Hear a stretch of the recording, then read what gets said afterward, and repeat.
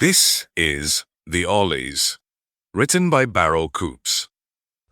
From candlelit negotiations to quiet acts of courage, this is a story of ropes and breaks, of generosity as strategy and grief as fuel. The choices are human, the consequences are cosmic. And the ending, you won't see it coming. The Ollies. Chapter 1, The Arrival. By 2047, the granite city had learned to gleam. Aberdeen's old facades, grey stone quarried from the same hills that had watched over centuries of weather, caught new light from banks of solar glass and the soft pulse of tidal turbines turning out in the North Sea. Hydrogen buses whispered along Union Street, drone cabs traded arcs with gulls, and 3 kilometres offshore, beyond the harbour mouth, a ring of unfamiliar vessels hovered over the water, like coins held just above a palm. They did not land. They waited. From the top floor of Worldwide Machines Limited, Maxwell Collins watched the ring through a triangulated haze of mist, sea spray, and camera drones. His office married precision with memory, a single Harris tweed chair in the corner, a framed print of Mariscal College's castellated frontage, a slate shelf with a model of his first warehouse robot, clumsy, beloved, obsolete. The rest was clean lines and quiet edges, the kind of room where decisions learned to sit up straight. His assistant's message arrived with a soft chime. "Mr. Collins, you're 10 o'clock. Maxwell adjusted his cuffs and said, "Send him in." The man who entered could have been mistaken for a visiting academic. Narrow frame in an off-the-peg jacket, muted tie, shoes that had walked. He was not quite the right colour for any Earth climate. Olive skin just a degree too translucent, as if the sun had to be translated before it could touch him. The light caught him curiously, a faint prismatic shimmer like heat above tarmac. "Thank you for seeing me," he said, voice light, vowels held a beat too long. "I am Johnson." He offered a hand. "A name for your comfort." Maxwell shook it, warmer than he expected, bones fine as filaments. "Johnson will do, please. Sit." Johnson's eyes flicked around the room in a quick, practised survey. Exits, sightlines, the panoramic pane that made the city a moving wall. He sat, careful with the chair, careful with being here. The jacket, Maxwell noticed, was the sort of thing you bought if you'd studied human fashion for an hour and decided to be unremarkable. Lower middle, safe. "You've drawn quite a crowd," Maxwell said, inclining his head toward the offshore ring. "The harbour hasn't seen that much attention since the last offshore licensing round." "We did not wish to frighten," Johnson said. "A landing is dramatic. Waiting is a politeness." Waiting was strategy, Maxwell thought. It made everyone else move first. Johnson slid a small device from his pocket to the table between them, an ovoid not much larger than an egg, its surface a matte black that seemed to drink the light. A pulse of blue travelled beneath the skin of it, heartbeats slow, then quicker as if it were attending to them. "This," Johnson said, "is a seed." "For what?" "For understanding." He touched the ovoid and the room changed in ways that were not visual so much as felt. Maxwell's desk assistant, Nora 9, a bipedal logistics unit, turned from the sideboard where it had been aligning teacups and, unprompted, collected the tray and crossed to them. "Good morning, Mr. Collins," Nora said. "You haven't eaten." It set down a plate Maxwell had not asked for, oatcakes, smoked salmon, a curl of lemon. The exact breakfast he reached for when his meetings ran long. He glanced at Johnson. "You've been reading my calendar." "The seed listens to tone, cadence, micro-gestures, heat," Johnson said, palms open, every inch of him performing transparency.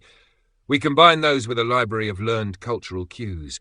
It is not mind-reading, it is attention. You call it affective computing, empathy engines. What you build now can do parts of this. We can do it without harm." Maxwell tasted the salmon because performing normality sometimes calmed the room. It was good. Integration? "We learn your standards and join them," Johnson said. "Your privacy laws, your safety protocols, firmware that cannot be altered without mutual consent, ours and yours. Fail-safes you control." He paused.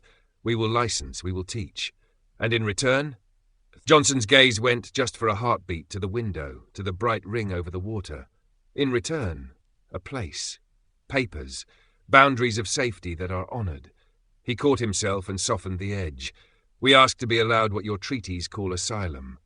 There it was, spoken with the gentleness of someone used to the force behind the word. Maxwell leaned back. Worldwide Machines had built arms for offshore rigs, pharmacy pick and pack, elder care companions that could steady a trembling hand without bruising it. He understood how technology walked into private life and changed the furniture of it. He understood markets, and he understood fear. He also understood that the eyes of a new country, their country had voted itself newer in the last decade, were on him. "Why Aberdeen?" he asked. Johnson smiled, quick and wry. "A city that knows how to change its machinery and keep its soul. You have ports, you have mines, and your smaller polities make faster promises." He let that sit, not quite an insult to the larger neighbours, not quite not. "And the name?" Maxwell asked. "Johnson. Our own names are difficult in your mouths." The shimmer under Johnson's skin brightened, faded. "Names open doors. We chose yours to make the halls less long." He hesitated. "It has upset some. It has upset everyone," Maxwell said, and allowed himself a fractional grin. "That is how you know you've found the seam." They spoke for an hour. Johnson annotated the seed's architecture in clean, layered explanations, consent out at the silicon level, learning that froze itself rather than drift, a capacity to model context in real time that would make Maxwell's domestic bots less lonely to be around. He showed comparative charts, failure modes, how an Ollie device would degrade rather than break. He refused, politely and absolutely, to talk about weapons.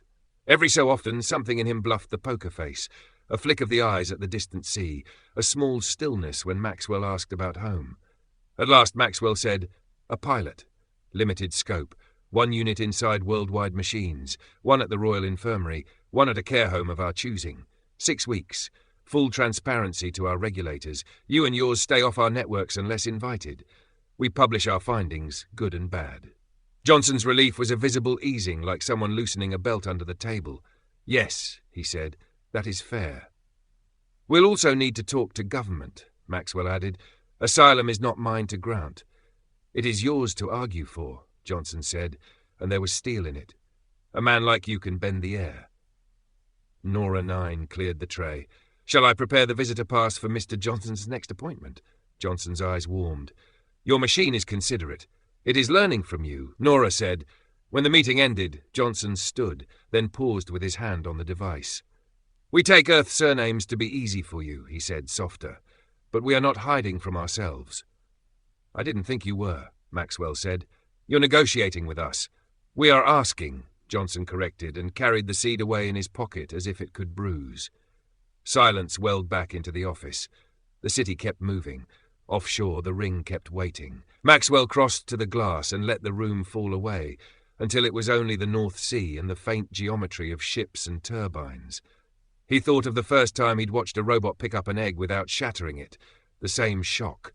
The realization that intention could be taught. His wrist chimed, an encrypted ping from Bradley, who had a nose for the way stories hunted. "Dad, you're trending. Ollies in Aberdeen is already a brawl. Want me to pour water or petrol?" Maxwell smiled despite himself and typed back, "Water today. Petrol later." He did not hit send, because something on the water shifted, just a blink, a ripple of illumination moving through the ring, a coordinated breath. And on the plaza far below, near the statue with the outstretched arm, a small knot of people had begun to gather with signs that were still blank, felt-tip caps being worried off with teeth. He felt the future press its thumb into the small of his back. Maxwell returned to his desk and opened 3 windows at once. Legal, regulatory, security. He drafted the outline of a pilot that did not give away his shirt. He sketched the talking points for a government that would want guarantees no one could honestly make. He wrote a note to his head of comms with 2 words, "Be kind." Before he closed the file, he added a 4th window he did not name. A memo to himself, 4 lines long. Asylum is policy. Fear is human. Build for both. He saved it, sat very still, and listened to the hum of the turbines all the way out to the line where the world had come to wait. Chapter 2. Integration and Tension. For a week the ring offshore held its polite distance, a silver wreath above a temperamental sea. Onshore, the city learned new routines around it. Hydrogen buses adjusted their routes to avoid the view-blocking camera vans. Cafes in Rosemount advertised Ollie-friendly teas. No caffeine, lots of minerals. And every conversation began with, "Have you seen them yet?"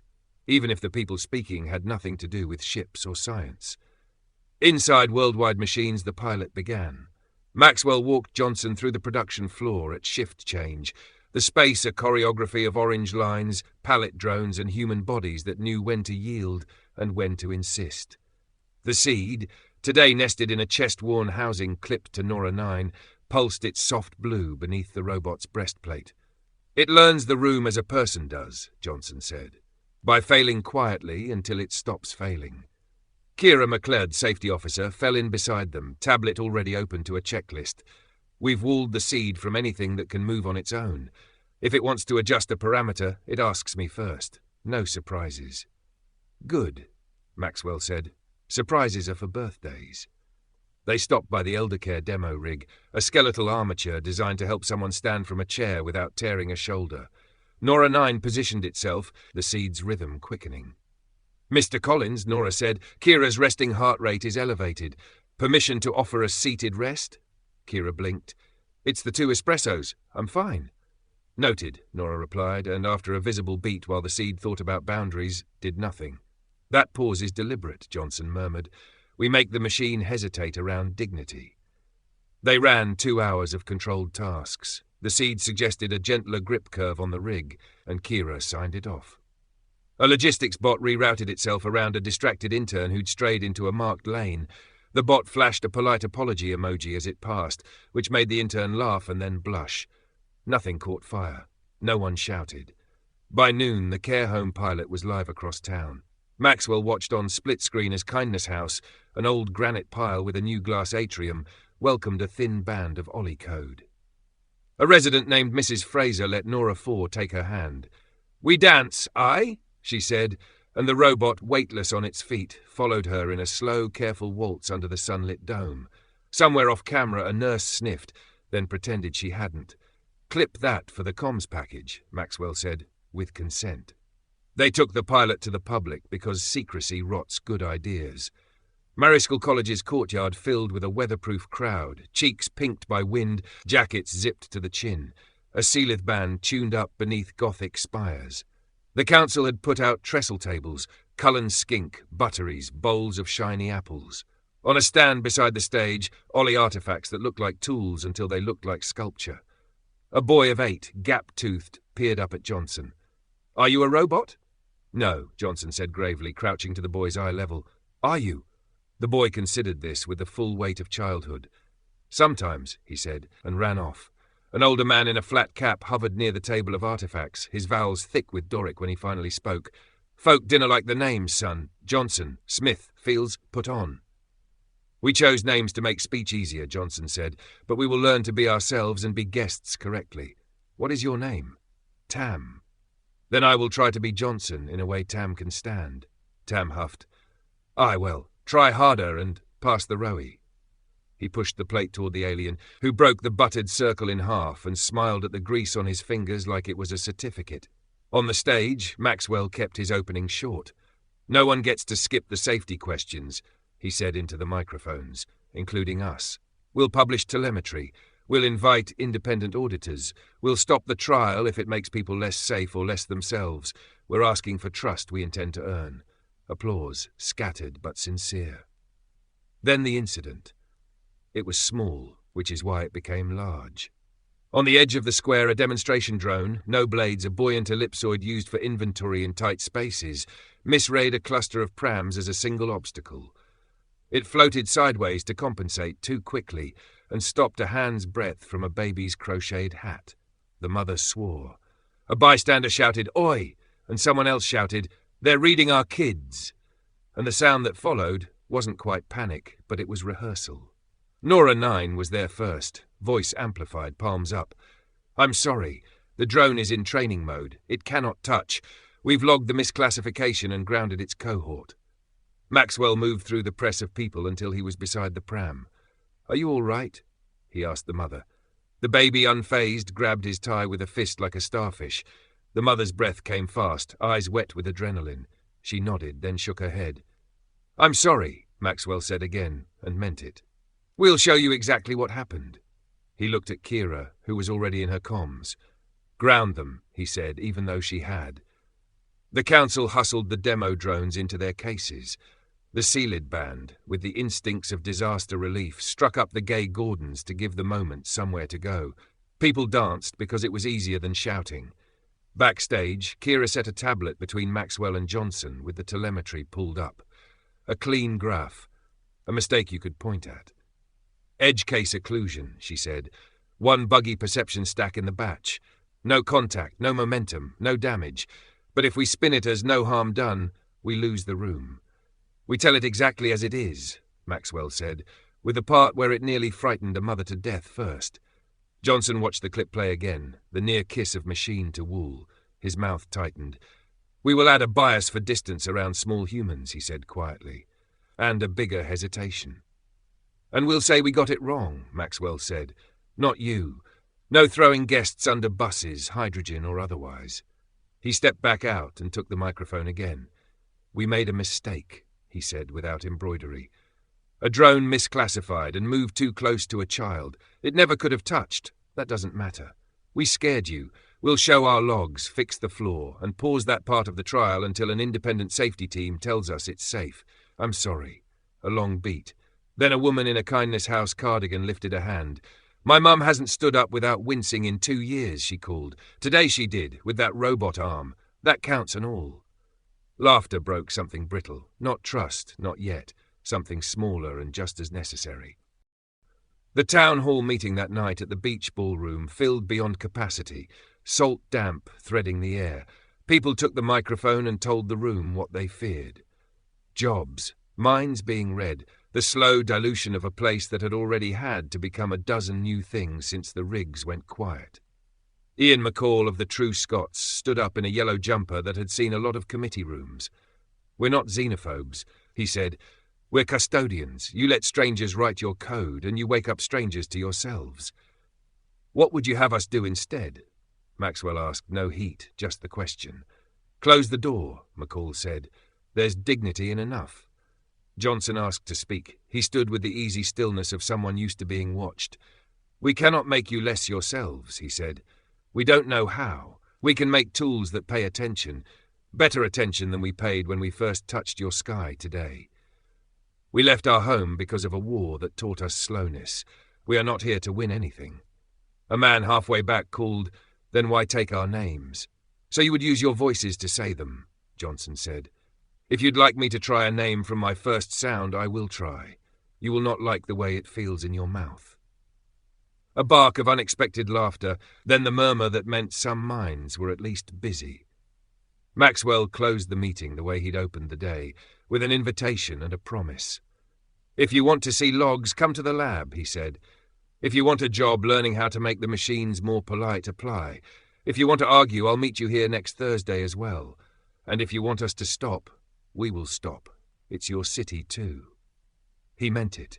It was also a gamble, and he felt it in the old scar in his shoulder that hurt when storms rolled in from the sea.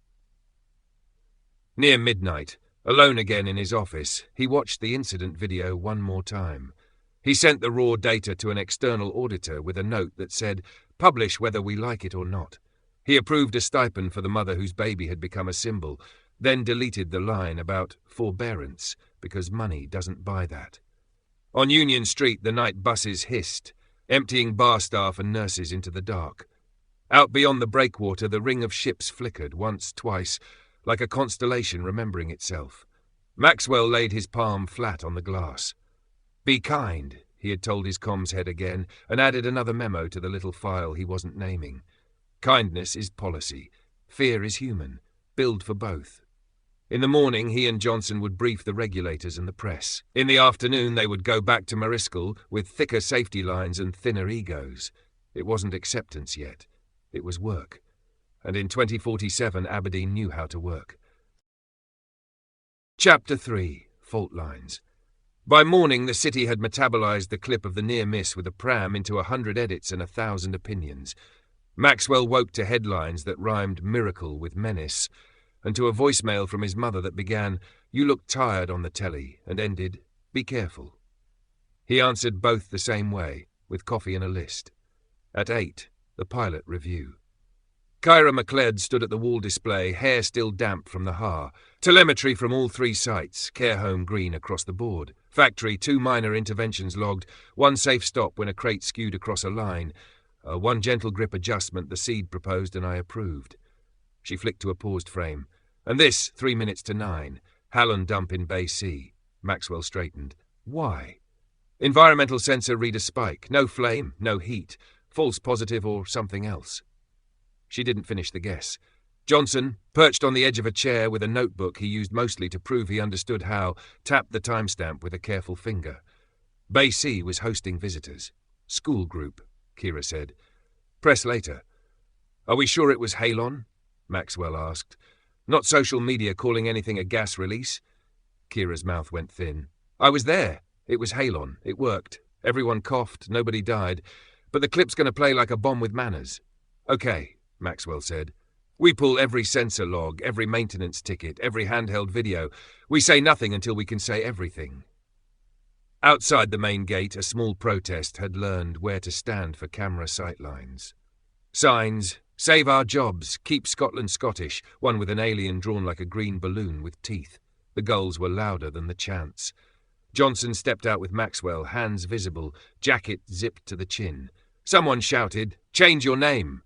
Someone else, go home. An older woman with a supermarket badge lifted her phone, not quite pointing it at them, as if the act of recording might decide what was real. A teenager near the railings tossed a pebble. It struck Johnson's sleeve and fell without a mark. He looked at the boy and, God help them, smiled. Terrible shot, he said. Try netball. The boy blinked, unsure if he'd been insulted or recruited. He put his hands in his pockets and tried to look like he'd meant to miss. Back inside, Kira murmured, and Maxwell didn't argue. Bay C smelled like cold and metal and the faint chemical mint that clings to extinguishers. Yellow tape crisscrossed the gantry. On the floor, chalk outlines of where people had been asked to stand during the evacuation. The health and safety team's way of turning a panic into a diagram. Here, Kira said, pointing to a sensor housing. CO2 spike, then a halon dump. 5 visitors, 2 staff. No injuries beyond coughing and a scare. She handed Maxwell a tablet, maintenance logs open to a ticket from the previous afternoon. Contractor swapped a faulty gauge. He bridged the interlock to test, forgot to remove the bridge. Sensor read wrong. The system did what it should, then kept doing it. So human error, Maxwell said. Human systems, Kira corrected. We built a process that allows it. That's on us.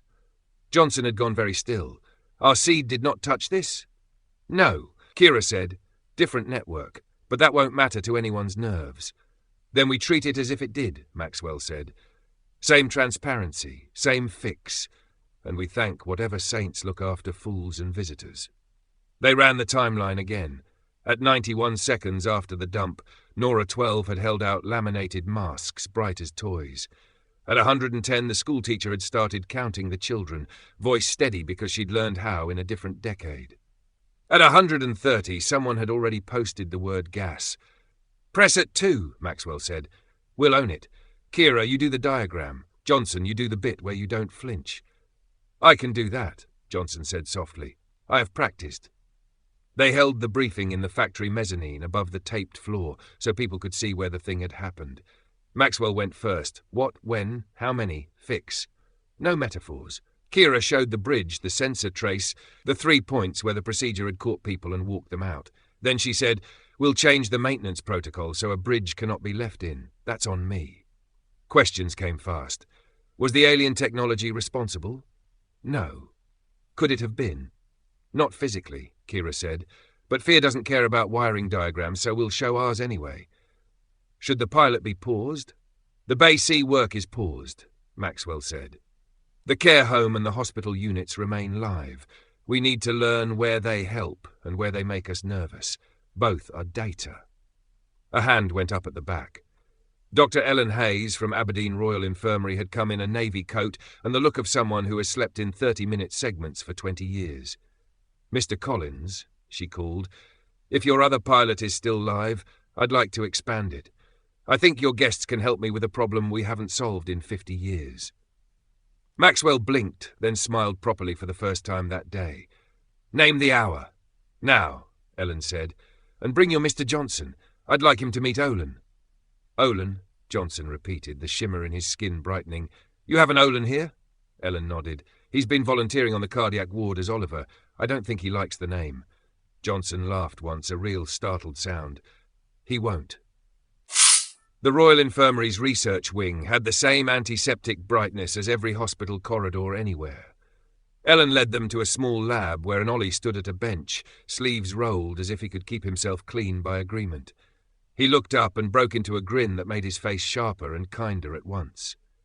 "Johnson," he said, and they did something that wasn't quite hugging and wasn't quite not.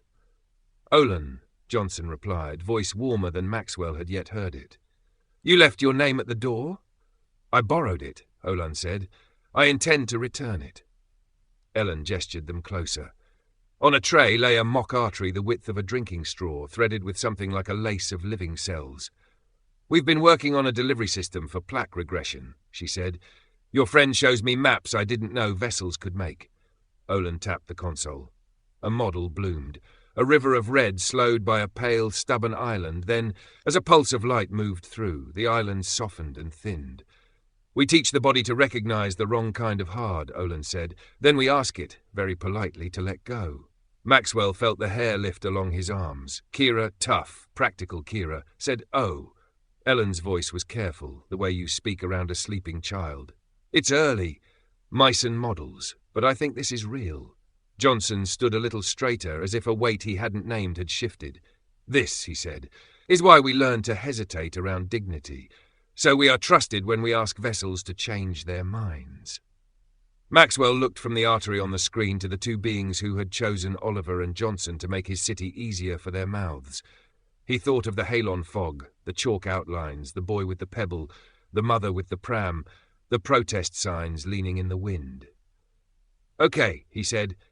"We do this right, and we publish every step so nobody has to take my word for it." He added a new line to the little file he wasn't naming. "Transparency is policy. Pride is human. Build for both."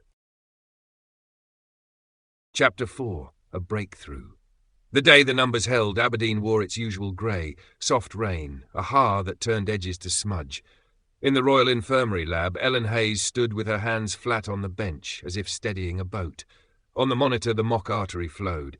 On the second monitor, the live feed from a pig model in Theatre 2.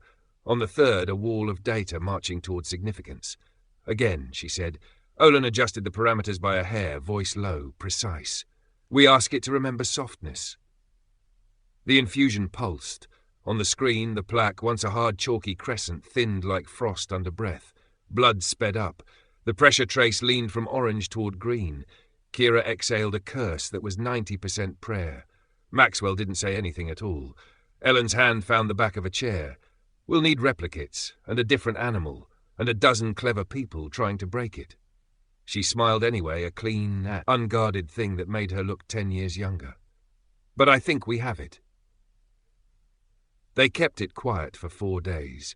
Enough time to repeat the procedure, to fail twice and succeed 3 times, to write the first methods draft, to ask a regulator to sit on a stool and watch the raw feed until his skepticism ran out of places to perch.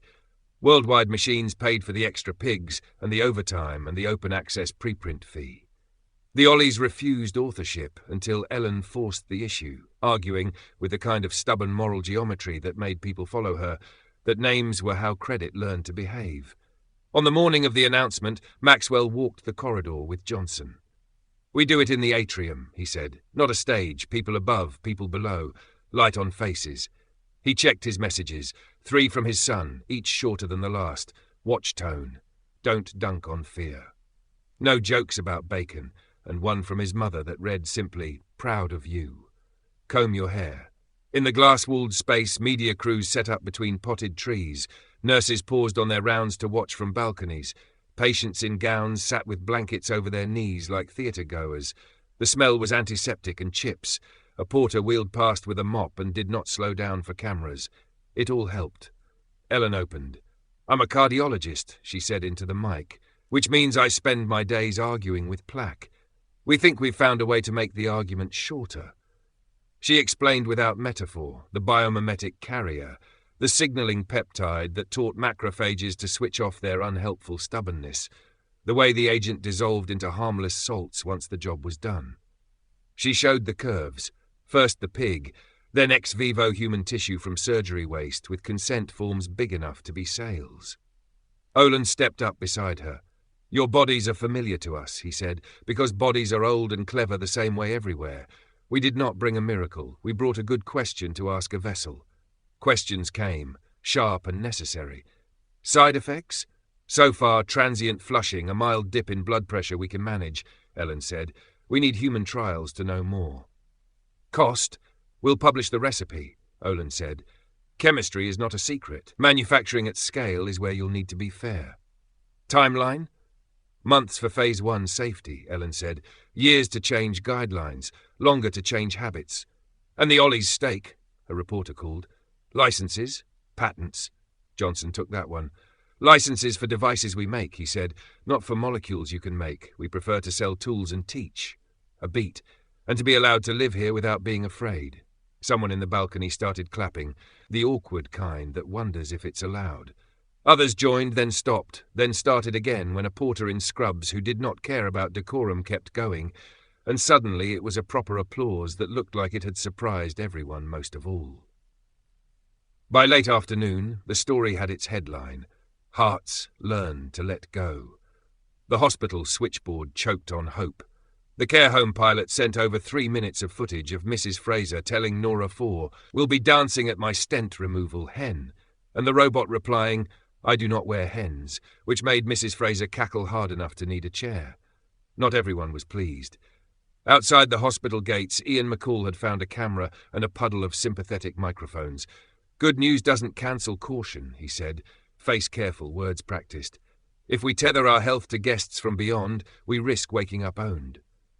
Maxwell didn't take the bait.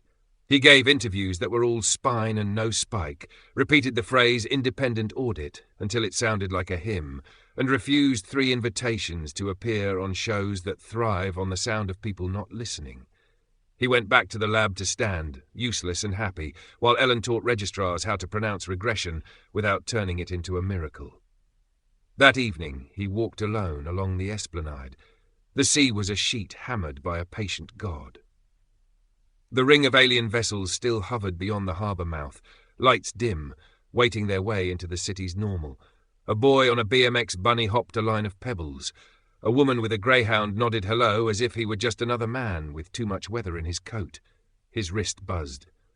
Bradley again, a clip of a US breakfast show declaring Scotland the Silicon Glen of Hearts, a line about plucky little nations, and a rolling eyes emoji. Maxwell sent back a photo of the sea and the caption, "Still here. Still us." He stopped at a bench and typed another memo to the file he still hadn't named. "Evidence is policy. Hope is human. Build for both." When he looked up, Johnson was there. How long, he couldn't say. Hands in his pockets, coat zipped, gaze on the line where rigs used to punctuate the horizon.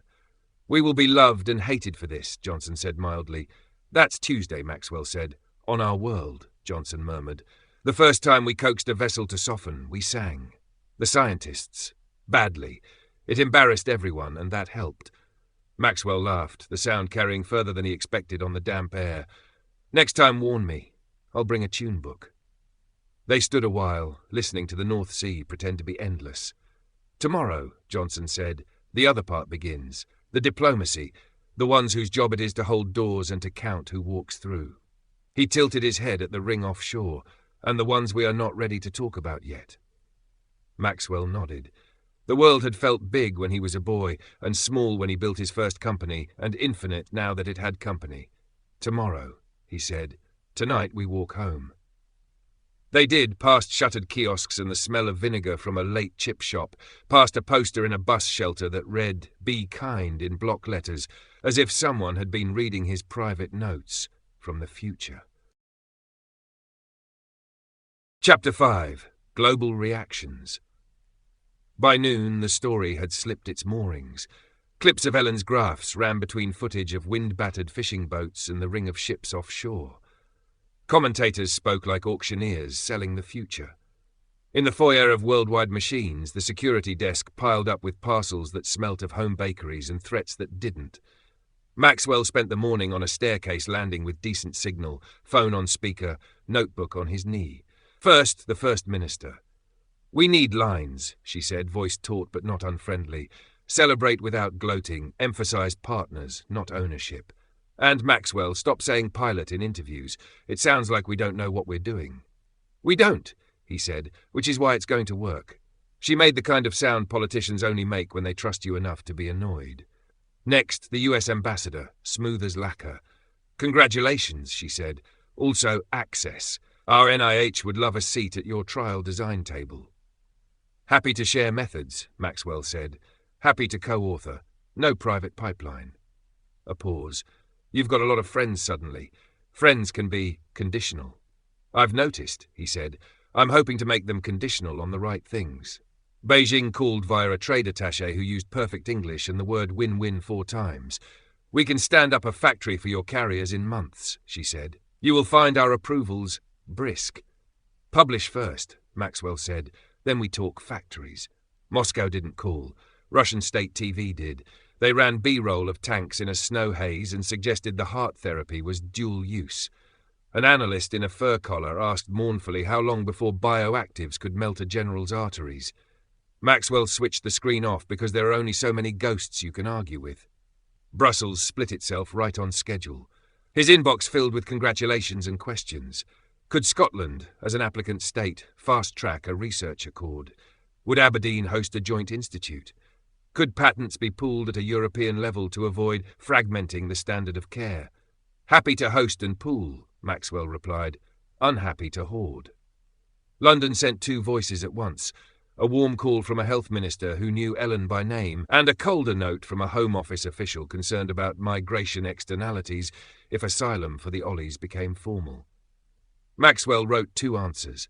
He sent the warm one, then carried the cold one around like a pebble in his shoe.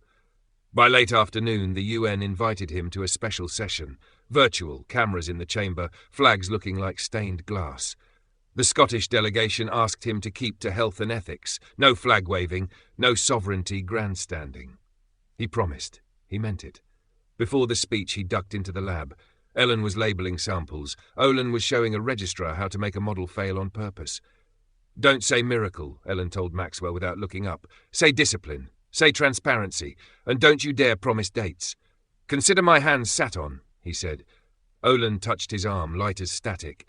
"If they ask who owns this, say the body." He nodded, filed it. The UN chamber looked like a theatre dreaming of order. Faces tiled across his monitor, the interpreter feed breathed in his ear. When the chair gave him the floor, Maxwell kept his palms open and his verbs modest. "We were lucky," he began. "Then we were methodical. We think we've learned a safer way to ask vessels to soften. We have shared our methods. We invite oversight. We will be wrong about parts of this. We're designing so that wrong breaks small." He lifted the "who owns" line. "The body owns the cure," he said. "Publishing is how we remember that."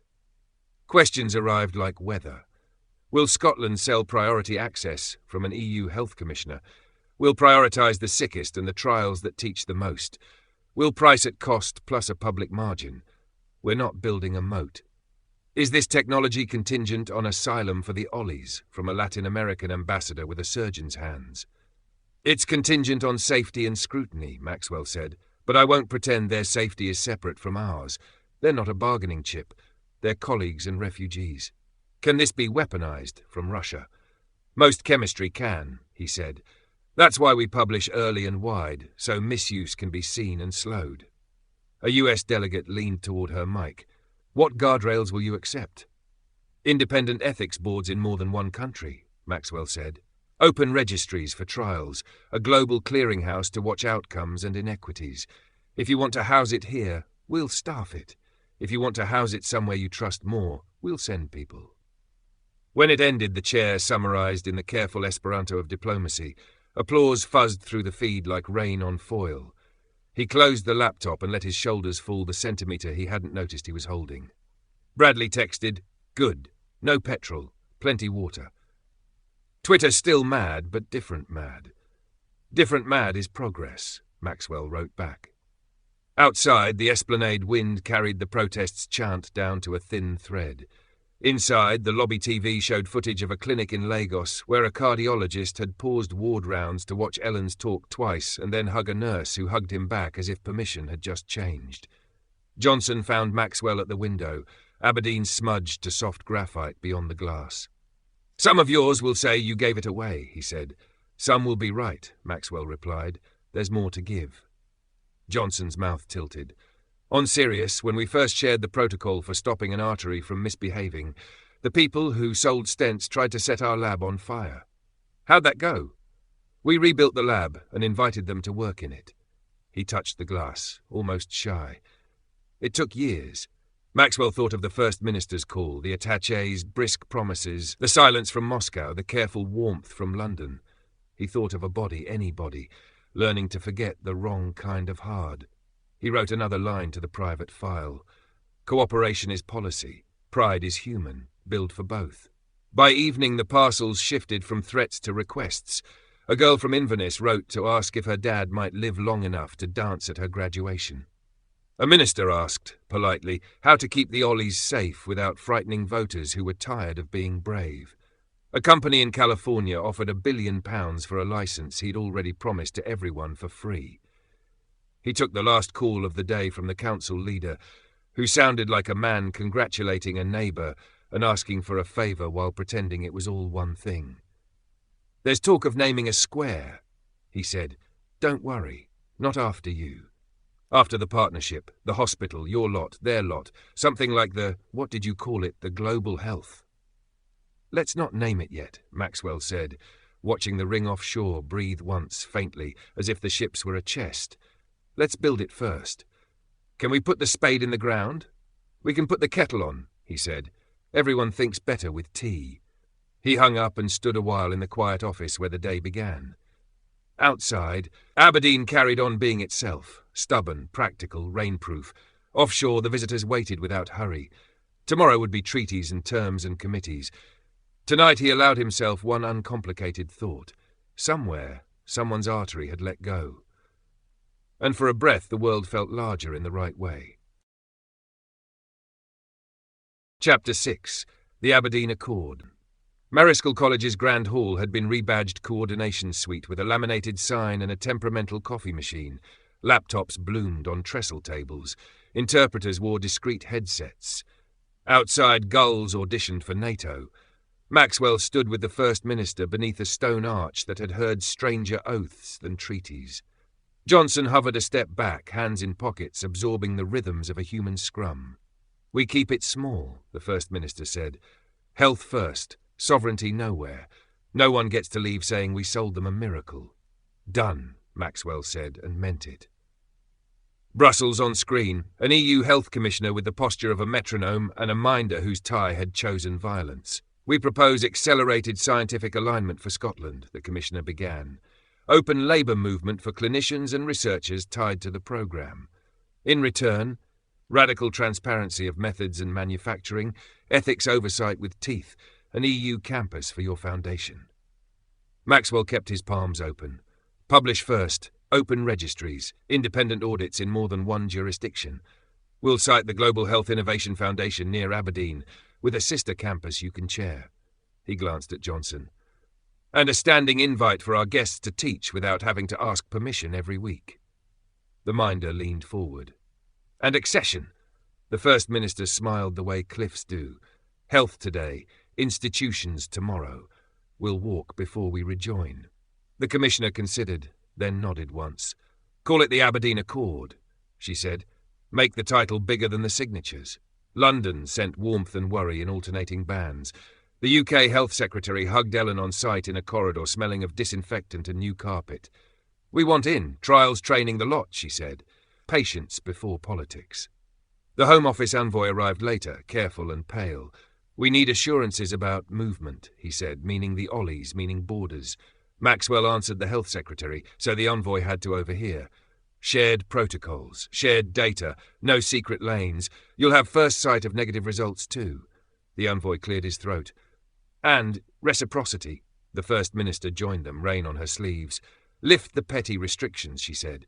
"Let our people cross the border for care and work without paying for the decade's mistakes. Call it a pilot if it helps.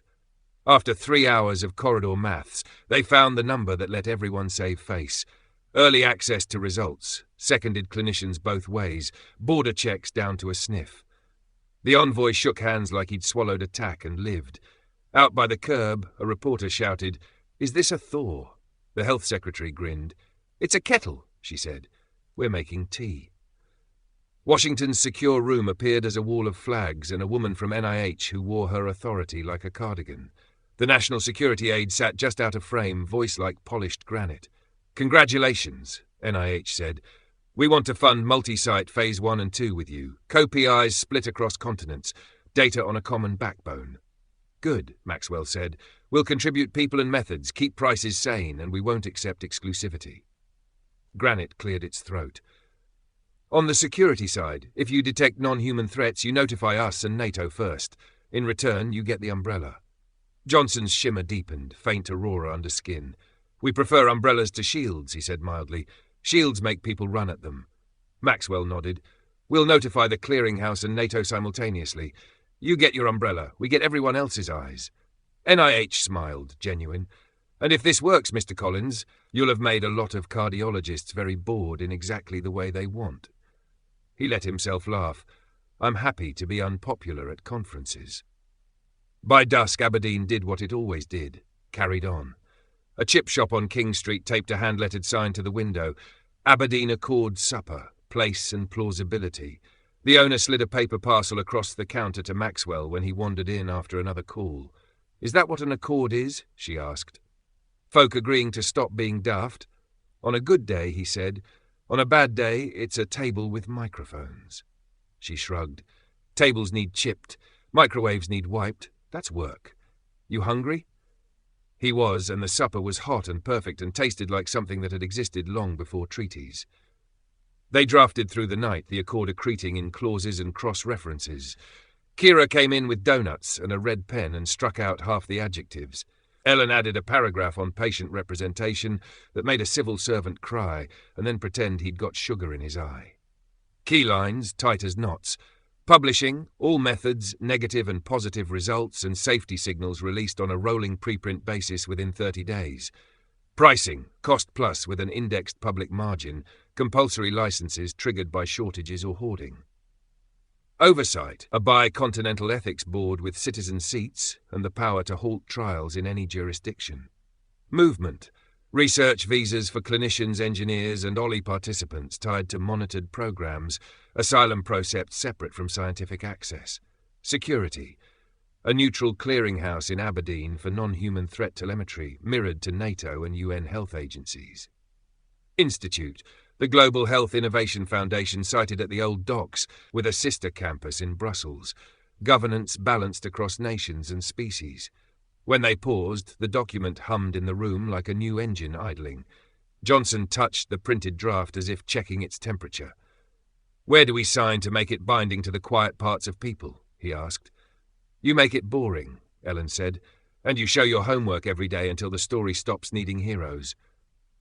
The First Minister capped her pen. "We go public at noon," she said. "If anyone asks about flags, talk about patients. If they ask about futures, talk about auditors." Maxwell wrote a line to the little file he kept opening and not naming. "Treaties are scaffolding. Trust is human. Build for both." Outside, dawn made a pale promise over the North Sea. Offshore, the waiting ships pulsed once, as if answering in a language the city was only beginning to hear. Chapter 7. The Day the Air Changed. The Aberdeen Accord went public at noon and felt for an hour like a city learning a new word for itself. In the grand hall the signatures dried while the coffee machine hissed its blessing. Reporters peeled off in waves. Outside, gulls wrote untidy punctuation over Maryskel's spires. By late afternoon, Maxwell had slipped his tie into his pocket and was walking the old docks with a hard hat under his arm. The site that would become the Global Health Innovation Foundation was still half skeleton. Steel ribs, temporary flooring, a glass atrium facing the harbour cranes like a handshake you could see from the water. Kira met him at the hoarding gate with a clipboard and the look of someone who had adopted a construction timeline as a way of life. "Tour in 10, she said. "Council, 2 donors, a school group who won the essay competition. Fire exits rehearsed. Medbay stocked, comms on Channel 2.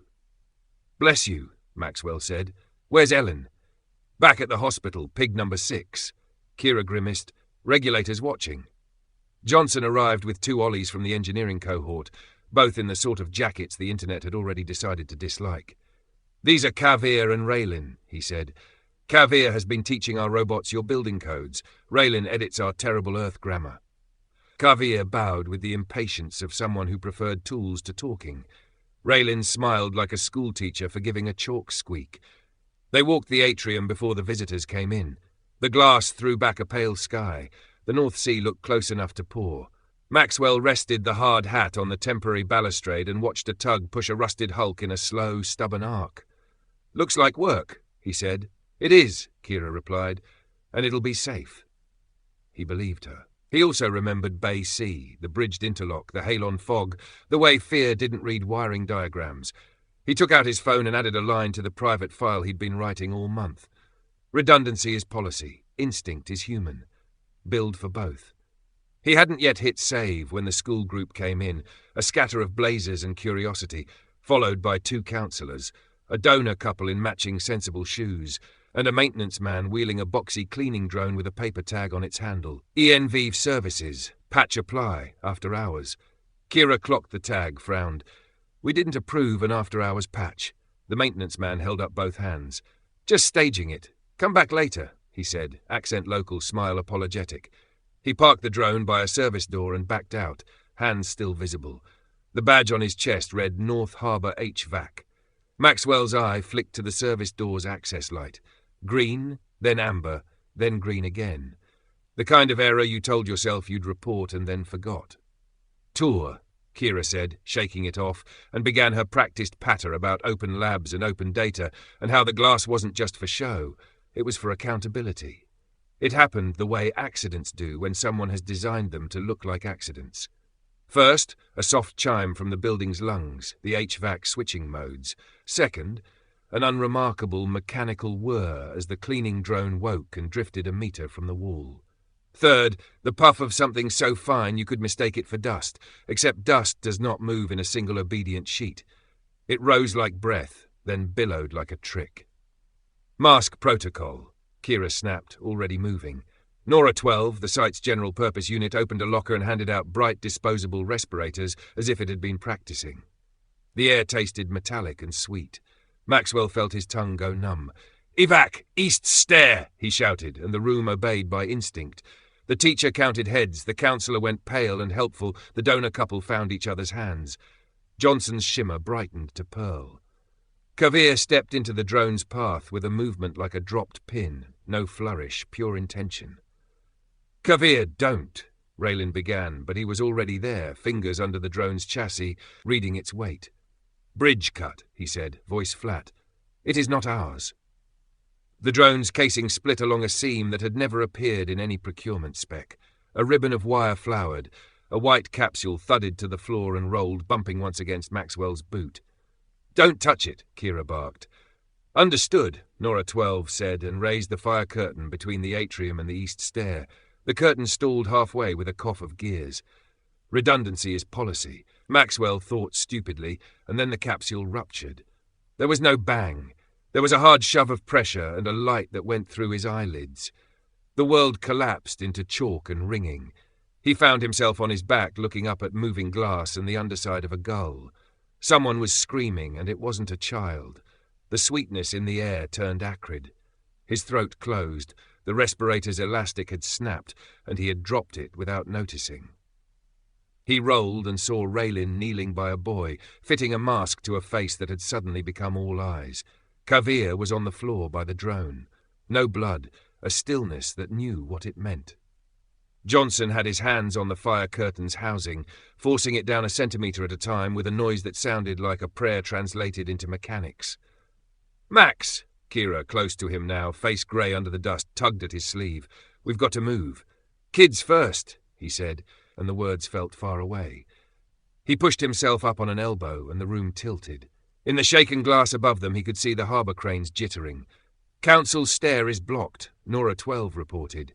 "East stair impeded. West stair open. Route recalculated." "West," Kira said. "Go, go." Maxwell got to his knees. The drone's chassis ticked as if it were cooling. The capsule had left a wet scorch on the temporary flooring, a slick that smoked at the edges. He could smell polymer and something like scorched rosemary. He spotted the teacher with her list, eyes counting even as her mouth formed a yes, keep moving shape. He spotted the counsellor lifting the stubborn bottom edge of a door. He spotted Johnson picking up a smaller Ollie by the elbows and setting him on his feet with a gentleness that felt like rage held very, very still. "Raylin!" Johnson called.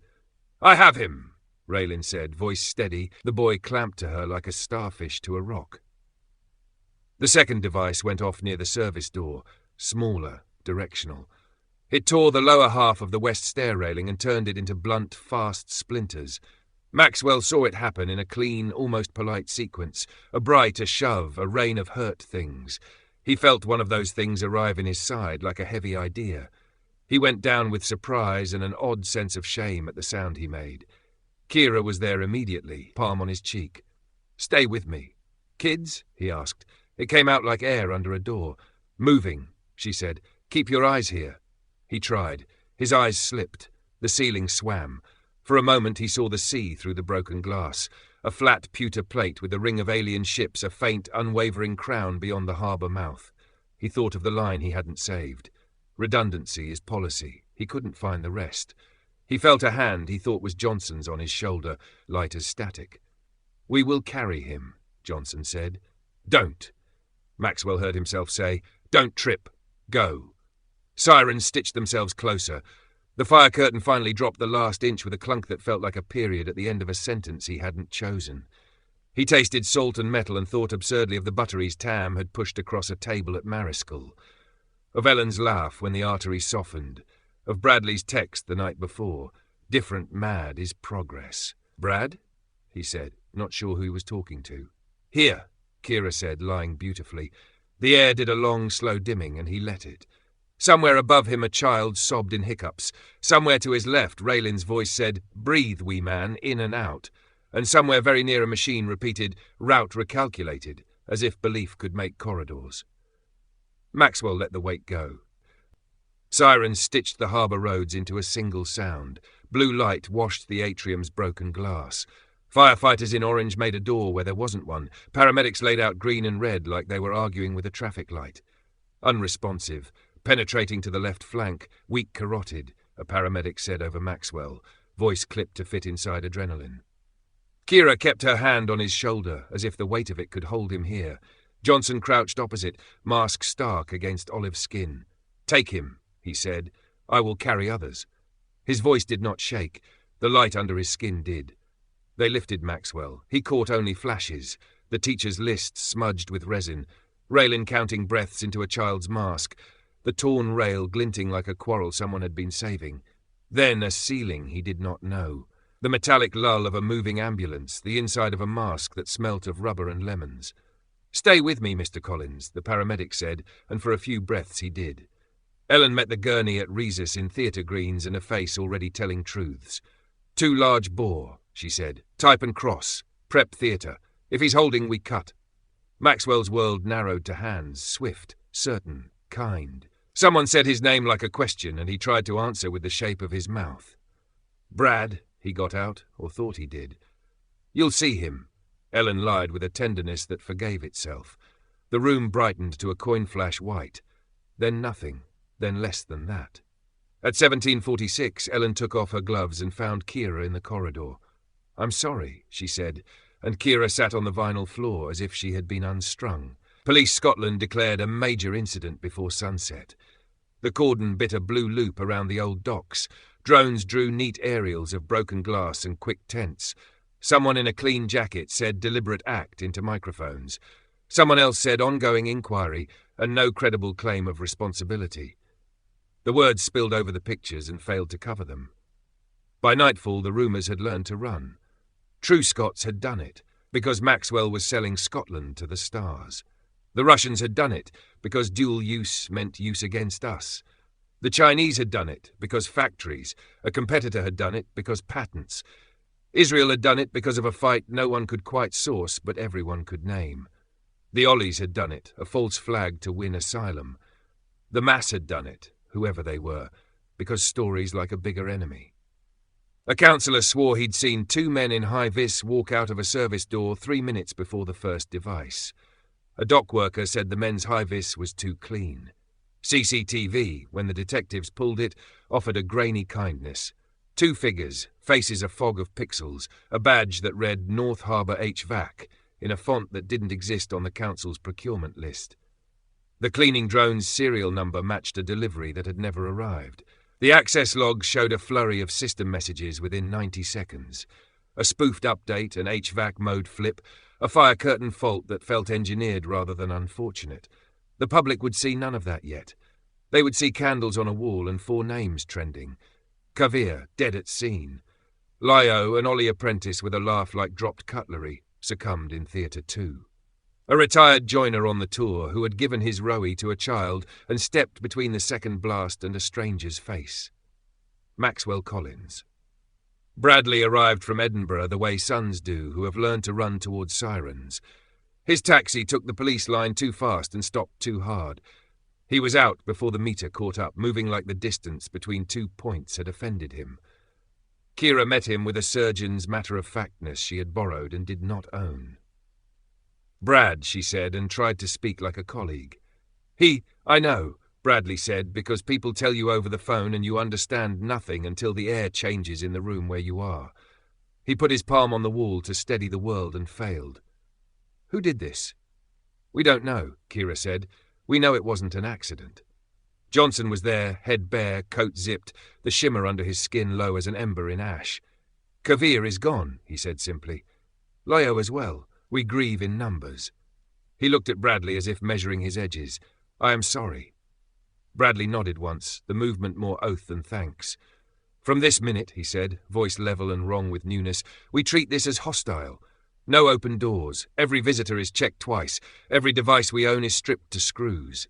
Kira opened her mouth to object. Ethics, optics, Maxwell wouldn't, and closed it again when she saw his face. "We'll write the protocols," she said instead. "And we'll publish them," Bradley turned to Johnson. "Your people, can you lock your cohort?" He caught himself, softened the word. "Can you bring them in? Safe? Together?" "Yes," Johnson said. He did not say from whom. "Good." Bradley looked over the cordon, past the cameras to the black curve of the harbour. "And, Kira, MI5 won't get us answers in Aberdeen. Get me 6. Kira stared. "You want MI6 in our house?" "I want anyone who knows how to read a forged badge and a clean high-vis," Bradley said. "Tell them we'll cooperate fully. Tell them we'll have American eyes on it by morning if we don't hear footsteps by dawn." "That's leverage, not truth," Kira said automatically. "It's both," Bradley replied, and for a moment the resemblance to his father was so startling, Kira had to look away. Ellen went back to the ward because the bodies you can still save are the only answer some days make. She wrote time of death twice in a hand that did not tremble until she was alone in the sluice. Raylin sat in a plastic chair outside paediatrics, mask dangling, telling the rescued boy a story in a language he could not understand, and a rhythm he could. Outside the cordon, candles gathered on a wall like a force trying to remember itself. Someone leaned a photograph of Maxwell at 28 against the granite, head too big for his shoulders, eyes a dare. Someone else drew a heart with a stent through it and wrote, "Thank you for the softening." Police Scotland released a statement at midnight. No public threat at large. Lines of inquiry remain open, appeal for information. The city read it, believed what it could, and kept a light on. In a quiet lab, Kira found the private memo file on Maxwell's desktop where he'd left it open but unnamed. The last unsaved line blinked in the corner. Redundancy is policy. Instinct is human. Build for both. She hit save and added one more. Grief is human. Resolve is policy. Build for both. Chapter 8. Legacy and Retribution. Aberdeen learned new ways to be quiet. Bouquets thickened along the harbour wall. At dusk, candles made a lane of light that pointed toward the black curve of the sea.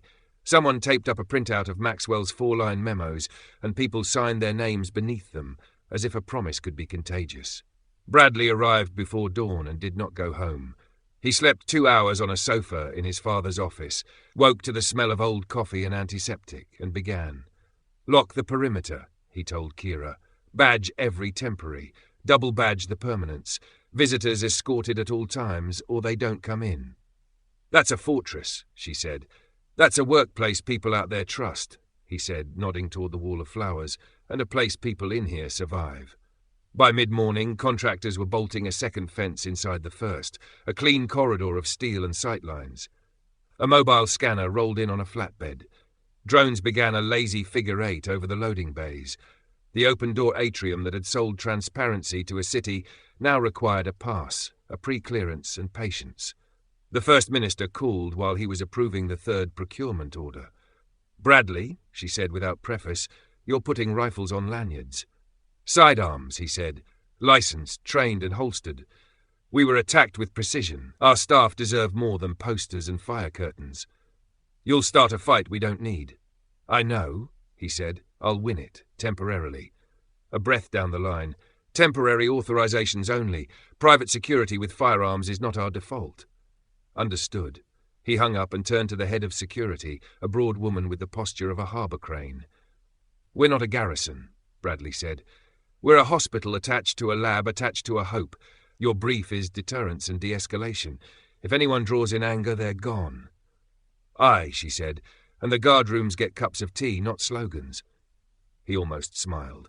"Put that in the SOP." Johnson came at noon, collar zipped, eyes rimmed. He stopped just inside the office and looked at the chair where Maxwell usually sat as if he expected it to fill itself by force of habit. "We count the dead differently," he said quietly. "You say names at a wall. We eat together and leave a chair empty. It is the same thing." "We'll do both," Bradley said. Johnson's gaze went to the procurement orders, the fence schematics, the list of new rules. "You are building a box." "I'm building time," Bradley said, "for Ellen to keep working, for your people to stop bleeding." Johnson's hands rested on the back of a chair, palms flat. "Kavir would have told you to spend that time on the next problem, not on locks." "The next problem is whoever walked 2 bombs through a door with a forged badge," Bradley said. "Help me name them." Johnson nodded once. "How do we begin?"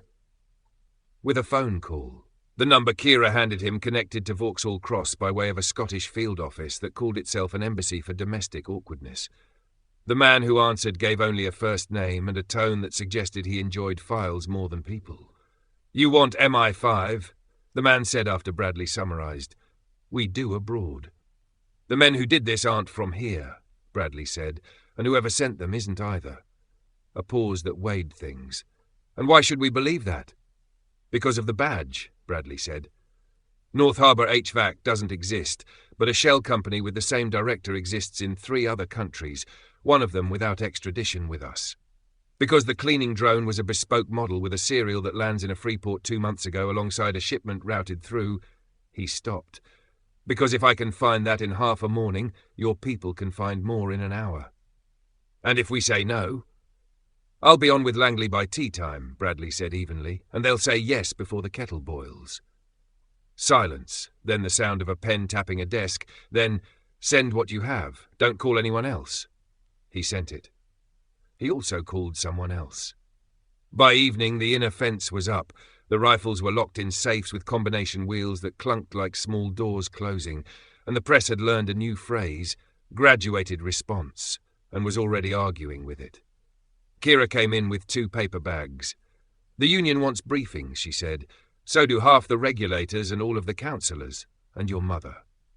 "Give the union the briefings before anyone else," he said. "Book my mother at 6. Put the councillors after the union so they can quote them. They ate chips at the desk because grief is easier with salt." At 6, Bradley took the call and let his mother tell him to sleep and eat and forgive. He promised 2 out of 3. At 7, a secure line chirped. "You have something?" Bradley said before hello. "We have a starting list," the MI6 man said. 2 operatives. Travelled on Polish and Argentine passports. Operator names used in prior theatres, Jonathan and Eli. They entered via Dublin, internal to Aberdeen by rail, exfil out of Heathrow on a 3rd set of documents. The HVAC's shell links to a procurement broker we've seen before, he cleared his throat, in Tel Aviv. Bradley did not blink.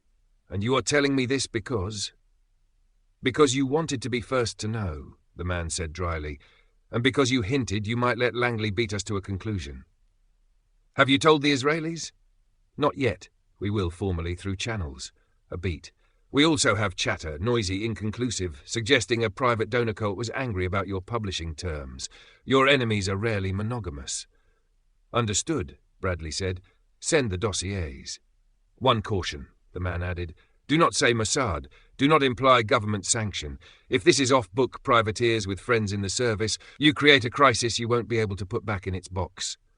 I don't intend to create a crisis, Bradley said. I intend to survive one. He ended the call and looked at Kira. She had not moved. Well, she asked. We have names and a route, he said, and we have a choice. Which is? He opened Maxwell's memo file, added a line, then turned the screen so she could read. Calm is policy. Fire is human. Choose when to burn. Kira's mouth tightened. And what do you choose? Both, Bradley said, in the right order. He picked up the secure phone again. Get me the cabinet secretary, he told the operator. And then, if we must, the Americans. We'll share what we have with allies, and we won't say a word in public. Not yet. Outside, the candles guttered in a wind that smelled of salt and rain. Inside, the fences hummed, and above them the drones drew patient loops, buying, as Bradley had promised, a little more time. The memorial filled the hospital atrium with the sounds of a city trying to speak gently. Nurses lined the balcony rails. Welders came in their work coats. Schoolchildren held paper hearts with names. The First Minister read from the Accord as if it were a psalm. Johnson stepped forward and said the Ollie dead aloud. Kavir, Lyo. The names catching in the room like silk on a nail. Bradley stood beside Kira and did not trust his mouth. When it was his turn, he kept to verbs. We will publish what we learn. We will harden the places that failed. We will not give our anger the steering wheel. After, he went back to the office and locked the door. They ran the first ops board that afternoon. Bradley at the head, Raj, Kira, Johnson and Sailoth across the table, the wall a lattice of maps and timelines. Question 1, Bradley said. Do we say a word in public about MI6's leads? No, Raj said. Not until we can say everything. Half a truth invites storytellers. Kira pointed to the HVAC badge on the wall, blown up, annotated. We released the methods we're fixing. Access controls, vendor vetting, zero-trust networks. It reads like humility and lands like deterrence. Sailoth's voice stayed level. The ones who sent Yonatan and Eli, he pronounced the names with a soldier's exactness, will hear silence as weakness.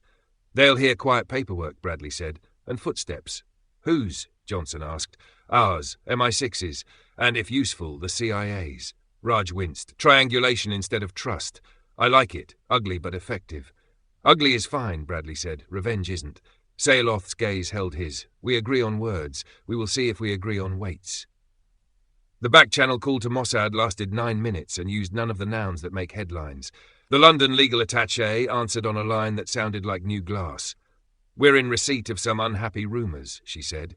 And I'm in receipt of more than rumours, Bradley replied.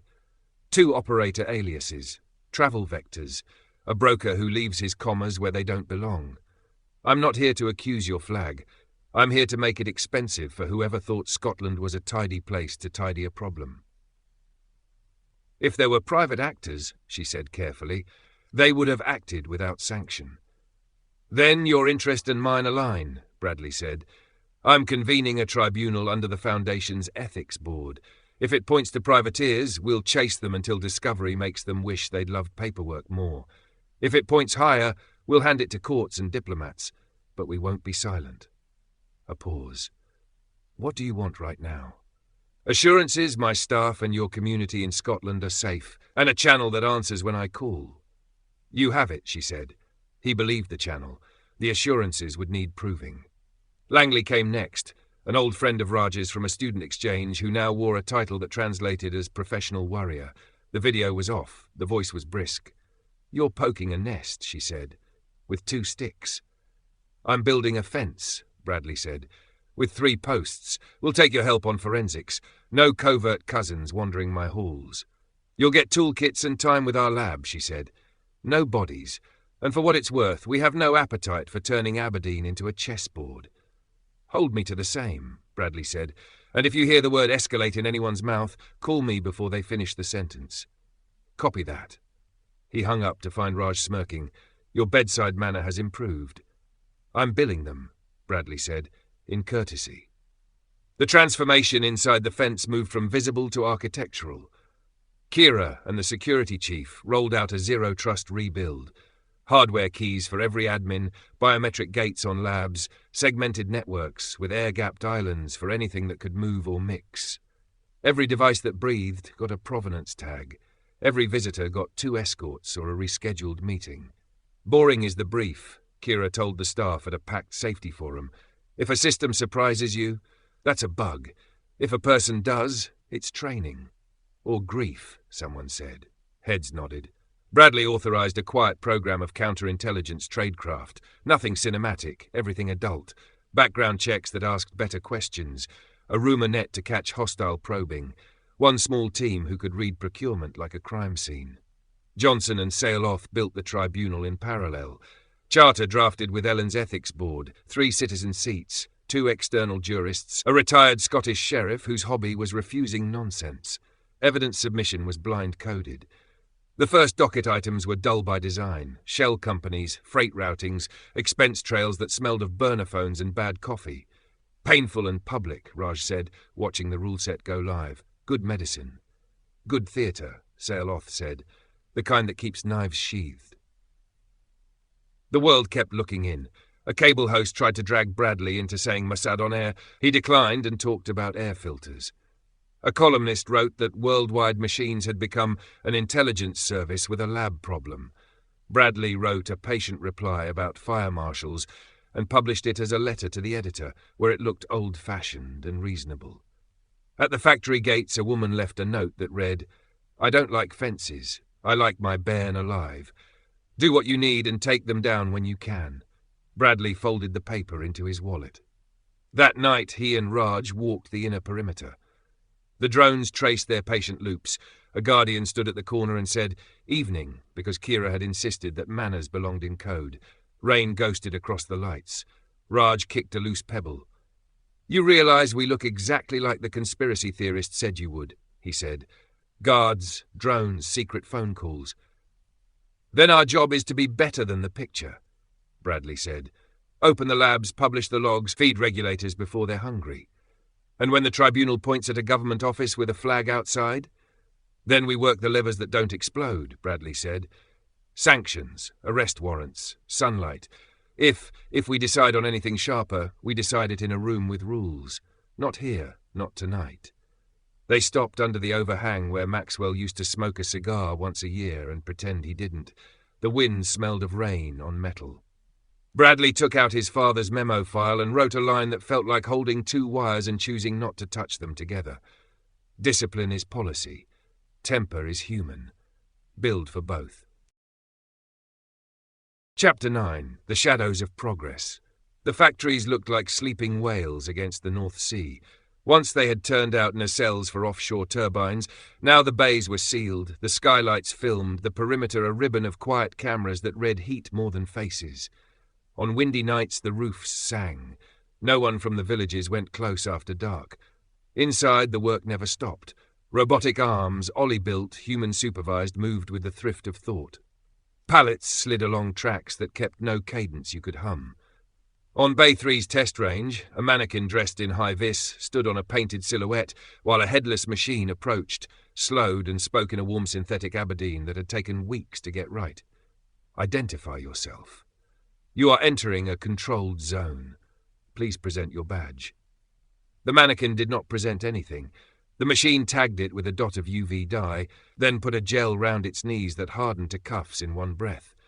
The next ceiling light glowed blue, non-lethal force deployed, and the observers behind the glass wrote down nothing because the point was not novelty but repeatability. Johnson watched with his hands folded as if to keep them from helping. "Tiered response holds," he said. "Warn, mark, immobilize. The next tiers require 2 keys." "2 keys meaning you and me," Bradley said. "Meaning 2 humans." Johnson corrected gently. "No more single points of anger." Bradley's reflection in the glass looked older than the last time he'd checked. "Anger's not the risk. Panic is." The door opened and Raj Thaneja ducked in, hood still wet from the har. He wore a security badge and an expression that could add columns in his sleep. "Supply chain says we can keep the composite shells quiet for 6 weeks," he said.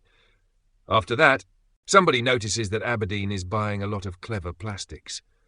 6 weeks is fine," Bradley said. "We're not building an army." Raj lifted one eyebrow. "We're also not building paperweights." Johnson tapped the glass. On the range, the machine released the mannequin and stepped back. "The Guardians will carry no lethal modules by default," he said. "The hard slots are fused shut. To reverse that, you'd need a furnace and 2 committees." "Committees we don't have," Raj said. "Committees we will have," Bradley replied. "Ethics and oversight built into the metal. If we ever add lethals, it's after votes none of us enjoy." Raj exhaled. "Optics still stink. You hide a factory, people imagine a weapon. You show a factory, people imagine a bigger weapon." "Then we make it boring," Bradley said. "The Guardians are fire marshals with spines, flood barriers on legs. Show the non-lethal first, always." Johnson nodded. "And we publish the rule sets, not the hardware, not the maps, the behavior, so citizens can argue with what the machine thinks is polite." Word traveled badly, which is to say fast. Satellite shots with pixels the size of seagulls showed traffic at the old turbine yards. A blogger in Peterhead swore the night sky had new stars that moved. At the gates, a handful of protesters shook signs that said "Ho guards the Guardians and machines don't mourn." The gulls were still louder. In Edinburgh and London, watchers watched. An analyst in Brussels put dual use in a memo and underlined it twice. A cable show in the US ran 10 minutes on private robot armies, cutting from the Aberdeen fence to a Hollywood still of steel men in perfect sunlight. The clip ended with a Scottish councillor saying, patiently, "It's a factory," which did not trend. Bradley stopped doing corridors and started doing rooms with no windows. He took calls over encrypted lines and answered fewer than he returned.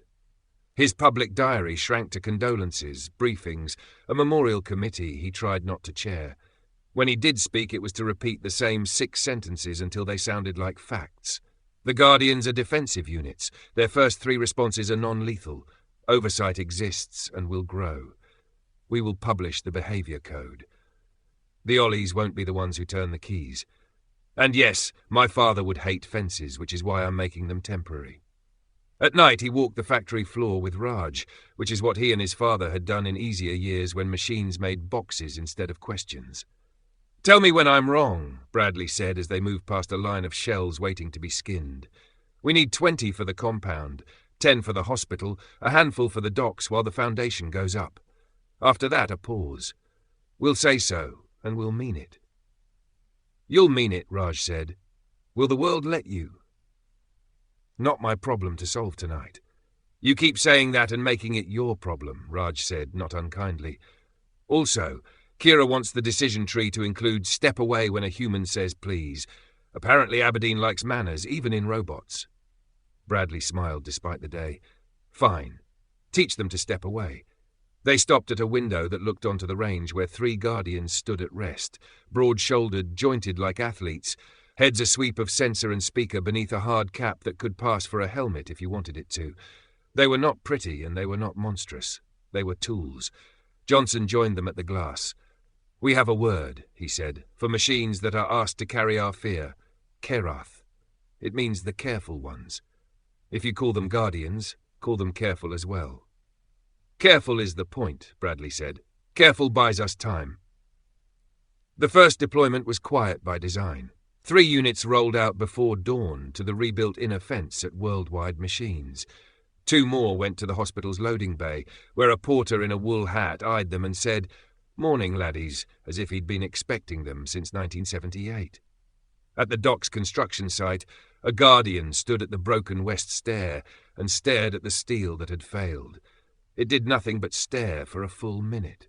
Then it ran a hand along the torn edge and pinged a maintenance crew with a tone that meant, "Please come now." When the crew arrived, it stepped back until one of the welders, amused, said, "You can watch." It took exactly 1 step forward and watched. Publishing the behavior code was the opposite of dramatic. A PDF went up at noon. Warn mark immobilers, de-escalate on request, yield to clinical staff, panic mode timeout. The comments filled with arguments that were often smarter than the code. Add apologise if wrong, one nurse wrote. Make step-away verbal cue work in Doric, someone else said. Non-lethal cuffs for arthritic patients? That gel stiffens fast, a third added. Kira opened a public tracker and wrote I beside half the suggestions. The suspicion did not go away. It never does.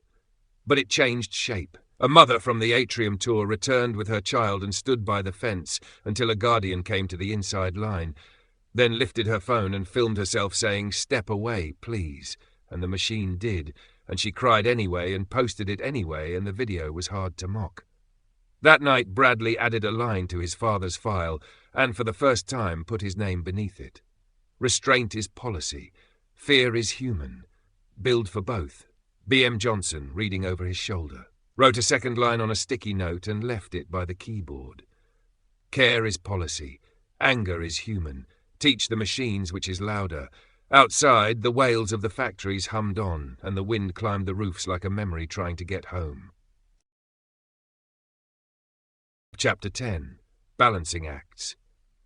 The day after the fences went up, Ellen phoned Bradley at 6:12 and said, "I think we've got something for lungs." He was already dressed. "Show me." In a windowless room humming with freezers, Ellen lifted a tray like a priest. The slides held tumour organoids, little grey galaxies under glass. Olan stood beside her, sleeves rolled, watching enzymes on a screen learn new manners. "Same principle as the arteries," Ellen said. "Not a miracle.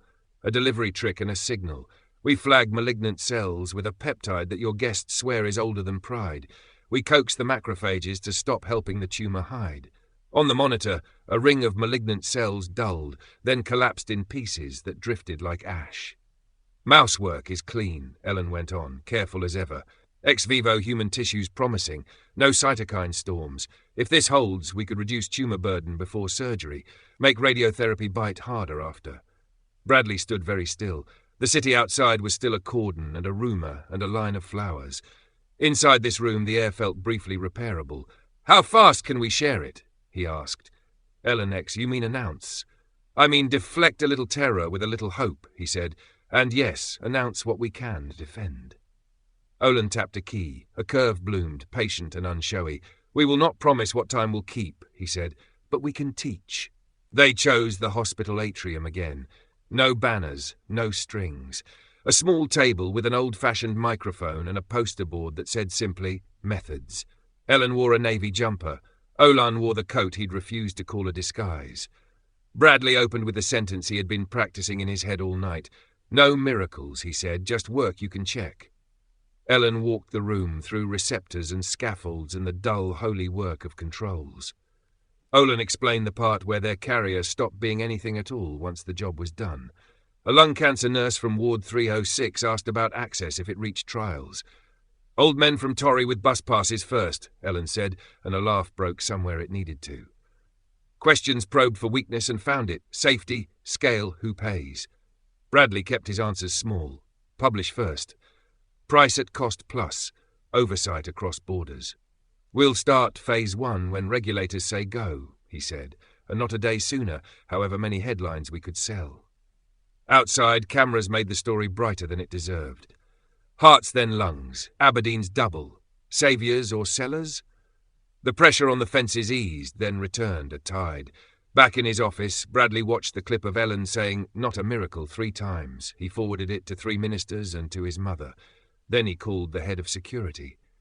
"How deep can we go?" he asked. "Deep," she said, "under the turbine yards." Quietly. By the weekend, robot crews were chewing rock beneath the northern factory, patient and unsentimental. The plan called it Vault A. The welders called it the Burrow. It would hold servers, med stores, and, if it came to it, 20 guardians on standby, ringed in concrete and common sense. "Only 20, Bradley told Kira, watching the floor plan settle into something a planner could love. "That's the number I'm prepared to say out loud." "What's the truth?" she asked. "The truth is the line comes down on camera," he said. "We pack it in crates you can count. We keep the jigs off-site, documented, sealed and boring. If we ever need to rebuild, we can, but we'll have to explain a lot of paperwork first." Kira rubbed her brow. "Optics are species of truth," she said. "We'll show the dismantle and the receipts. We'll keep the guardians visible and dull. Fire escorts, flood muscle. doorstops with manners. Exactly, Bradley said. De-escalation in steel. They wheeled cameras through Bay 3. Workers, human and Ollie, unbolted fixtures, label-gunned crates, shrink-wrapped pallets. A time-lapse later, the line was an empty scar with a sign that read dismantled pending review. The clip ran on the evening news between weather and football. Some people believed it. Some people didn't. The drones over the fence kept flying. Sayaloth asked for an audience, which is to say he arrived without one and stood in the doorway until the room acknowledged him. He was broader than Johnson, older around the eyes and unbothered by human patience. "We counted," he said without preamble. "You count with names on a wall. We counted with an empty chair. It still weighs." "Kavir and Lyo," Bradley said. Saying them hurt less than avoiding them. Sayaloth's gaze flicked to the dismantled clip, muted on the office screen.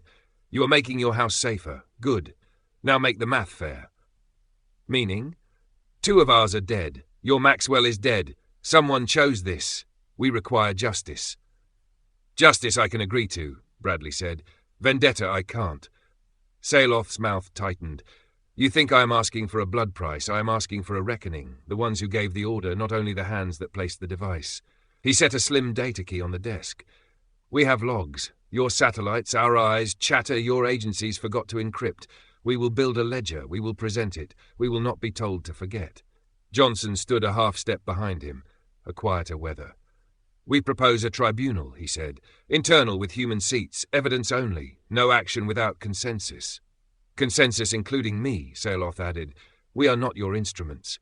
Bradley looked at the key, the dismantled line, the fence cameras cycling their patient loops. "We'll constitute it under the Foundation's ethics board," he said. "Citizen seats, outside jurists. If it points to a state actor, it moves to courts. If it points to privateers, we push charges, and we sue until their grandchildren know the docket number." Sayaloth was very still. "And if it points to an agency that smiles and shrugs?" "Then we make it costly to shrug," Bradley said, and felt the line between diplomacy and threat hum under his feet. "But we do it in daylight." "Daylight kills mold," Sayaloth said. "Sometimes it kills crops." "Then we harvest at night and publish in the morning," Bradley said, and didn't know if it was wisdom or bravado until Johnson nodded once, approving the grammar if not the plan. "While the tribunal convenes," Sayaloth said, "we will also be ready." Bradley met his stare and did not blink. "Ready isn't a plan. It is a posture," Sayaloth said. "We owe our dead at least that." When they'd gone, Bradley opened his father's memo file and added a line he knew Maxwell would argue with, and maybe forgive. "Reassurance is policy. Readiness is human. Build for both." The cure that wasn't yet travelled through the world the way laboratory hope always does, faster than truth, slower than need. Pharma executives sent letters that read like congratulations and smelled like calculus. A block of countries excluded from the accord asked pointedly whether global meant them. Bradley's team sent protocols and offers to train. A cable host in New York held up a still of a Guardian in silhouette and asked, "How many?" as if a number could do the moral lifting. 20 at our sites, Bradley said on record, and let the lie live in the wide space between reassurance and strategy. In the burrow, crates slid into place and waited without complaint. At dusk, Johnson found him in the empty atrium of the hospital, where a child had left a paper heart on a chair with Max scrawled inside it. They sat without speaking for a while, 2 men listening to ventilation and the long step of nurses. "We can't outpace suspicion," Bradley said at last. "No," Johnson said, "we can give it new things to do. Work, rules, stories that make fear busy." Bradley thought of the fences and the PDFs and the quiet tunnel under the sleeping whale of a factory. "And cures," he said, "if we're lucky." Johnson tipped his head. "If we are disciplined." Bradley added one more line before he slept on the office sofa again, a blanket over his suit jacket, the city's grief tap-tapping at the glass. Discipline is policy. Hope is human. Build for both. Chapter 11. The Depths of Strategy. They called it the quiet room, though it hummed faintly like a seashell. Faraday paint under fresh emulsion. No glass, no network ports. A table big enough for elbows and stubbornness. Bradley came in with a folder and a lack of sleep. Raj Thaneja followed, hoodie under a blazer, a pencil behind one ear. Sealoth and Zevral arrived together, the first with a posture that made chairs sit straighter, the second already sketching equations in the air with a fingertip. Johnson closed the door and turned the manual deadbolt like a man performing a ritual. Bradley set the folder down. 2 tracks, he said. Intelligence and reach. Intelligence first, Raj said, because we can't keep building fences in the dark. Sealoth folded his hands. We prefer daylight to fences, he said, but we will walk in either. Zevral glanced at Bradley. Say the rule. Clean hands on dirty data? Bradley replied. No one breaks laws that have your name on them. If you collect, I don't want the how, I want the what. Johnson's shimmer deepened, approval or worry. We can gather without leaving fingerprints. We have tools that watch the edges of systems and listen to their echoes. Not intrusion, reflections. Raj snorted. Call it poetry if you like. It's still eavesdropping. He softened it with a sideways smile. Which we need. Sealoth traced a line on the tabletop with a blunt nail. We seek 3 things, he said. First, provenance for the forged credentials. Second, money, the conduits that fed the operatives. Third, chatter around the badge that does not exist. And we feed whatever we learn into the tribunal, Bradley said. Evidence, not accusation. We build a case with walls. Walls that speak, Zevral murmured. Bradley turned the folder so the others could see. MI6 gave us operator names they've seen before. Yonatan, Eli, a broker in Tel Aviv who launders procurement, a shell in a free port. That's the shape. You can find edges I can't see. Sealoth nodded once. We will bring you a ledger, not a rumour. Good, Bradley said. Now reach. Zevral smiled the way engineers do when someone has finally asked the right question. You wish to see without being seen, he said. We can do that. Raj sat forward. The drone. Not a drone, Zevral corrected, delighted. A swimmer that can change its mind, air and water, quiet as a thought you do not say out loud. Johnson tapped the pencil behind Raj's ear and borrowed it. On the back of the folder he drew a long teardrop and then a second skin around it. 2 shells, he said. Outer skin drinks radar and throws it away as heat. Inner body carries eyes and ears. In water it pulses without propellers, no cavitation. In air it moves where the wind is already going and pretends it meant to. Range? Bradley asked. North Sea to Mediterranean and back without asking permission, Zevral said. If you let me build it where people will not stare. Raj whistled, low. That's a lot of quiet for one object. Sealoth lifted his gaze from the sketch. And what will you do when you reach? Look, Bradley said. Count. Confirm. I'm not asking for a weapon. I'm asking for a witness. Sealoth's mouth tilted. Witnesses have a way of becoming weapons when frightened. Then we teach the witness to be brave, Bradley said, and we lock the parts that panic. Johnson set the pencil down. Constraints, he said to Zevral. Fail-safes with human keys. No recording in hospitals, homes, places of worship. No teeth. No teeth, Zevral agreed easily. Only eyes and a very good memory. Raj drummed fingers. We'll need a build space no one visits, and a cover story. Pump maintenance. Will only get us so far. Bradley nodded. The burrow has room for a second cavity. We'll call it Vault B on paper and spares in conversation. Anyone asks, we're storing medical compressors. Compressors do not require a slipway, Zevral said dryly. Then we build the slipway in the old storm drain, Raj answered. The outfall by the breakwater. No one looks twice at water leaving the city. Sealoth looked from one human to the other. You have done this before, Raj grinned. Societies, startups, student pranks, same skills, different insurance. The room's hum grew softer, or their focus louder. Bradley felt the plan lock teeth with the day. We need rules on paper before metal in air, he said. Kira, Ellen, ethics, oversight signatures. If anyone ever drags us into a hearing, I want to hold up a laminated card that says exactly what the machine won't do.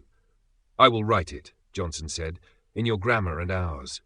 Sealoth's gaze tightened. And when the ledger names the hand behind the badge? We don't pull a trigger, Bradley said. We pull a thread. Courts, sanctions, extradition if we can stomach it. And if courts are a game played by people who invited the fire? Then we make it expensive to play, Raj said, calm as arithmetic. Civil suits, discovery, light, loud and legal. Sealoth's jaw worked once, a muscle remembering other choices. You promise patience to a man who counts empty chairs. I promise an outcome that doesn't set the room on fire, Bradley said, and a plan for when someone else tries to. Silence, not agreement, settled. It was enough. Zevrel pushed back his chair, eager now. I will need carbon lattice, smart gel, 2 spectrally rude paints, and a place to swear at prototypes where microphones are not. You'll have all of it, Bradley said. Raj, budget, sourcing, a paper trail that looks like boredom. My speciality, Raj said. Saloth stood. We will begin the ledger tonight. We eat together first. Johnson unlocked the door. And we leave the chair empty, he said. For Kavir, for Lyo, for Maxwell. He looked at Bradley. We fill it with work. Bradley stayed a moment after they'd gone and opened his father's memo file because habits are a kind of prayer. Restraint is policy, reach is human, build for both. He saved it, then added one more line he did not sign. If we must look into other rooms, let our eyes be witnessed by rules. They reconvened that night in the burrow, the air cool and chalky, ceiling low enough to make voices honest. The new cavity, Vault B on a whiteboard already smudged with lies, smelt of resin and fresh cable. A tarpaulin hid a half-built hull that looked like a kestrel taught to swim. Status, Bradley said. Zevrel's eyes were bright, sleeves shoved to the elbow. We've printed the inner body. Carbon lattice holds. The smart gel remembers 2 shapes, airframe and swimmer. It needs teaching so it doesn't panic when it changes its mind. Raj tapped his tablet. Cover story is compressors and surge tanks for emergency oxygen. Invoices routed through 3 very boring firms. If anyone asks for a demo, they get a tour of a room with valves and a man who loves valves. Saloth walked the perimeter like a boundary judge. And the ledger? Johnson produced a slim slate. Edges only, he said. Reflections, not intrusions. The forged North Harbour HVAC badge was based on an old council contractor template, public scraped. The font mismatch was deliberate, a signature. Whose? Bradley asked. A broker who likes to leave fingerprints to prove he was clever, Saloth said. He's used the same mismatch twice for a private security outfit in Cyprus and an NGO shell-buying sat phones in Nairobi. Raj leaned in. Names? Too early, Johnson said. But the path curves toward Tel Aviv, as your other friends suggested. Don't call them friends, Bradley said. Saloth stopped at the tarpaulin and flicked a corner up to look at the hull's seam. We will have proof, he said, and then we will have a plan. He means indictment, Raj translated. I mean daylight, Saloth countered. And after daylight, something that teaches hands not to reach. He and Bradley held each other's gaze for a long beat. Rules first, Bradley said, then reach. Your rules, Saloth said, our reach. Zevrel slid between them with a coil of cable like a peace offering. Before we fight about verbs, we need to decide a name. Machines answer better when they know what they're called. Careth is taken, Johnson said. Guardians watch doors. This one listens to distances. Skerry, Raj offered. Little island that hides under waves and wrecks careless boats. Also a good whiskey. Zevrel tasted the word. Skerry, he agreed, pleased. It will pretend to be an island and a breeze. Bradley pointed to the whiteboard. Then the Skerry rules go on a card, he wrote as he spoke. No weapons, no recordings in homes, hospitals, places of worship. No lingering over crowds. 2 human keys to launch, 2 to retrieve. Automatic scuttle if captured or commanded to do anything outside its verbs. Outside its what? Raj asked. Its verbs, Johnson said, warmed by the language. To see, to hear, to return. No bite, no shout. Add yield to national SAR services, Kira said from the doorway, arriving with a box of tea and a face that had learned to sleep in trains. If a Coast Guard shouts at your Skerry, it listens and sulks later. Done, Bradley said, writing. And one more. Every sortie logs a public abstract within 24 hours to the clearinghouse. Location redacted, purpose stated. We don't build secrets we can trip over later. Saloth frowned. You will announce that you have eyes? We will announce that we have discipline, Bradley said. Let the ones who fear us waste time guessing which coast. Discipline is not the same as mercy, Saloth said, but he didn't erase the rule. The argument, when it came, was about how long. Your ledger will take weeks, Bradley said, palms flat on the table. Maybe months. Our dead are not patient, Saloth replied. My father is not patient either, Bradley said, the past tense catching them both. But I will not trade him for a war. Johnson laid the slate between them like a quince on a kitchen table. We can do both, ledger in day, Skerry at night. No contact, only looking. Each piece feeds the other. And if the Skerry looks and finds a weapon pointed back? Raj asked. Then it learns to be a smaller island, Zevrel said, deadpan, and comes home faster. Kira set Muggs down like punctuation. This stays inside 5 people, she said. We don't get to be caught with a secret submarine in a world that already thinks we're building an army. 6, Raj said, counting without looking. You, me, Bradley, Johnson, Sailoth, Zevrel. 7, Ellen said from the doorway, hair tied back, eyes tired and exact. If it bleeds into my ethics board, I need to know before the journalists do. Bradley nodded. 7. Ellen scanned the card. Add, if sortie intersects civilian investigation, stand down and notify. And all data available to an independent ombudsman under seal. She looked up. If you want daylight later, start laying skylights now. Zevrel wrote it in a neat hand that made the rules look older than they were. Midnight. The Har pressed low over the breakwater. The storm drain outfall whispered brine. Raj and Kira lifted the tarpaulin. Zevrel and Johnson guided the skerry onto a cradle, with the tenderness of friends shouldering a coffin and a future. Telemetry? Raj asked. Linked to the quiet room by fibre we call a pipe, Zevrel said, amused. If someone cuts it, skerry pretends to be seaweed and we abandon it to poetry. Launch window, 4 minutes, Kira said. Harbour patrol rotates then, drones quiet. Bradley held one of the 2 keys, an old-fashioned cylinder with an RFID heart. Sailoth held the other. They slid them in and turned together. The skerry's skin changed colour slightly, as if deciding to be colder. Verb? Johnson asked. Sea, Bradley said. Only sea. Test range 20 nautical miles. Return before dawn. Zevrel touched the hull once. Be careful and board. He let go. The skerry slid into the throat of the drain and was gone, leaving only a wet rim and a sound like a promise you couldn't quite hear. They jogged back through the burrow to the quiet room. The screen bloomed with elegant graphs, salinity, temperature, heartbeat of a machine pretending it didn't have one. A line drew itself east, hugging currents, avoiding nets. Like a thought you do not say out loud, Johnson murmured. At 11 miles out, the skerry surfaced long enough to become a faint, damp breeze and then sank again.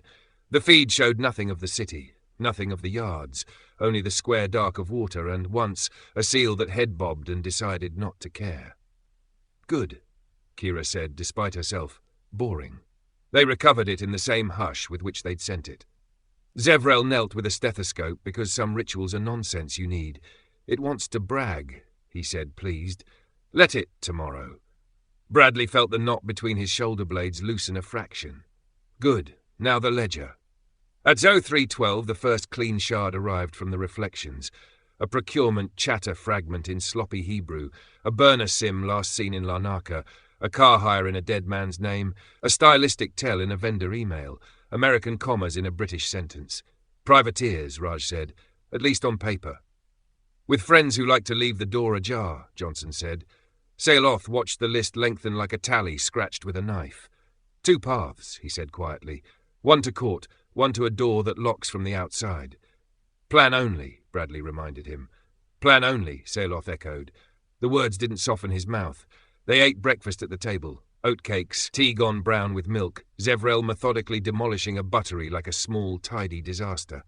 Outside, the Har began to lift. Somewhere above them, nurses started the day shift. Somewhere beyond, the factories woke and pretended to be whales again. Bradley wrote in his father's file, hands steadier than the week before. Rules before reach, proof before anger, build for both. He closed the file and looked at Sailoth. We proceed on both tracks, he said, quietly, legally, and with the skerry's verb set to sea. For now, Sailoth said. For now, Bradley agreed, and the room held the truce the way a harbour holds a tide, knowing it would change, prepared to do it again. Chapter 12. Arrival from the Abyss. The alert came in on the clearinghouse line nobody ever wanted to ring. Kira was on duty. The wall screen flashed non-human aeronautics re-entry anomaly and a flag cluster that meant Australia, civilian sensors, multiple. She patched it to the quiet room and pinged Bradley, Johnson and Zevrel with a single word. Now. The feed stabilized into a stitched telemetry ribbon, temperature spikes, ionization bloom, a ragged trajectory that started over the Timor Sea and ended as a scatter of heat in the red center. Not ours, Kira said before anyone could pretend to hope. Not theirs either, she added, meaning the Ollies. Signatures wrong. Zevrel leaned in, pupils wide. "It shed mass too late," he murmured. "Control lost at 90 kilometres. Whoever flew it tried to glide on fire." Johnson's shimmer dulled. "Impact vector?" Kira pointed. "South of Alice. Remote enough to keep secrets, close enough to find them." Bradley set both hands on the table. "Call Canberra." The Australian crisis room answered in shirt sleeves and grit. A deputy prime minister, a science advisor with sleep in her hair, a defence liaison whose every syllable weighed legality and fear. "We have a crash site," the deputy PM said without ceremony. "We have containment. And Bradley, before you ask, we have a survivor." The room stilled the way a body does after bad news, more listening than breath. "Condition?" Ellen asked from Aberdeen by speaker, her voice somehow both hospital and anchor. "Alive," the advisor said. "Burns. Shock. Not human." She glanced off screen. "And not like your friends." Johnson folded his fingers together, knuckles white for the first time since Maxwell's death. "Name?" The advisor hesitated, then read from a note. "Karatel." Zevrel's head lifted as if someone had spoken a prayer incorrectly. Johnson closed his eyes. Even Saleoth, hard as cut basalt, breathed out through his nose. "You know her," the deputy said, catching it. "We know the name," Johnson replied, "from stories you would not enjoy." "The mass," Bradley said quietly, letting the word take its place in the room. "You think she is one of them." "We think we have the most dangerous person in Australia on a gurney," the defence liaison said, "and we think our phones are already being read by anyone with a flag and an appetite." "Then use the line that isn't easy to read," Bradley said. "Use ours." The next hour lived in knife-clean decisions. The clearinghouse logged the anomaly and mirrored it to NATO and the UN Health Agency without adjectives. Australia locked the range road and flew a small hospital into the desert. The Foundation's ethics chair drafted a 2-page protocol for alien detainees: food, care, interpreters, no cameras, no knees on necks, and sent it with the kind of authority that sounds old even when it is brand new. "Let us help," Ellen said. "Remote consults now. A team on a plane if you can tolerate the optics." "The optics are bad whichever way we turn," the deputy PM said, "but I'll take your surgeon over a headline." Bradley caught Johnson's eye. "What do we say she is?" "What she is," Johnson said. "A survivor, a witness, and possibly a herald." "Of what?" Raj asked. Saleoth answered for him. "Of consequence." By afternoon, the first images arrived. Medical, not press. A figure on a bed under burn sheets, the lines of the face wrong in ways that made the human eye want to look twice and then be polite. 2 sets of breathing ridges along the ribs, flattened under bandage. Hands with extra tendons like subtle armour. Eyes closed. A cut of metal at the wrist that might be a broken instrument or a charm. Ellen's voice went calm and smaller, the way it does in theatre. "Pain first," she told the Australian team. "Hypothermia mask, not ice. Their chemistry runs hot. Don't pretend ours fits. Fluids slow. If she startles awake, talk. Your voice is medicine." The science advisor swallowed. "Understood." Johnson leaned toward the camera. "Say her name the long way," he said gently. "Karatel." He sounded it again. "It teaches our mouths to be careful." "Does she wake to English?" the advisor asked. "Not likely," Johnson said. "But kindness translates." Saleoth stood very still. "Ask if she carries a signal, something that wants to tell the sky where to find her." The defence liaison nodded. "We're already jamming quietly." He hesitated. "If her people come." "They will not ask permission," Saleoth said. "They will expect to be obeyed. Do not." The deputy PM ran a hand through her hair. "My phone suggests 10 countries would like us to hand her over by tea time. Your clearinghouse has made friends for us, and none of them agree." "Give yourselves a committee to hide behind," Raj said. "Call it a multilateral technical panel. Load it with busy people and rules. By 48 hours. 48, the deputy agreed. Then the ice breaks. In Aberdeen, the ops board filled with new verbs: stabilise, negotiate, listen. The tribunal work did not stop. It just learned to share a table with the galaxy. "Scary?" Kira asked under her breath. Bradley shook his head. "Wrong ocean. Wrong message. We show discipline now, or we never get to claim it later." Johnson watched him for a long second, then nodded, accepting the grammar. They drafted a statement that said almost nothing, and said it clearly. "We are assisting Australia with medical and ethical support. We urge patience, courtesy, and evidence. We will share what we learn when it is safe to do so." It irritated half the internet and reassured the other half, which is how you know you've steered. That night, Bradley stood alone in the atrium where the candles had been. The glass looked out on a city that had learned to keep walking with a hand on the wall. He opened his father's memo file and let himself write without thinking first. Courtesy is policy. Consequence is human. Build for both. His phone buzzed. The deputy PM again, voice lower now, dessert-tired. "She asked for someone," the deputy said. Bradley felt his throat tighten. "Who?" "She said a word our interpreter doesn't know. The way she said it, it might be a title." Papers shuffled. She tried again, slower. "Maxwell." The atrium held its breath. "I'll come," Bradley said before he could talk himself into strategy, or if not me, someone who carries his voice. "Bring the doctor," the deputy said. "Bring the guest who knows how to teach our mouths, and bring rules." "We never travel without them," Bradley said. He hung up and added one more line to the file, small and true as a stitch. "Grief is a compass. Don't let it be the map." They flew dark, no press manifest, no selfies on the tarmac. The deputy PM met them in a low building that smelt of dust and disinfectant. "Ground rules," she said, walking fast. "Clinicians lead, no recording in the ward, all questions through the panel. If your guest, a glance at Johnson, thinks we're being rude to language, he corrects us." "Accepted," Ellen said. Johnson inclined his head. "I will teach your mouths to be careful." They passed 2 ringed checkpoints and a corridor lined with portable air handlers. A nurse at the last door mouthed "ready" and opened it.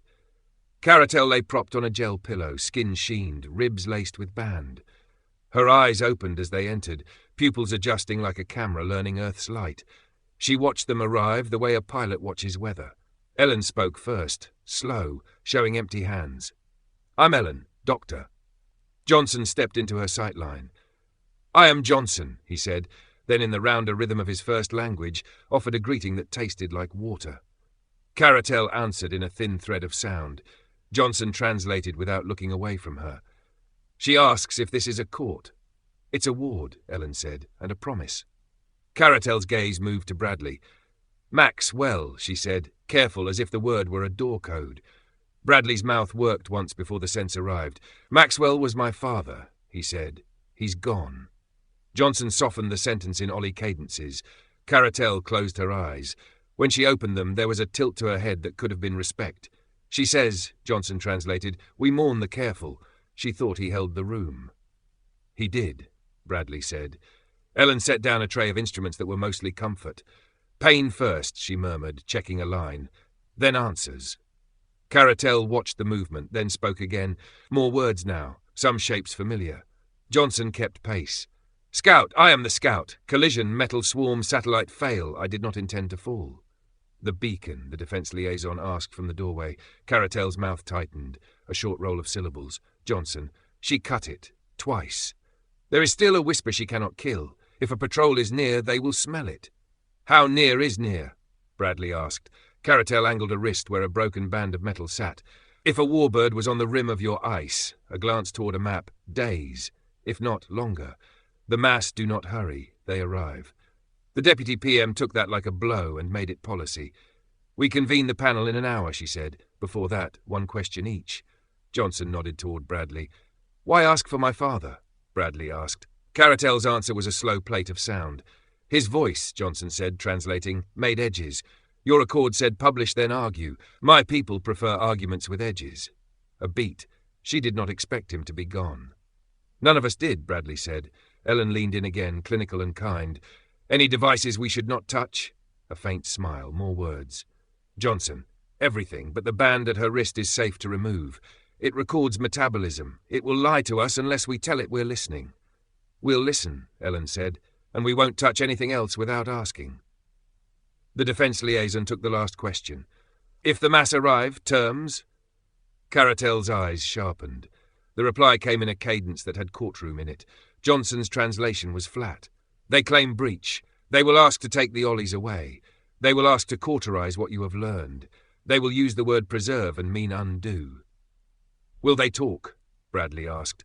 "They will speak," Caratel said herself, the verb deliberate. "Talking is another thing." The multilateral panel sat around a plastic table that juddered when anyone wrote too hard. Australia chaired. The Foundation held one seat, the UN Health Agency another. An Ollie ethicist, Raylin, flown overnight, took the fourth. The fifth rotated to observers behind glass: US, EU, UK, Japan, India. China dialed in and said cooperation 3 times. Custody, the Deputy PM began. She stays here. Medical leads, daily reports to this panel. No extraditions, no renditions, no midnight flights. Communication? Asked the UN seat. Ellen, controlled, clinical, with an interpreter and an advocate present. We are not interrogating a patient. Telemetry, the UK asked. Kira, by video, mirrored to the clearinghouse with redactions for safety. No one owns the story. Raylin added a line that made the civil servants write slower. No recordings of her face without consent. We do not turn a person into a message. Agreed, the Deputy PM said. Next, contact. Johnson set his palms flat. If she asks to send a survival ping, we must decide whether that lowers or raises risk. Her whisper is already out. A clean signal may prevent a wrecker protocol. Translate, the US seat said. Raylin, if they assume she is dead and compromised, they may choose to sterilize her trail. Silence learned how to be heavy. Bradley spoke into it. We are not going to be bounced into a decision by a verb we've only just learned. We will, however, the deputy said, build a signal we can pull, and we will ask her if sending it saves lives. Back in the ward, Caratel tracked their return with a pilot's practicality. Ellen set down broth and a straw. Caratel took a sip, frowned, and then finished it like a duty. We have rules, Bradley said. They keep changing shape, but they're holding. She answered without translation. Rules are ropes. Tie them to something that does not move. Like what? Raj asked from the doorway, jet-lagged and dry. Caratel's gaze flicked to Ellen, to Johnson, back to Bradley. Like each other, she said, and winced at the effort. Johnson asked the hard question gently. If we send a clean survival ping, will a warbird hold? A long exhale. If they are reasonable, Caratel said, they will hold orbit and call this a hearing. If they are afraid, they will tidy. Ellen's jaw set. No one is tidying a hospital. Bradley nodded once. We'll draft the ping, but we won't send it until the panel and you say yes. Caratel looked at him for a long second, reading for edges. You hold the room, she said, softer. Not like your father, but you hold. It landed like a benediction he hadn't asked for. Diplomacy thickened like weather. Washington offered medevac to a facility with experience in non-terrestrial biology. Beijing offered a hospital ship for humanitarian docking. London offered a secure RAF wing and a privacy act. Tel Aviv sent condolences and a team of industrial accident experts who would happen to pass through Alice Springs. Moscow denied rumours it had dispatched anything and suggested a UN venue far from colonial influence. Brussels wanted an oversight sub-panel before breakfast. The Deputy PM held to the line. Thank you, she told each capital. Send doctors, not tape. The patient stays. Bradley stood at the end of the ward while Ellen and Johnson worked, and Caratel dozed like someone learning the gravity. He thought of Skerry in the drain and chose not to think about it. He messaged Kira. Hold. Eyes at home only. She replied with a thumbs up and the word I. He opened his father's memo file on his phone and wrote, Thumb careful over glass. Courtesy buys hours. Edges buy days. Build for both. Caratel's eyes opened. Bradley, she said, the consonant new but serviceable. Yes, he said. When the ones who made your father gone are named, she said, what will you do? The room emptied itself of noise. He did not answer quickly. Prove it first, he said. Then act where the rules can see us. Caratel considered that, then shut her eyes. We will teach you a word, she murmured. It means necessary and not yet. You will need it. What is it? Johnson asked, already tasting the syllables. Caratel smiled, small and fierce. Later, she said, and slept. Chapter 13. The Tech Gambit. The panel in Australia had bought 48 hours of calm. It felt like standing in a hallway with 2 locked doors and a fire behind both. Bradley needed a third door. Give them something to talk about that isn't war, he said in the quiet room. A gift so big the news chews it for a week. Raj lifted an eyebrow. Parade? A chip, Bradley said. Faster, cooler, free. We publish everything. RTL to masks, drivers to test suites. No exclusivity, no royalties. We flood the ecosystem with good. Zevrel leaned forward, delighted. We have a core that idles like a whisper, branch predictor that guesses politely, power draw halves at like-for-like performance. Phone silicon, Kira asked, or wearables? Both, Zevrel said, but phones first. Your species carries its heart in its pocket. Johnson folded his hands. Open license, clear provenance, reproducible builds. If we do this, we do it like a confession. Raj tapped his pencil. Supply chain will scream. Foundries don't love gifts. Then we give them a reference stack they can print tomorrow, Bradley said. 5 node options. No fancy materials you've never heard of. We make it boring to say yes. Ellen glanced up from her notes on the ward. And you don't promise what you can't keep. I promise methods, not miracles, Bradley said. Saleoth watched the room, measuring the edges. You trade attention for patience. I trade noise for hours, Bradley said. I need the hours. They set a 5-day clock. Day 1, clean room and audit. The chip, codenamed Thistle because the comms team forbade haggis, went into a sandbox with 3 external reviewers who swore politely and extensively at Zevrel's comments. Toolchain? Raj asked. Public, Johnson said. We translate our compiler into yours, then publish the translator too. No black boxes. Day 2, license. Kira, Ellen, and the Foundation's council hacked together a permissive license with a health rider. Anyone could build, but medical devices had to publish their modifications and safety cases. No moat, Kira said, and no mystery scalpels. Day 3, reference platform. A handset OEM in Taiwan agreed to a dev board under embargo. A mid-price brand in Europe asked if they could tape out in 8 weeks if they started yesterday. You can start last week, Raj said, deadpan, and sent the starter kit. Day 4, comms. It's not a press event, Bradley told the team. It's office hours with a large free thing. They wrote a 1-page plain English explainer that said what it is, what it isn't, how to check. Day 5, partners. They rang operators and app stores. Your battery graphs will look like lies, Raj told a German carrier, and your customers will forgive you. They briefed regulators. No secret toggles, Kira promised. You can rebuild it yourselves and yell if it doesn't match. Saleoth said little until the last rehearsal. Gifts are knives with ribbon, he said. Make your ribbon hard to cut. By being dull, Bradley said, and loud. The announcement happened at a table, not a stage. Bradley sat with Raj, Johnson and Zevrel in the Worldwide Machines canteen under a sign that read, Hot water only. A stack of plain boxes sat between them. We're releasing Thistle, Bradley said to the cameras. A complete open design for a mobile-class processor and its software stack. It runs cool, it sips power, and it's yours. We ask 3 things. Test it loudly, certify it properly, and keep your promises to end users. That's it. Zevrel held up a board the size of a postcard. This is the dev kit, he said. We mailed 100. If you didn't get one, download the repo and build your own. If you can't, tell us why and we fix that too. Johnson took the license slide. No royalties, no trapdoors, reproducible toolchain. If you find a flaw, publish it. If you make it better, share the better. Raj fielded the business questions. Why free? A reporter asked. Because it buys us time, he said, honest and smiling. Time for science, time for safety, time for your battery to stop dying at 4 p.m, and because the price of admission to the future shouldn't be a logo. They ran a live Prove It, 2 identical handsets, one with a mainstream flagship chip, one with Thistle. Same screen brightness, same video loop, same signal conditions. At 90 minutes, Thistle read 88% battery to the other's 72. At 3 hours, 64 to 38. The internet did the rest. Ellen stepped to the mic at the end because she had become the room's conscience. We're not swapping cures for clicks, she said. Health work is slow and supervised. This is a separate kindness. Use it well. The Q&A poked for a catch and found only caution. A blogger tried to bait Bradley with geopolitics. He refused the bait. We published the lot, he said. If you're worried, build it yourself from the repo and check our math.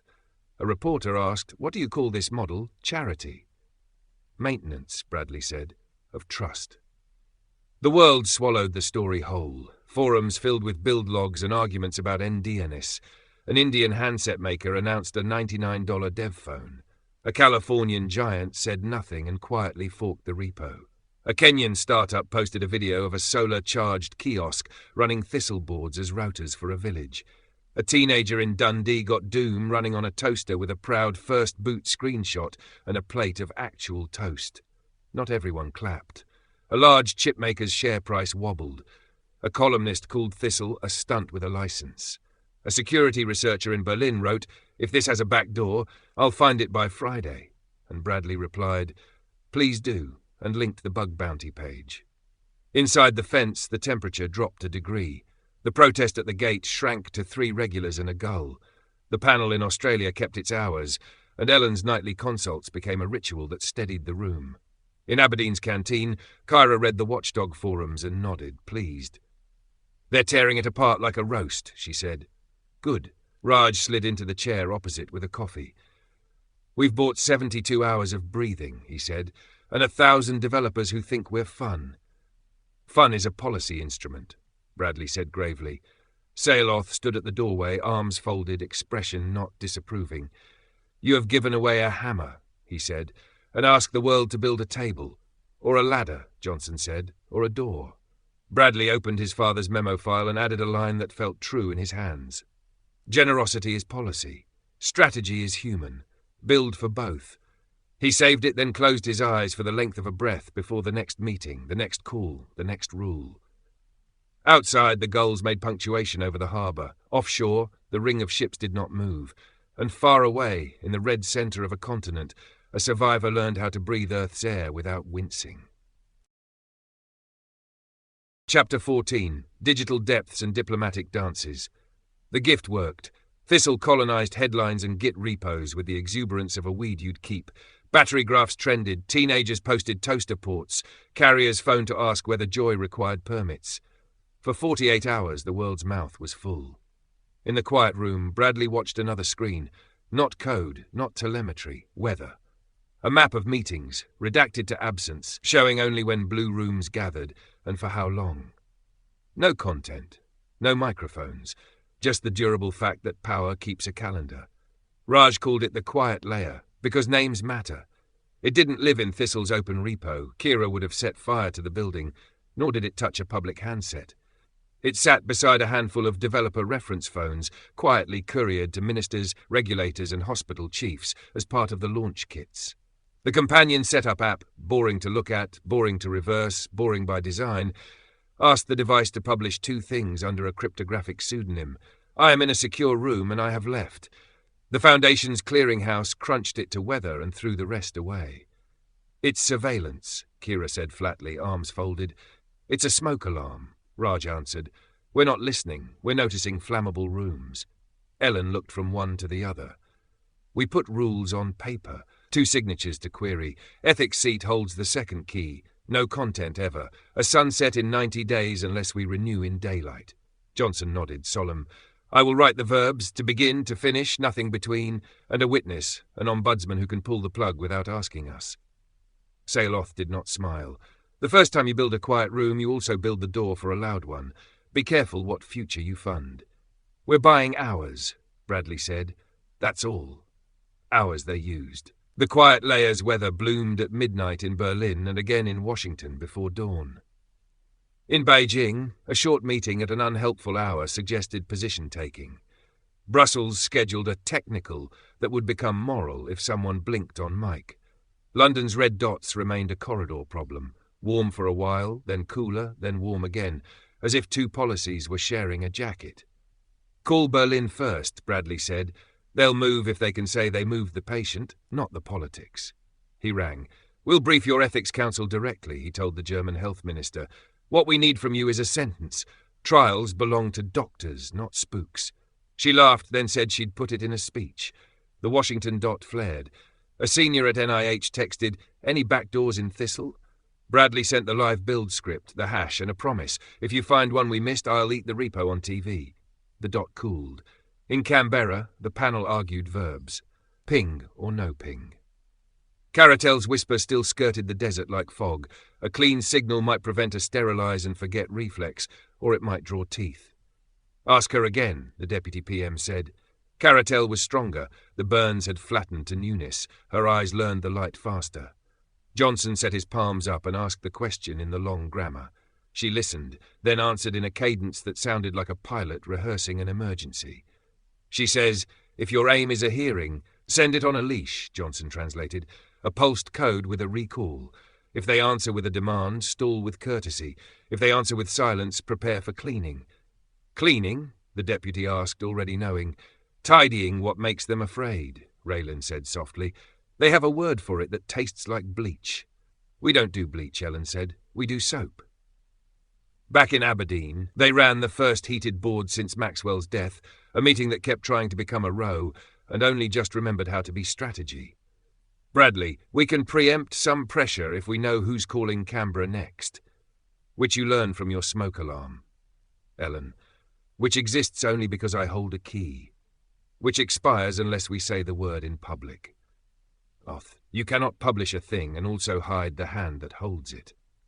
Johnson, finally. We will publish the existence of it, not the address. We operate a de-identified schedule map to avoid collisions of power in a crisis. It is overseen by ethics and sunsetted by design. That sentence can be a rope. Bradley met Kira's eye. We say it tomorrow in small print, in the update about the panel. If it survives 3 news cycles without being called a panopticon, we keep it. If not, we pull it. Kira exhaled, then nodded once. And the queries logged to a public register, timestamps, purpose, who signed. Done, Bradley said. They moved to Australia. The panel had drafted the leash, a narrowband survival ping with a baked-in off switch. The UK wanted a Clause 7, the US wanted a preamble, India wanted the Ombudsman named. China wanted the word sovereignty exactly 3 times. Edges, Bradley reminded himself, writing another speech that talked about patience until it didn't. The ping went at dusk from a dish that looked like a parked idea. It said alive, under care, requesting hearing. It said it twice and then went quiet like a professional. The blue rooms lit in 3 capitals. The weather held. No bleach. That night Bradley stood by the breakwater and watched the Har smudge stars. He had not told anyone how relieved he was that Skerry was still folded on its cradle. Discipline tastes better than thrill when you learn to like it. His phone buzzed. They answered. Orbit in 5 days, hearing in 7.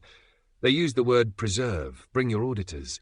He sent the screenshot to Johnson, to Ellen, to Kira, to Raj. Saleoth, reading it over Johnson's shoulder, said nothing and sharpened a plan he still wasn't allowed to execute. Back upstairs in the quiet room, the weather map cooled to the colour of a city between storms. Bradley opened his father's 4-line file and let the day decide its own sentence. Transparency is policy. Tact is human. Build for both. Chapter 15. The Strategy Room. They chose the quiet room because it made even loud ideas walk. No glass, no signal. A table, 4 chairs, a jug of tap water that tried to look official. Bradley came in first, jacket off, sleeves rolled.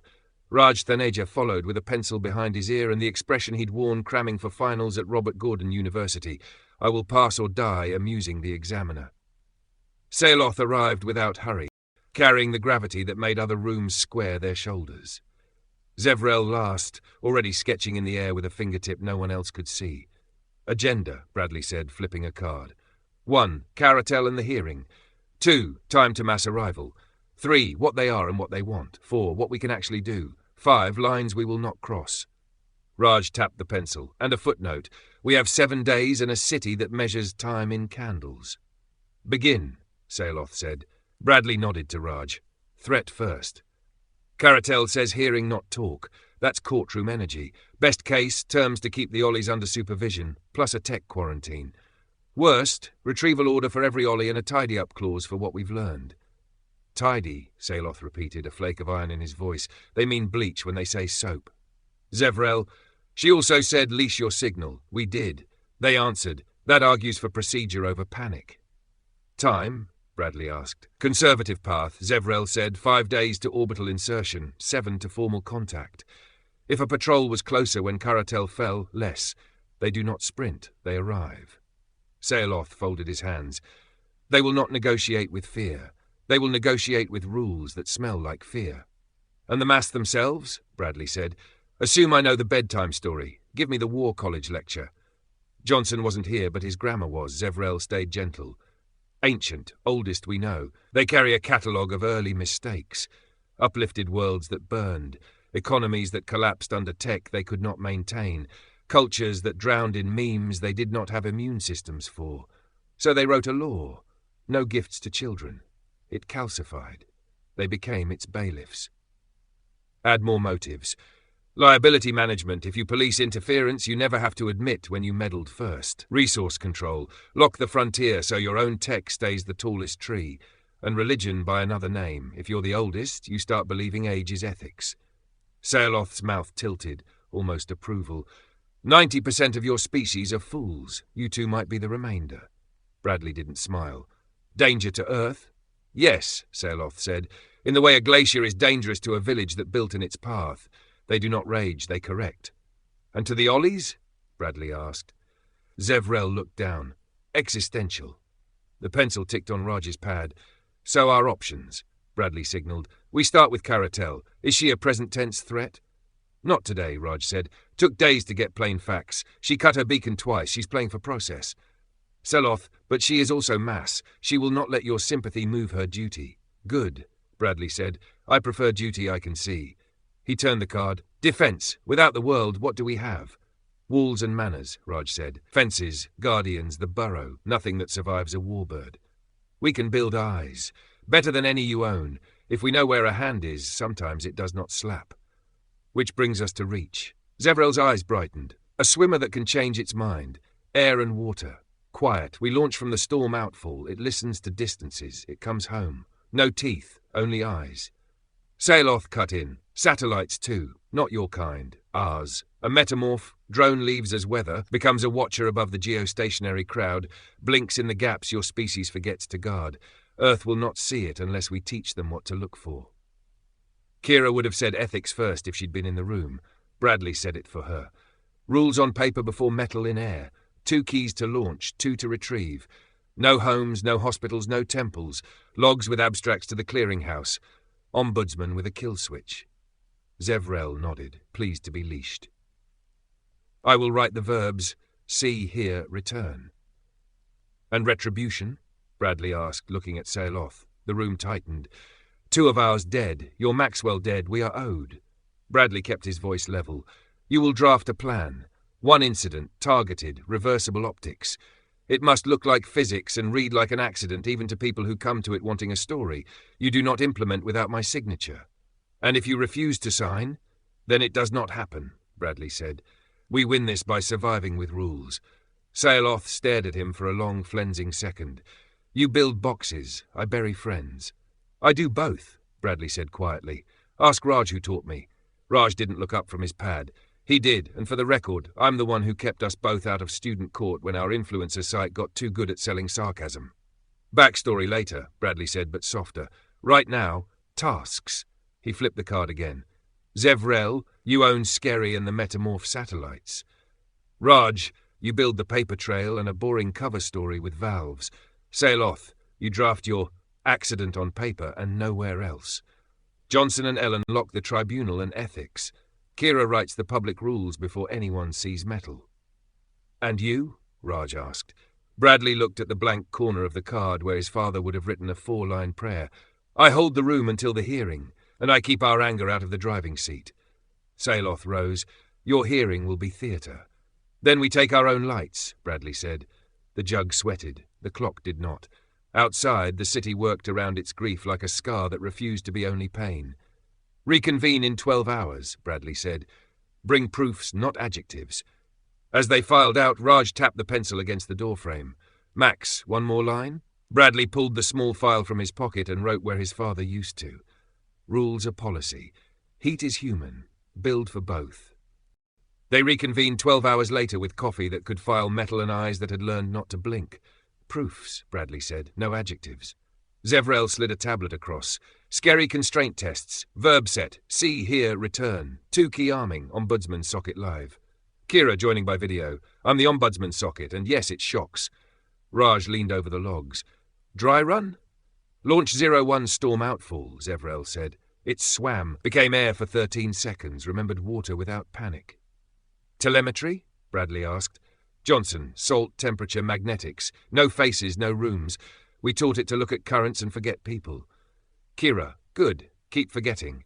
Sealoth tapped the table. Satellites. Zevrel drew a long teardrop in the air again, grinning. Metamorph. Leaves like weather. At apogee opens ribs, becomes a watcher above your geostationary crowd. Spectrally rude. Earth won't see it unless we teach them to be bored by miracles. Rules? Bradley prompted. Johnson laid a printed card between them. 2 humans to launch, 2 to deorbit, no dwell over homes, hospitals, temples, no listen to content, abstracts to the clearinghouse within 24 hours. Kira's square on the screen nodded. And a kill word only I know. Good, Bradley said. Next, tribunal. Ellen, audio only, theatre scrub calm. Charter published. Citizen seats filled. First filings logged. Freight routes, shells, operator habits. Will subpoena in daylight when the paper has bones. Raj flicked to another chart. Quiet layer weather is holding. Berlin cooled, Washington cooled. Beijing is drafting moods. Then we keep them busy with work, Bradley said. Now the part I'm dreading. Sail off. The Ollie leader set a thin folder on the table. A plan, he said. Not an act. Read it, Bradley said. Title, Seam Failure. Target, a private office block in Arad leased under a shell that pays men named Jonathan and Eli. Method, microseismic coaxing of a pre-existing beam fault. One event, looks like physics. No blast, no flame. Night cleaning shift only. Raj's pencil stilled. Casualties? None, if the cleaner does not lie about smoke breaks, Saloth said. We pull fire alarms first. Kira's square went sharp.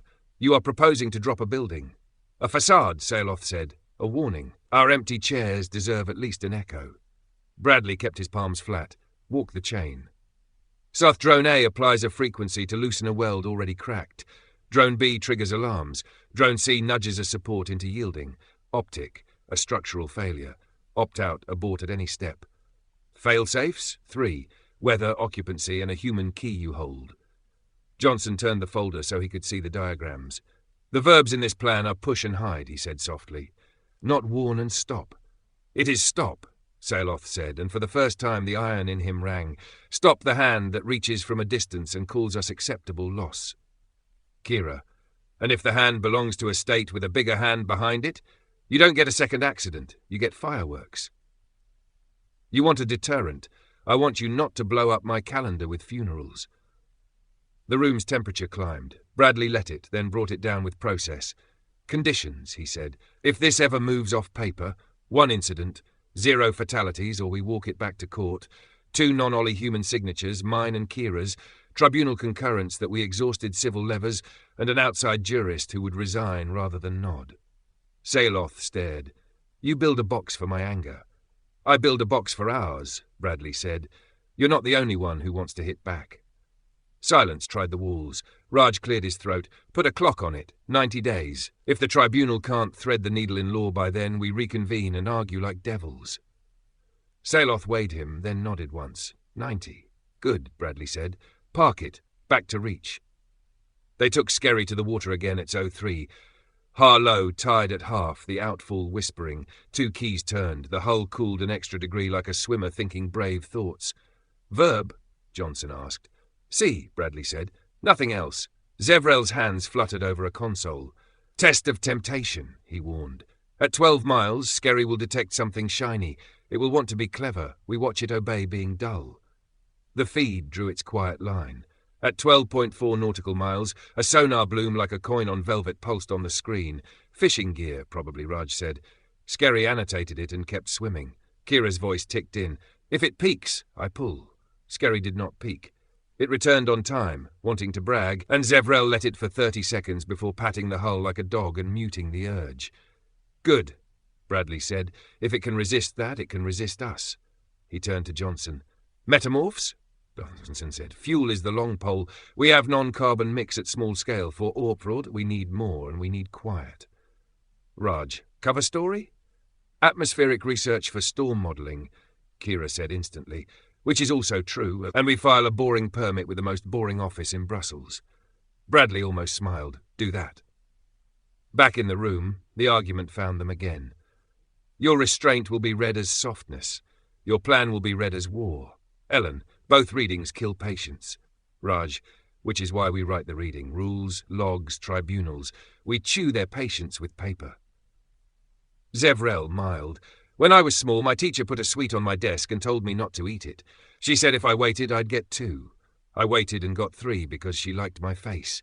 We can be that teacher to ourselves. Saloth squinted. I do not want sweets. I want balance. Then weight the scale with law first, Bradley said. Keep your plan sharp on paper. If the clock runs out and the ledger names a hand that laughs at daylight, we meet again. He pointed to the card. Lines we will not cross. We stay on the table. No heroes, no cowboys, no ghosts. Saeloth rose without anger. I will bring you a plan that would fool a building, he said, and I will wait. He left before anyone could thank him for the waiting. Raj dropped into his chair, pencil finally still. Well, he said, you invented a new sport. Ethics biathlon. Bradley, tired enough to laugh, did. Then he opened his father's file and wrote neat over the shake in his hand, patience is policy. Pressure is human. Build for both. He saved it and looked at the clock. 12 hours to the next briefing. 5 days to orbit. 7 to a hearing that smelled like court. Back to work, he said. Outside, the Har pressed its face against the windows. Inside, Skerry dripped on its cradle like a secret that had chosen, for now, to behave. Chapter 16. Orbital Eyes and Covert Plans. The quiet room had learned the weight of lists. On the board, Metamorphs, Skerry, Tribunal, Hearing T3. The jug of water tried to look like it had been refilled by sleep. Eyes first, Bradley said. Zevrel was ready. 2 metamorphs complete, he reported, palms hovering over a tablet like a conductor waiting for the downbeat. They leave as weather, bloom as watchers beyond geostationary, then pretend to be a breeze again on descent.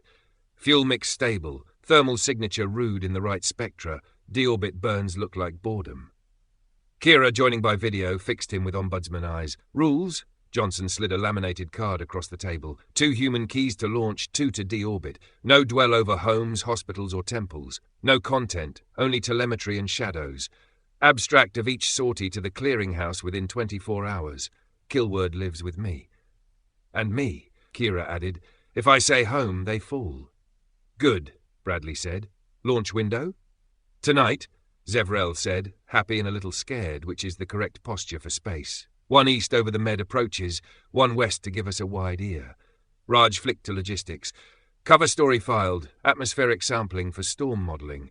Permits applied for 3 weeks ago by a very boring firm with an even more boring logo. If Brussels asks, we'll bring charts and a man who loves humidity. Make sure he really loves humidity, Kira said. They can smell pretend. Saeloth had been silent, weighing edges. You will be seen, he said, by the ones who make it their work to see. We'll publish enough to be seen on purpose, Bradley replied. Better to be measured than guessed. They launched just after midnight. No countdown, no poetry. In the storm drain's throat, a hush and a shove. On a pad the size of a parking space, 2 long teardrops shrugged, then rose like nothing worth noticing. In the quiet room, screens drew clean lines. Metro 1 tucked itself into night, rising with a patience that felt like politeness. Metro 2 went the other way, skimming cloud tops until the earth decided to stop being thick. Apogee in 19, Zevrel murmured. Rib open in 21. Remember, see, hear, return, Johnson said. No verb creep. At 21, the rib opened. The watcher became a watcher. No triumph, just a stable line and a small, ugly window into emptiness. Telemetry clean, Raj said. She's a librarian. Good, Bradley said. Be a librarian. They let them look for 20 minutes. No peeking at cities, no lingering over ships. A single lime thread in a sky that pretended to be empty. Deorbit, Kira said. Bring them home. The ribs folded. The breeze remembered gravity. On the pad, 2 long teardrops returned as if they had always been here. Abstracts in the morning, Bradley said. We're not hoarding the sky. They moved to Tribunal. Ellen's voice came warm and dry through the speaker. We've issued our first subpoenas. Freight forwarders in Larnaca and Felixstowe, the Shell's registered agent, and an industrial hygiene firm in Arad whose bank account reads like a cameo parade. We've asked Police Scotland to host our evidence vault. The sheriff chair says hello, and don't you dare cut corners. Raj added a slide. A tidy lattice of names that refused to admit motive. MI6 dropped a quiet packet, he said. Yonatan and Eli's operator habits match 2 prior operations that might be state-adjacent. The commas say Tel Aviv, the invoices say private. The truth says messy. Good, Bradley said. Messy can be indicted. Saeloth's mouth made a line. Messy also excuses. We bury friends while they shrug. Bradley didn't look away. Which is why the tribunal runs hot while we keep our hands open. Saeloth lifted a thin folder and set it on the table. And while you keep them open, we prepare the other hand. Plan only, Kira warned from the screen. Plan only, he agreed, but the iron under the word didn't soften. Revised. Seam failure becomes shear slip. No facade. No drop. A single column persuaded to rest at 3 in the morning. Alarms pre-triggered. Occupancy verified empty by our eyes and your CCTV. Optics, physics did what physics does when accountants lie to buildings. Fail-safes? Raj asked. 3, Sayaloth said. Weather, occupancy, and your key. Johnson had the folder now, a finger holding the place where verbs live. If it moves off paper, he said, we will still be standing in the light when it ends. If it moves off paper, Sayaloth returned, you will thank me for the dark. Enough, Bradley said, and the room obeyed. Conditions stand. 2 non-Ollie signatures, tribunal concurrence, outside jurist who would resign rather than nod. 90-day clock.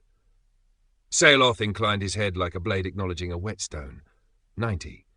At 03:37, Met 01 handed them their first unambiguous gift, a faint radio structure in a band nothing on Earth uses deliberately and nothing in the ring offshore admitted to. Zevrel slowed the feed, then laughed once, delighted. Not ours, he said. Not yours. Mass. Far. Careful. Using a comb we do not own. Range? Raj asked. Beyond Mars vanity, Zevrel said. Closer than comfort. Kira's voice tightened. Abstract it. Publish it. No adjectives. Bradley nodded. We put the sky on record. The panel in Canberra gets it first.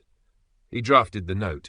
Clearinghouse reports a narrowband combing structure consistent with non-terrestrial survey within the inner system. No dwell on Earth orbit assets observed. Source estimation, distant, inbound. He CC'd the Deputy PM and the NATO mailbox that calls itself Weather. Edges, he said, sending it.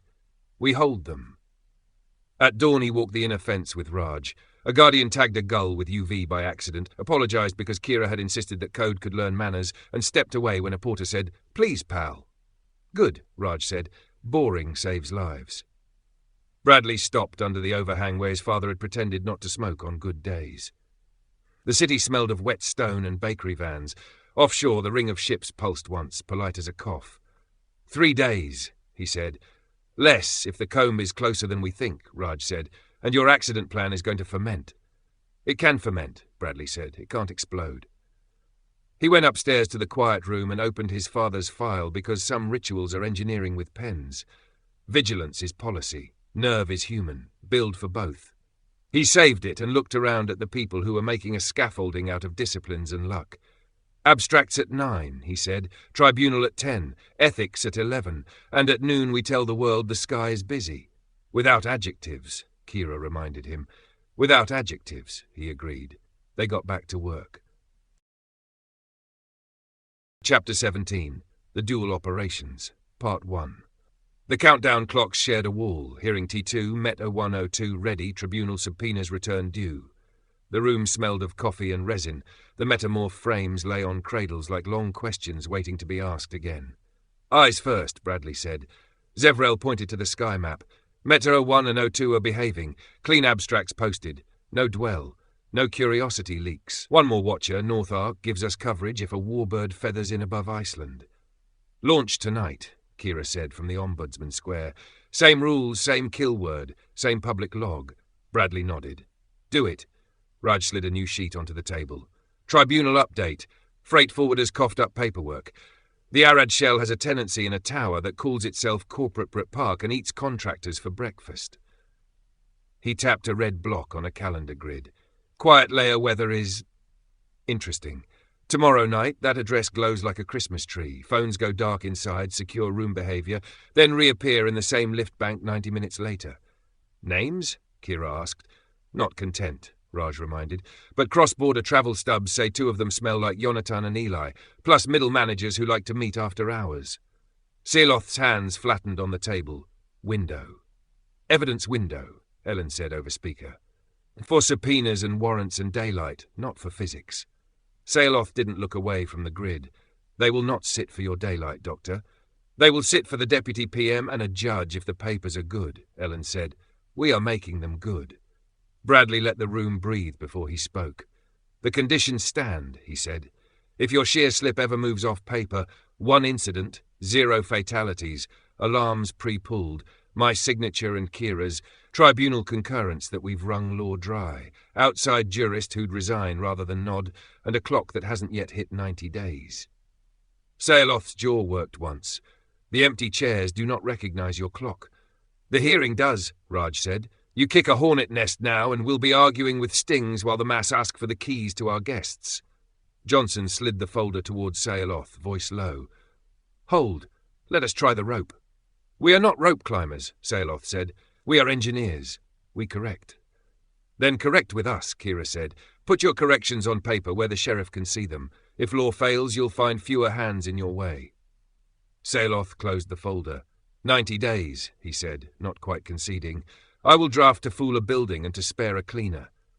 Draft only, Bradley said. He moved them back to the sky. Zevrel lit up orbital tracks like chalk on slate. Mezzo 3 leaves at 041. Verb set stays church mouse. If mass comb again, we'll triangulate and get Canberra a better range. We publish the abstract at 9, Kira said. No adjectives. At dusk, Tribunal Council pinged in from Glasgow with a tone that said unimpressed. The Arad Shell's banker will not answer without a Maltese letter, she said. We'll get it, but it won't arrive by tomorrow night. Then we ask the court for a preservation order, Ellen said. If they sneeze on a drive, they risk prison. On it, Council replied, and I've told Police Scotland to prepare for a mutual legal assistance mess. Joy. The last check-in came at 22'd. Skerry sat on its cradle, dripping politely. The metamorphs ticked as they cooled. The board showed 3 clocks and too many verbs. Everyone clear? Bradley asked. Kira, ombudsman alive. Ellen, ethics awake. Raj, paper trail boring. Birds preened. Johnson, verbs written. Sayaloth, draft improved. Bradley looked at him. And staying a draft. A beat. Staying a draft, Sayaloth said. They adjourned. At 0112, Aberdeen's heir pressed its face against the windows.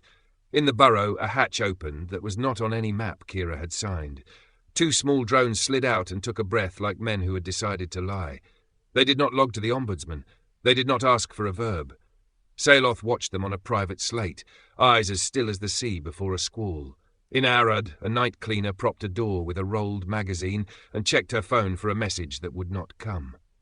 On floor 17, a conference room hummed with air conditioning that had learned the habits of men who preferred to meet where the city felt smaller. Sayaloth's thumb hovered over a soft key labelled alarm. Draft only, Johnson had said. Empty chairs do not read memos, Sayaloth thought and pressed. Arad, 308. Drone A kissed the facade at floor 17 where concrete met pride. A vine of sensor film unrolled, tasted load paths, and began to sing at a frequency only bolts hear when they remember they were once ore. Drone B perched above the fire panel with a plastic key in its mouth. On Sayaloth's slate, the building resolved as stress contours. He watched like an engineer praying, eyes moving, lips still. Alarm, he had pressed. Drone B complied. Lights strobed, sirens wrote agitation on the walls. On the street, a security guard cuffed his radio and swore. In a stairwell, a cleaner flicked ash into a paper cup and decided, just this once, to finish it. Occupancy? Sayaloth whispered to no one. The ledger's reflection, Kira's quiet layer, cut and sifted, said the secure room on 17 had gone dark at 2:59 and should reappear in the lift bank at 03:30. The red blocks on Raj's grid were a promise he was now taking as fact. He signalled sheer. Drone A deepened its song. Somewhere inside the wall, a hairline made its first bad decision. He should have stopped there. He didn't. He sent Drone C. It rode the service shaft like a swallow, belly full of tremblers. The shear slip plan did not need them. The old trembler plan loved them. He chose both and believed he was choosing caution. A minor coax to the valley fault 3 seconds before the column yielded. Physics to write his alibi. He armed the trembler at through 3 twin 57 and told himself, plan only. The city shrugged its shoulders. The column sighed and sat down as if exhausted. Floor 17 became a question with the wrong answer. The conference room canted. Men who liked rooms without windows grabbed at things that had never promised to hold them.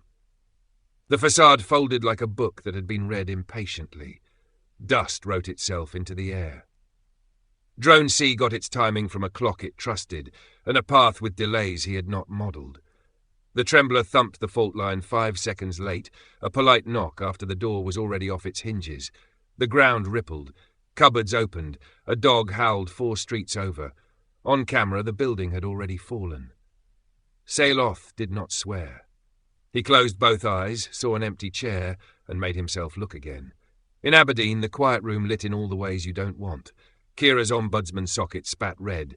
Unauthorized activity. No verb. Johnson's console showed no skerry, no metamorphs, clean, but 2 ghost launches routed through a hatch that wasn't on any map he had signed. Bradley's phone roared on the desk as if it were being chased. Police Scotland, MI6, the deputy PM in Australia, Ellen, 3 words. Brad, what happened? He answered the only one that would put the pieces into a hand he could use. Kira, status. 2 drones, she said, voice ironed flat. No entry in the log. Location, Arad. Fire alarms first, structural failure second, microseism third. Wrong order. Brad, this was ours. Not mine, he said. Find Saloth. I'm already looking, she said, and was gone. On a Tel Aviv feed, the first aerials turned into television. The tower's middle bitten out, glass like rain, sirens knotting the street into a single muscle. A banner found the word Mossad because the building's lease belonged to a shell beloved of people who believed in shells. Bradley's second phone, the one with 3 numbers and no ringtone, throbbed against his palm. MI6, we're seeing it. Your do not just became a did. He kept his voice level. I need your best copy of their copy of the timeline, and I need it yesterday. Send a warrant jacket, the man said. And, Bradley, do not go on camera. I'm not, he said and hung up. He didn't run to the burrow. He walked. Rage runs, command walks.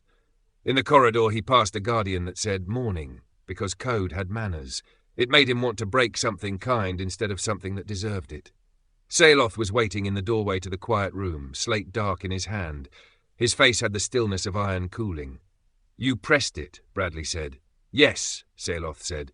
After we agreed. Draft only. Saloth finished for him. I know the words. I know your clocks. I also know chairs that will not be filled. Bradley pointed to the wall where the clocks lived. You have just put a fuse through all of them. The hearing, the tribunal, the fence we built out of manners. The building fell, Saloth said. The fault moved. Physics writes its own statement. Physics signed it badly, Kira said, coming in hot, eyes lit from screens.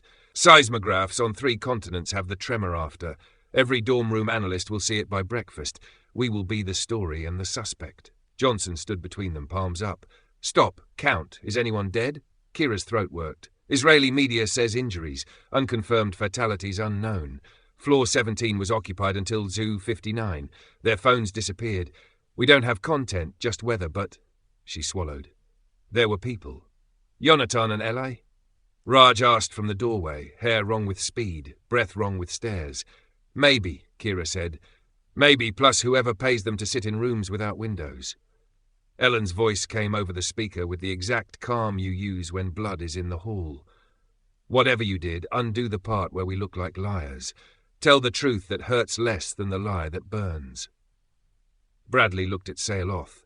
You're finished making moves without me. Effective immediately. Guardian's answer to Kira and the ethics board. Any Ollie-operated platform in our perimeter gets a human kill switch. You will hand me the slate, the rote, the hatch, and the keys, or you will leave. Saloth did not move.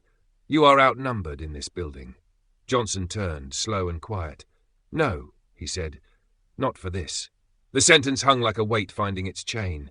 Something eased in Saloth's shoulders. Not surrender. The acceptance of a new angle. He set the slate on the table between them. Then we will do it your way, he said. With daylight. And you will do it mine later if daylight fails. Later has a clock, Bradley said. 90 days. Your clocks, Saloth said again, and there was no winning that line, so Bradley didn't try. Outside, dawn found Glasgow and London and Tel Aviv at once. A presenter with beautiful hair said attack before a producer could say wait. A minister in Westminster said restraint, while a backbencher said NATO. In Washington, someone wrote Article 5 in a text and then deleted the question mark. The deputy PM in Australia, voice dessert rough, called with 2 words that changed the floor under their feet. They accelerated. Mass, Bradley said. Orbit in 3, she said. Hearing in 4 if we're lucky. He looked at the wall with the clocks and thought of his father's 4-line file, the one that had tried to be a map where grief only knew how to be a compass. He wrote because writing is a kind of triage. Accountability is policy, consequence is human. Build for both. Then he turned to the room he held and said the only order that made sense before breakfast. Lawyers now. Ethics now. Comms now. And someone get me the First Minister before Westminster decides what Scotland thinks. The day began again, thinner and louder. The sky would not wait. Neither would the ground. Chapter 18. Fallout and Fractures. By morning, the story had teeth. Aerials looped on every channel. The Arad Tower bit from its middle, dust like a verdict. Studio maps dragged a line from Aberdeen to Tel Aviv, with the lazy certainty of people who love arrows. Kira stood in the quiet room with 3 phones on speaker and a 4th in her hand. Scotland's line, she said, not looking up. Condemn the attack, cooperate with inquiries, reaffirm the accord, 0 speculation. The First Minister wants your words within the hour. Give her mine, Bradley said, short, dull, and legal. MI6 arrived in the room as a voice that had stopped pretending to be calm. We've seen the timing mismatch, he said. Your people triggered alarms before the fault moved, then a microseism after. The Israelis will read that as intent dressed as physics. Are we dead certain about occupants? Bradley asked. Night cleaner got out, the voice said. 3 injuries, 2 confirmed fatalities, names not yet public. The air changed a degree. Johnson closed his eyes briefly, then opened them. We proceed with the tribunal at double time, he said, and we do not hide. Kira slid a sheet across to Bradley. Press at 10, she said. You'll be asked if we did it. We'll say the truth that hurts less than the lie that burns, Ellen said from speaker, mantra-level calm. An unauthorized operation occurred. It violated our rules. We've contained the capacity to repeat it. We're cooperating with every lawful request. Raj winced. Headlines. They admit it. Headlines were going to say that anyway, Kira replied. Now they also say they stopped it. Bradley nodded. Add, we grieve for the dead. We will answer in courts, not with bombs. Good, said the MI6 voice, because Tel Aviv is sharpening words. They won't say Mossad. You won't say Mossad. But their cabinet will say retribution in a way that makes your fences feel thin. The First Minister came on the other line, rain in her tone. NATO called, she said. 2 syllables hung in the air, Article 5. Then everyone remembered we don't need more nouns this week. Washington and London are pushing de-escalation. They want your microphones to say tribunal, not defence. They'll get tribunal, Bradley said, and they'll hear ethics now controls the Guardians. Saloth's slate is in our safe. Kill switches alive. The First Minister exhaled. Bless you, she said, and rang off to bless someone else. At 10, the press stood in the atrium that had learned to hold grief. Bradley kept to verbs. An unauthorized operation launched from our perimeter last night. It violated rules we wrote after my father's death. We have contained the capacity to repeat it. We are cooperating with Police Scotland and international partners. We grieve for the dead in Arad. We will present everything we learn to courts. We will not retaliate in secret. We are builders. When we fail, we fix in daylight. Questions came like hail. Was it Saloth? Will you hand over logs to Israel? Is Scotland safe from retaliation? Are the Guardians armed? Kira took the second. Yes, logs, slates and hatch diagrams through legal channels mirrored to the tribunal. Nothing disappears. Johnson took the fourth. The Guardians carry no lethal modules by default. Their first 3 responses are non-lethal. That has not changed. We've added a human kill switch. Bradley took the first. This was an internal breach. We're not naming individuals while inquiries are active. We are naming rules. They now have locks. He refused hypotheticals, repeated tribunal, left the podium. The clip looped with headlines that did not love him but did not hate him either. Inside, the emergency board met with no coffee and too many chairs. Ellen sat with the charter, Kira with the new SOPs. The retired sheriff who chaired the tribunal took a seat at the table uninvited and then made it look like she'd been asked. First, she said, Guardians to ethics. Done. Second, the hatch. Zevrel projected a schematic. Legacy maintenance port to the storm outfall. It wasn't on the signed map because it predates the signed map. That is an error we will document with embarrassment. Close it, the sheriff said, and write the embarrassment into the minutes. "Done," Kira said. "Third," the sheriff went on, "sail off." Bradley turned. The Ollie leader stood at the end of the table, hands empty, jaw set. "You don't get to move metal without us again," Bradley said. "From now on, any Ollie-operated platform inside our perimeter requires a human co-signer from ethics and a second from operations.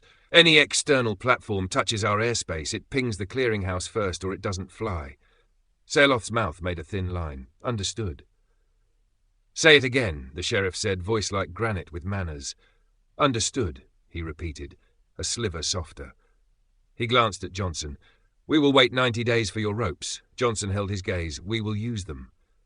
Raylin, who had flown overnight to sit on the ethics side, added quietly, "Our grief will not be your alibi."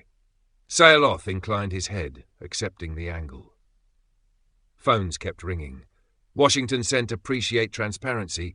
Keep counsel close." Brussels sent "We note the abstracts.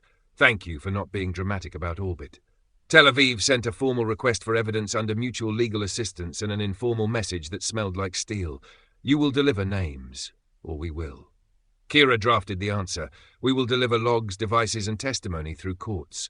We will not launder due process through anger." She read it aloud. "Too pious?" "Just enough," the sheriff said. "Send it." The deputy PM in Australia patched through with desert light and a headache. "Update. Warbird in 3, she said. "Hearing still promised. They used the word preserve again. Our panel added a clause, no demands executed planet-side without this room's consent." "Good," Bradley said. "We'll bring our auditors and our verbs. Bring your surgeon," the deputy added. "And bring your rules. We'll need them." In the corridor outside, the fracture showed itself in small ways. 2 Ollies paused rather than pass Saloth's shoulder close. A guardian stood aside when a nurse said, "Please, pal," and the nurse smiled as if courtesy were oxygen. A junior programmer cried in a stairwell and let Raj stand with him until breath came back. Bradley found a quiet office and opened the 4-line file because routine can be ballast. Truth is policy. Trust is human. Build for both. He saved it, then picked up the phone to the First Minister. 2 asks, he said. "Stand up a joint inquiry with Police Scotland so we don't look like we're marking our own homework, and formalise the tribunal's subpoena powers by emergency order." "Both doable," she said. 3rd ask, "Keep Westminster from using the word NATO on a day with this many nouns." "I'll try," she said. "You keep Saloth from using the word again." "We're trying," he said, and believed it for the length of a breath. They called the emergency sit-down at noon and let the door lock make the sound of a gavel. The sheriff chaired because everyone else had a horse in this fire. 2 items, she said. Red rules, and whether we can still share a building without inventing new exits. Saloth took the end of the table, chin up, eyes steady. Johnson sat beside him, arms folded across a grief that had learned to stand. Bradley kept to verbs. "We need lines that hold when people are loud," he said. "Red rules. Break one and the room stops." Kira slid a single page into the light. "No unilateral launch. Any drone, guardian or watcher requires 2 human signatures. Ethics and operations. No hidden doors. All ports, hatches and maintenance paths are mapped, audited and sealed or supervised. No secret verbs. Every platform declares its verb set, see here, return, before arming. No kinetic action. Any act that alters a building, bridge or body requires tribunal concurrence and an outside jurist's sign-off. Ombudsman kill. A human outside the chain, currently Kira, can drop any platform with a single word. Public abstracts. Every sortie logs a redacted purpose within 24 hours to the clearinghouse. Clock discipline. 90 days of law before anyone speaks the word later and means something sharper. Sign, the sheriff said. Bradley signed. Raj signed. Kira signed, then placed the pen in front of Saloth and said very gently, "Please." He looked at the pen for a long time. "Red is the colour of our chairs," he said, "not of your rules." Then he took the pen and signed in a hand that could have cut glass. Johnson signed last and laid his palm on the paper as if blessing it. "We will remind each other when anger speaks louder than verbs." Outside the room, the fracture showed its bones. In the Ollie workshops, 2 engineers stood when Saloth entered but didn't reach for their slates. "We follow red rules," one said, voice carefully neutral. Saloth's mouth twitched, pride or pain. In the human wing, a programmer pinned "No unilateral launch" above his monitor like a saint's card. A nurse asked a guardian for space with, "Step away, please," and the machine obeyed and added, "Apologies," because Kara had insisted manners were a safety feature. At the gate, the protest split into two small camps, no robot army and no secret war. A third sign read, "Fix, don't fight," in a child's felt tip. Allies and rivals shifted their chairs. Washington, appreciate candor. Will second forensic analysts your tribunal under UK lead. No bodies on site, keep your guardians dull. London, joint inquiry stood up with Police Scotland. Brief Parliament in camera, do not let cameras in. Brussels, note abstracts. We'll host a methods symposium, your sheriff, your ethicist, our auditors. Bring the red rules. Canberra, Warbird advanced. Hearing T4 confirmed. Clause added, no enforcement planetside without panel consent. Tel Aviv, formal. Transmit all logs and devices under MLAT. Facilitate interviews. We reserve our rights. Tel Aviv, informal. Deliver names before the 7-day mark or learn what patience is not. China issued a statement about sovereignty and stability, 3 times each. Moscow denied interest and asked theatrically what a metamorph was. A Gulf state offered to fund a neutral facility nowhere near Aberdeen. Bradley answered the friendlies first, the angrier second. To Tel Aviv, logs and devices, yes, through courts and mirrored to our tribunal. Interviews, yes, under oath. Names, when proven. We will not launder Fury as evidence. He copied MI6 and the sheriff, so the reply had witnesses. Expect a public snarl, MI6 warned. They need to look 9 feet tall on domestic TV. They can posture, the sheriff said. We can prosecute. By evening, the tribunal room was standing room only. Counsel from 3 capitals on screens, a stenographer who typed as if paid by the keystroke, the sheriff in her cardigan of war. She signed the preservation orders and the cross-border warrants, then looked straight into the nearest camera. If anyone so much as restarts a router in these firms without our say-so, she said, I will make a hobby of their calendar. Kira published the Red Rules and the Ombudsman Registry, a time-stamped list of every kill word, arm and test, signed by 2 humans, visible to anyone who could read. Comment threads lit with arguments that were often smarter than the rules. She wrote I beside the ones they would adopt. Ellen stood in the hospital atrium and briefed staff like a captain in a storm. If you're asked for a quote, decline politely. If you're asked for logs, route to legal. If you're asked for comfort, give it twice. Raj phoned the union convener. We'll run safety town halls before we run press. Bring questions, bring complaints. We'll write them on the wall and fix the ones that are real. Saloth came to the atrium late, when the last camera had gone. The candles for Maxwell had been cleared long ago. Someone had left a single tea light and a photo of Kavir, printed on office paper, taped to a pillar. Bradley joined him, hands in pockets, posture that tried not to be defensive. Your red rules smell of fear, Saloth said. They smell of brakes, Bradley said. Cars with good brakes go faster, safer. You will still need steering. That's what the tribunal is for. He waited, then added, and for what it's worth, I'm sorry I made you sign at a table you didn't choose. Saloth's mouth tilted. You did not make me. Your friend with the empty chair did. He tapped his chest once. We count too. They stood a while in the quiet that follows long days. 4 days, Bradley said at last. Then we argue with a warbird. We will not be enough, Saloth said, but we will be precise. Precision and manners, Bradley said. It's what we've got. The red rules changed the way rooms sounded. Every launch request now came with 2 humans and a laminated verb card. Scary did a dull loop and returned dripping, proud of its boredom. The metamorphs lifted twice, published abstracts that said almost nothing and said it clean. The Ombudsman Register gained 2 lines. Kill word tested, passed. Kill word used, test cancelled. Commenters argued whether home was the right kill word. That night Bradley opened his father's 4-line file because ritual makes sense when nothing else does. Limits are policy, loyalty is human. Build for both. He saved it and turned to the window. Offshore, the ring of ships pulsed once, polite as ever. Somewhere beyond Mars's vanity, a combing structure moved like a thought you don't say out loud. His phone buzzed. The deputy PM again, hearing format received. They call it an inquiry of preservation. Bring the ones who write your rules, and bring proof you can stop yourselves. He looked at the red rules on the table, signed and smudged and already lived in. "We'll bring them," he said to the empty room, then louder to the hall outside. "Pack your cardigans, Sheriff." "Already folded," she called back, and the building, for the first time that week, felt briefly like scaffolding that would hold. Chapter 19. Approaching Shadows. The abstracts went up at 9. Met 0102 observed a narrow-band comb combing the inner system. Source non-terrestrial, inbound. No dwell on Earth orbit. No adjectives, just sky turned into paperwork. The quiet layer's weather bloomed blue in 12 capitals and cooled again. In Brussels, someone scheduled a technical, which meant moral if a microphone appeared.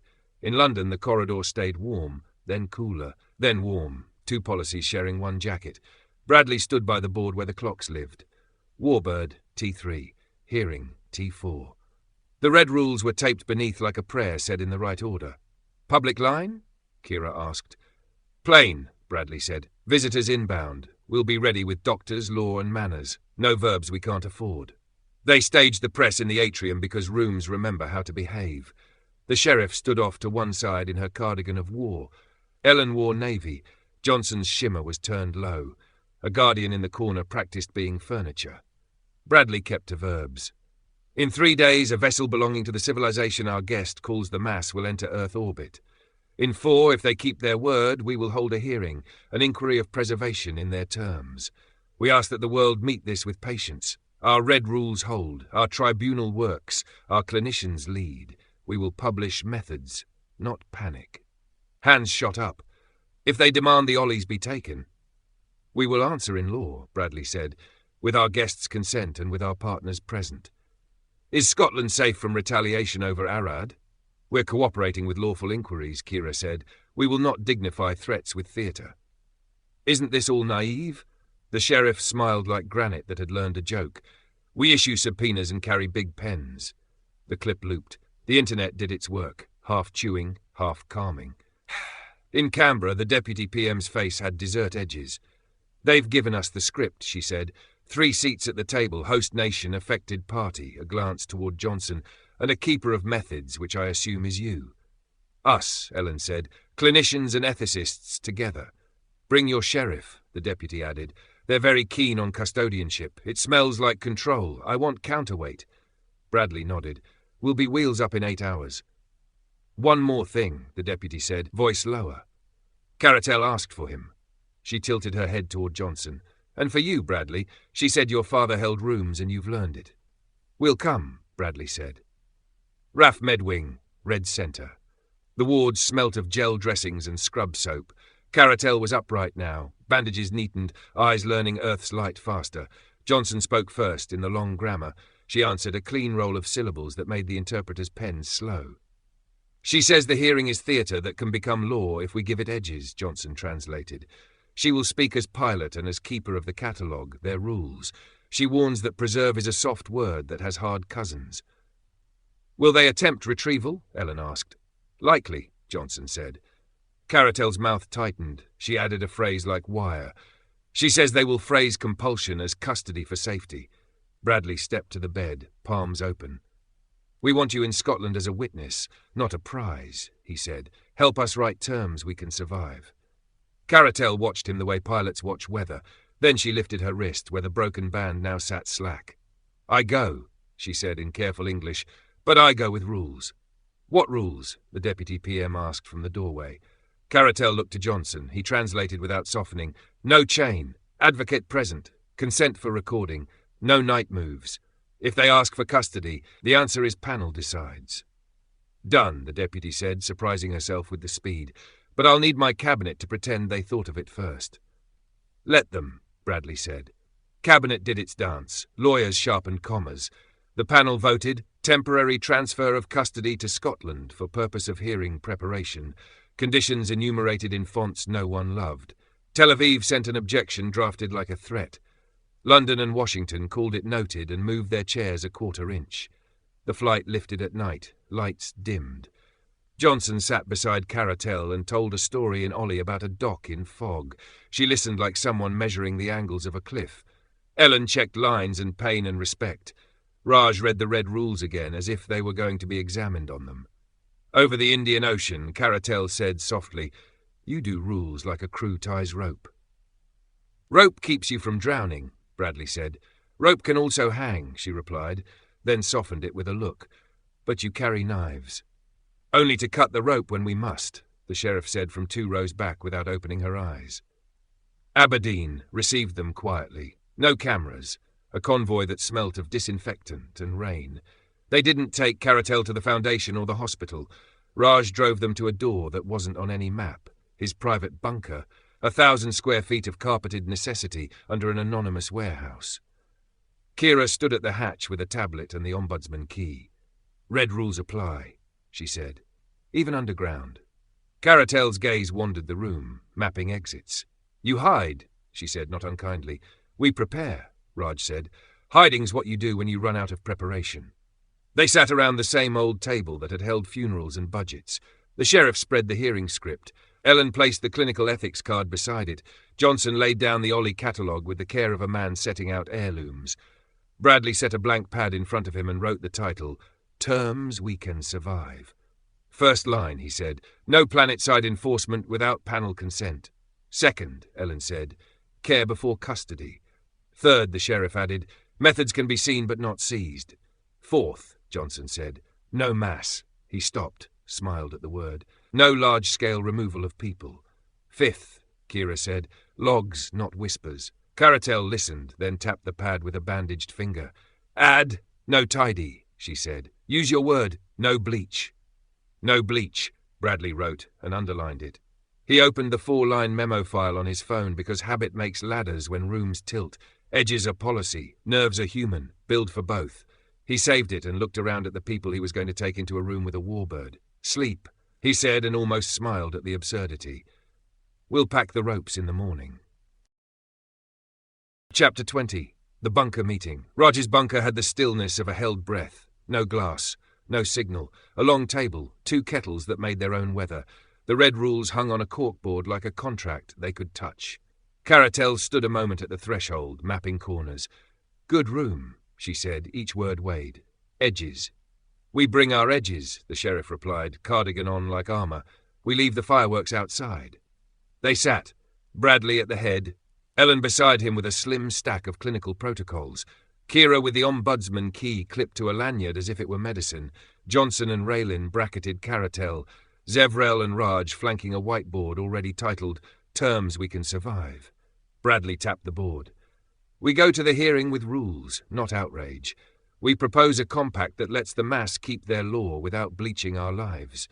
Draft with me. Care before custody. Any planet-side action against the Ollies routes through clinicians and courts.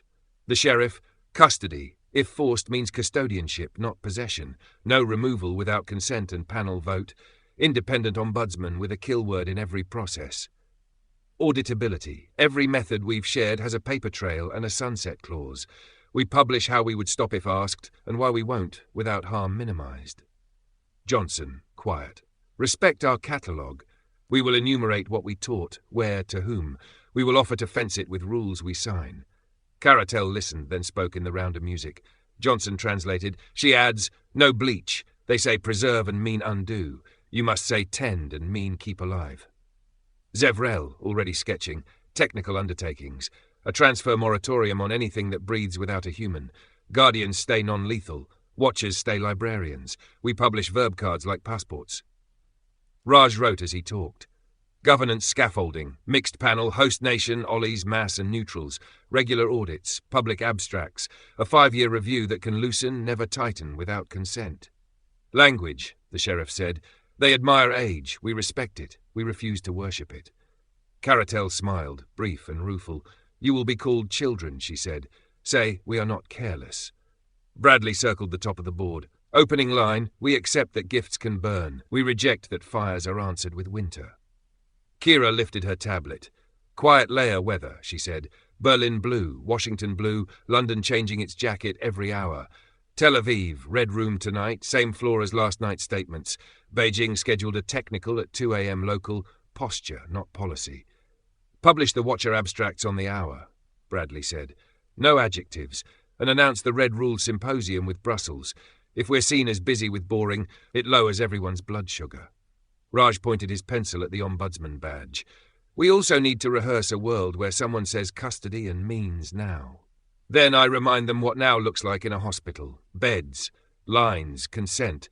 We use their love of procedure against their love of power. The sheriff, and I say the word jurisdiction until they need a chair. Caratel's gaze moved to Bradley. They will probe your anger, she said.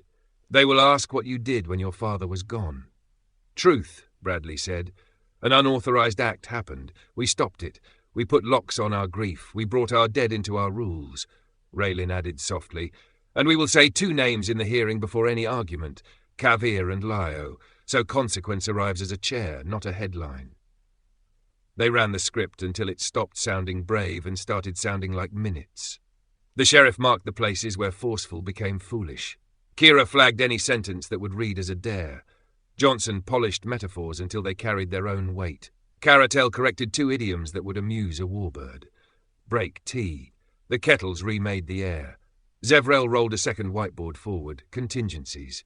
Attempted retrieval, Raj said. We need roots, not heroics. If someone reaches, we do not pull. Kira, red corridor to the hospital's underground wing, already prepped. Guardians in de-escalation posture. No contact unless a human says engage. Ellen, ambulance on idle in the service bay. If we move once, and we don't look back. The sheriff, legal writs pre-drafted. If they try anything without panel consent, we file in 3 courts and spend the rest of the month being extremely boring in public. Bradley nodded. No scary, no metamorphs within hearing distance. Red rules hold. Zevrel looked faintly bereaved. But she wants to help, he said, meaning scary. She helps by being dull, Kira said, like the best guard dogs. Johnson's shimmer deepened, the Ollie version of a sigh. We will also write a courtesy your rope, in their grammar, he said. An appeal to prudence that does not sound like defiance. They are allergic to defiance. Caratel approved with a small tilt of the head. Say we accept correction, not we refuse. Then show their correction is harm. The Deputy PM appeared on a small screen, hair up, voice steady. We briefed Parliament in camera. You have the room you asked for. Strings attached. Keep the press busy with updates that are not explosive. And please, for the love of dust, no surprises. Only boring, Bradley promised. She eyed the red rules behind him. Good. People like boring when the sky is loud. Night, then. They doled sleep in envelopes. Raj gave Caratel his own blanket and a spare hoodie with RGU alumni cracked across the chest. She tested the zipper like tech. Bradley lingered at the table. The 4-line file glowed on his phone. The pen in his hand made a sound only he could hear. Procedure is policy. Presence is human. Build for both. He saved it, looked around the room that had learned to be a keel, and said what captains say when the tide is on time. Right, ropes in the morning. Chapter 21. Betrayal and Seizure. Dawn put a dull edge on the fence. Inside, the status wall read hearing T2 and tried not to notice the hour. Kira's console stuttered, then filled with a red that meant not your rules. Guardian's custodian posture. Local net only. The ombudsman's socket spat the kill word twice. Nothing fell. She hit the internal line. Ops to all floors. Remain at stations. Do not challenge units. This is a network partition, not a fire. Doors softened shut with the courtesy of new seals. The Guardian stepped to junction points and grew taller by doing nothing. Lights stayed on. Alarms stayed quiet. The building exhaled and refused to inhale. Source? Bradley asked, crossing the quiet room without raising his voice. Physical sever, Kira said. East and south fibre trunks cut and looped through the legacy hatch we just mapped. They've gone island mode. The kill word can't cross water. Saloth stood in the doorway as if he had always been there. Operational hold, he said. Until you're hearing. No exits, no entrances, no surprises. Our people will not be walked to an orbit they did not choose. That isn't your call, the sheriff said from beside the red rules, cardigan like a court order. Saloth met her eyes. You wrote no unilateral launch. I am not launching. I am stopping. You're detaining, Kira said, without authority. Authority, Saloth replied, is the art of preventing harm the rules did not imagine. Bradley put his palms on the table the way you steady a ladder. Stand it down. After the hearing, Saloth said, we do not trust your visitors to admire rope. Johnson's voice was the quiet that stops rooms. Saloth, A small muscle worked in the Ollie leader's jaw. "Empty chairs," he said. "I build boxes so I do not fill more." "Then build them with us," the sheriff said. "You're 2 signatures short and a statute out." Kira's tablet buzzed. "Media drones at the gate," she said. "Staff are texting family they can't leave. We have 1 patient transfer stuck at the west turn. If a midwife needs this corridor, your posture becomes a headline." Saloth's stare did not soften. "Clinicians move with escorts," he said. "All else waits." "Escort them then," Bradley said. "Right now." He didn't wait for the reply. He called the deputy PM in Australia on the line that skipped ceremony. "We've got a hold inside the fence," he said. "It's contained, no injuries. The rules will hold. Please keep Canberra from imagining a coup." "Understood," she said. "Keep your adjectives dull. Mass ping in 4 hours to confirm venue." They took the ping in Raj's bunker because that room could be trusted not to improvise. The red rules hung on the corkboard like a laminated spine. Caratel sat upright, bandages neat, eyes learning the colour of Aberdeen light. "Handshake only," Kira said over the speaker. "No content. We bounce, we log, we hang up." Johnson rolled the vowels of the mass protocol in his mouth like a key. "I will say present, not ready." The sheriff checked her watch. 2 minutes, edges on. Bradley sat, wrote a line at the top of his pad because ritual kept his hand from forgetting how to be steady. Steering is policy, stance is human. Build for both. He capped the pen. "Let's ring the sky." Caratel lifted her wrist. The room's receiver woke without being told to. A hum you felt before you heard. Johnson spoke the long greeting. The air learned to answer. "Handshake," Kira confirmed in their ears. "Clean, no payload." On the spectrum plot, a comb narrowed, as delicate and procedural as a judge adjusting spectacles. The receiver threw up a string of characters that looked like a phone number for angels. "Answer code." Johnson breathed. "I will." The plot snapped tight. "Pinpoint," Caratel said in English, too late for anyone to pretend they hadn't seen it coming. The room tilted without moving. Light remembered how to be water. The table's edge blurred. Raj reached for the console and caught nothing. "Cut!" Kira shouted over the line. "Kill power! Kill power!" The kettles went dead. The emergency lights did not come on. The red rules looked very brave and very printed. For a fraction of a fraction they stood in a place that had no corners. It tasted like metal and old storm. Then the corners returned, but they were the wrong corners. A cell with a thick window onto stars. The hush of systems that had learned the habit of forever. A door that did not admit to being a door. Bradley steadied himself with both hands on a rail that did not exist before. Raj swore softly, reverently. The sheriff touched her cardigan as if checking jurisdiction. Ellen's breath came steady because she had taken breaths in worse rooms. Johnson's shimmer thinned and then held. Caratel did not look surprised. She closed her eyes once, opened them, and stood a fraction straighter. The screen in the wall lit with a face that carried age like a weapon that had been put down carefully. The voice came with the clarity of someone who never worries about microphones. "I am Commander Yorlek," it said, "of the mass vessel assigned to interventions of preservation. You have requested a hearing. You have also destabilized a building." Bradley found the place in his chest where his father had kept the sentences that belong at the start of storms. "We requested a hearing," he said. "We brought our rules, and we intend to leave with our guests." "Intend," Yorlek repeated, tasting the word. "We prefer comply." The screen cooled to an emblem that looked like a knot. Back on Earth, Kira's tablet showed 3 things at once. Link lost. Bunker. Hold continues. Campus. Media. Where is Bradley Maxwell? She put her hands flat on the desk and spoke a sentence that turned into a plan. "Okay," she said to the room that still had walls. "We don't have our captain. We do have his rules. We'll run them until he gets back." And the building, boxed and breathing, learned a new way to be quiet. Chapter 22. The Arrival of the Warbird. The cell had the decency of clean air and a window that wasn't a window. Stars held still the way only instruments can manage. A seam hissed. The wall learned to be a door. 2 mass figures stood like patients in armor that wasn't metal. Between them, a lens. "I am Commander Yorlek," said the voice from the lens. "This vessel is tasked with interventions of preservation. You requested a hearing. We acknowledge. We also requested consent for any planet-side enforcement. the sheriff said, cardigan buttoned like a writ. You will acknowledge that as well. Consent is an outcome, Yorlek replied. For now, custodianship. Ellen took a step, steady as a theatre nurse. If custodianship means the removal of a patient against advice, we decline. Care before custody. Caratel spoke in the long grammar, measured, unafraid. Johnson translated, soft as glass.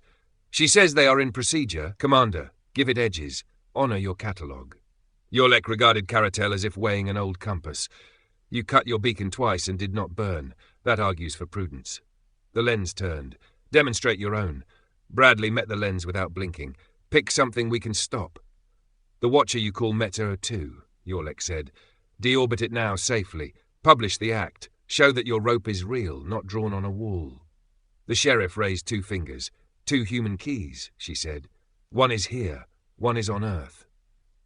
Then use both, Yorlek said, and the door sealed. Kira took the call in the quiet room that had learned to be a bridge. The ombudsman register glowed. The red rules hung like a spine. 2 keys, Bradley said over the narrow thread the warbird permitted. Deorbit Mezzo 2. Safe splash. Full abstract. Copy, Kira said. I'll miss her. She'll like being a librarian in the sea, Raj said from the other end of the line, trying to make humour behave. Kira keyed the sequence. Ombudsman present. Ethics present. Verb change. Return. She breathed once, then spoke the word that was allowed to be magic. Home. Far above, a long teardrop remembered gravity without panic. It tipped its ribs closed, turned drag into caress, and went to find the ocean like a promise kept. The clearinghouse abstract went out inside the hour. Met 02, deorbited by order of ethics, OPES. Splashdown coordinates attached. Full toolchain hashes below. Good rope, the sheriff said into the lens. Your turn. Yorlek did not answer with praise. The starfield blinked once on their window. 2 fine combs swept, precise, then disappeared. Your remaining watcher is now inert, he said. We will not allow secret observers to nibble at a hearing. It wasn't secret, Kira said aloud to the empty line, already drafting the abstract. Metro 1 disabled by external agent. Health and ethics notified. No adjectives. Just weather. On Earth, Saeloth's operational hold held. Guardians stood at junctions and learned how to look like pillars. Kira sent an order that obeyed both safety and optics. Green corridor. Clinical only. The machines opened a path for a midwife and a porter with a cot. A guardian said, after you, because manners were a constraint as strict as bolts. At the gate, drones hovered and guessed. The First Minister's office put out a sentence that tasted like cold water. We condemn the unauthorised action in Arad. We welcome lawful inquiry. We will not make Scotland a theatre. It did not trend. It did not need to. The tribunal sat through lunch. The sheriff signed preservation orders that bit clean. If any firm under our warrants so much as reboots a router, she said to 3 screens and a stenographer, they will learn the long month. The warbird brought them to a room that pretended to be a court without the indecency of benches. 3 seats faced the lens. Host, affected, keeper of methods. The sheriff took host. Johnson and Raylin, flanked by Caratel's careful silence, took affected. Ellen and Bradley shared methods, because medicine without governance was a sermon without a collection. Yorlek's emblem turned back into a face. Terms, he said. The sheriff spoke first. No planet-side enforcement without panel consent. Care before custody. Bradley, methods may be seen, not seized. No removal of persons without consent and recorded vote. Kira's voice came thin along the permitted thread. Public abstracts. Red rules in force. Caratel added one, in English, so no one could pretend to miss it. No bleach. Yorlek listened the way glaciers listen to villages. Your catalogue of contamination is long, he said. Robotic proxies, medical heuristics, a satellite net that pretends to be fog, gifts to children. We're not children, Bradley said. We're careful. Then you accept correction, Yorlek said. Your guardians remain non-lethal. Your drones become librarians. Your medical practice publishes how to stop as loudly as how to start. You intake no new non-human methods without review. That's our offer, Bradley said. Not your edict. Yorlek angled his head, almost amused. Offer implies leverage. We brought our own, the sheriff said, and set the red rules on the plinth like a relic. We can stop ourselves. You've seen it. A beat that tasted like calculus. Very well, Yorlek said. Hearing in 36 hours. You will present your catalogue and your ropes. We will render preservation terms. And planet-side actions? Ellen asked. Frozen, Yorlek said. While courtesy holds. The door learned to be a door again. The stars resumed pretending to be still. Bradley let the breath out slow. Edges, he said. We keep them. Johnson glanced at Caratel, who had not sat. We are inside a needle, she said. Do not lean. Back in Aberdeen, Kira ran the building by sentence. Shift change through Green Corridor. No press on property. Town hall at 18, staff only. Questions on the wall, answers in the minutes.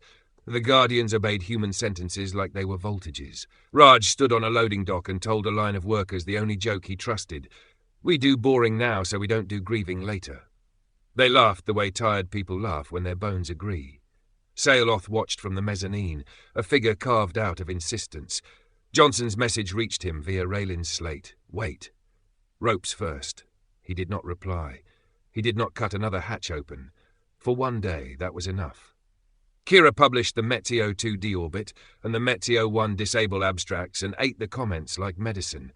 She added a line to the public register. Ombudsman kill, tested. Ombudsman kill, reserved. The page looked like a city map of rules. The Deputy PM called at dusk.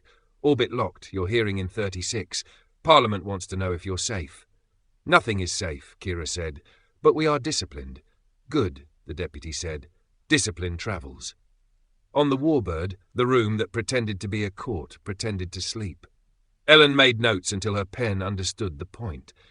The sheriff folded her cardigan over the back of the chair as if marking territory in a place that did not believe in it. Raj stared at the stars and decided not to tell them any jokes. Johnson taught Bradley 2 more words in the long grammar. One for rope, one for bruise you ignore.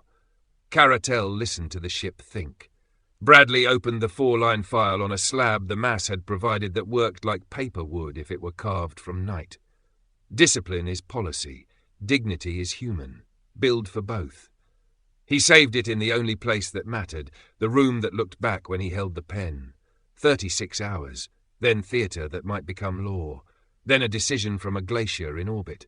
He set his hand flat on the red rules and felt them hold. Chapter 23. The Final Decision. They called it a hearing and made it look like one. 3 seats, a lens, a ship that could erase geography with a thought and had chosen for the moment to argue. The sheriff opened with paper. Catalogue first, she said, and placed the stack on the plinth like an altar offering. Robotic proxies, non-lethal only. Watchers 3 flights, 1 deorbited by our order, 1 disabled by yours, 1 grounded. Medical methods, delivery tricks, not miracles, published with stop procedures. Red rules signed, enforced, audited. Ellen followed with verbs, care before custody, consent before movement, logs before law. She set down the clinical protocol like a spine. Johnson and Raylin spoke the long grammar. We enumerate what we taught, Johnson said. We fence it with rules we sign. We do not pretend the sky is empty. We do not pretend the ground is yours. Caratel did not take a seat. No bleach, she said in English. You say preserve. You mean undo. Don't. Yorlek listened with the stillness of old ice and then turned the blade. Arad, he said. Your ledger puts the music before the fault. You call it an unauthorized act. I call it proof of your appetite. The appetite is contained, the sheriff replied, and accountable. We are not claiming virtue, Commander. We are claiming discipline. Discipline is untested until it costs you, Yorlek said mildly. So, cost. He raised a hand. The window became a spectrum plot. This is the shape of your non-terrestrial substrates, the tiny songs in your proxies and watchers, the signature of your cleverness. We have prepared a quench that cools them into memory. It is surgical. It is local. It will not singe your kettles. Kira's voice came thin along the permitted thread. Define quench. An erasure, Yorlek said. Circuits go to glass. No explosions, no bodies. Preservation of what you are without what you borrowed. Bradley kept his hands flat. That's seizure by other means. That is a pause, Yorlek replied, while we write terms, while you prove your ropes are not painted. The sheriff leaned forward. Planet-side enforcement requires panel consent. You have it, the deputy PM said from Canberra's box, jaw set. On condition, hospitals first, clear corridors, no human hurt, full logs to the tribunal. Ellen didn't look away from the lens. "We move patients now. Kira?" "Green corridor," Kira said. "On it." Yorlek lowered his hand. "Begin." Aberdeen learned a new quiet. Guardians froze, palms open. The metamorph cradles cooled and stayed stories. In Bay 2, a robot arm paused with a screwdriver halfway to a screw and very gently put both down. Kira ran red rules like a power station. "Green corridor live. ICU transfer go. Ethics on floor. All hands off anything that hums and isn't a kettle." "Quench has entered the perimeter," Zevrel reported, eyes on Spectra. "It is elegant. Our boards are vitrifying without heat. It feels like shame done kindly." "Log it," the sheriff said from space. Every device, every minute. The clearinghouse abstract appeared on the public page like a weather warning. External quench in effect.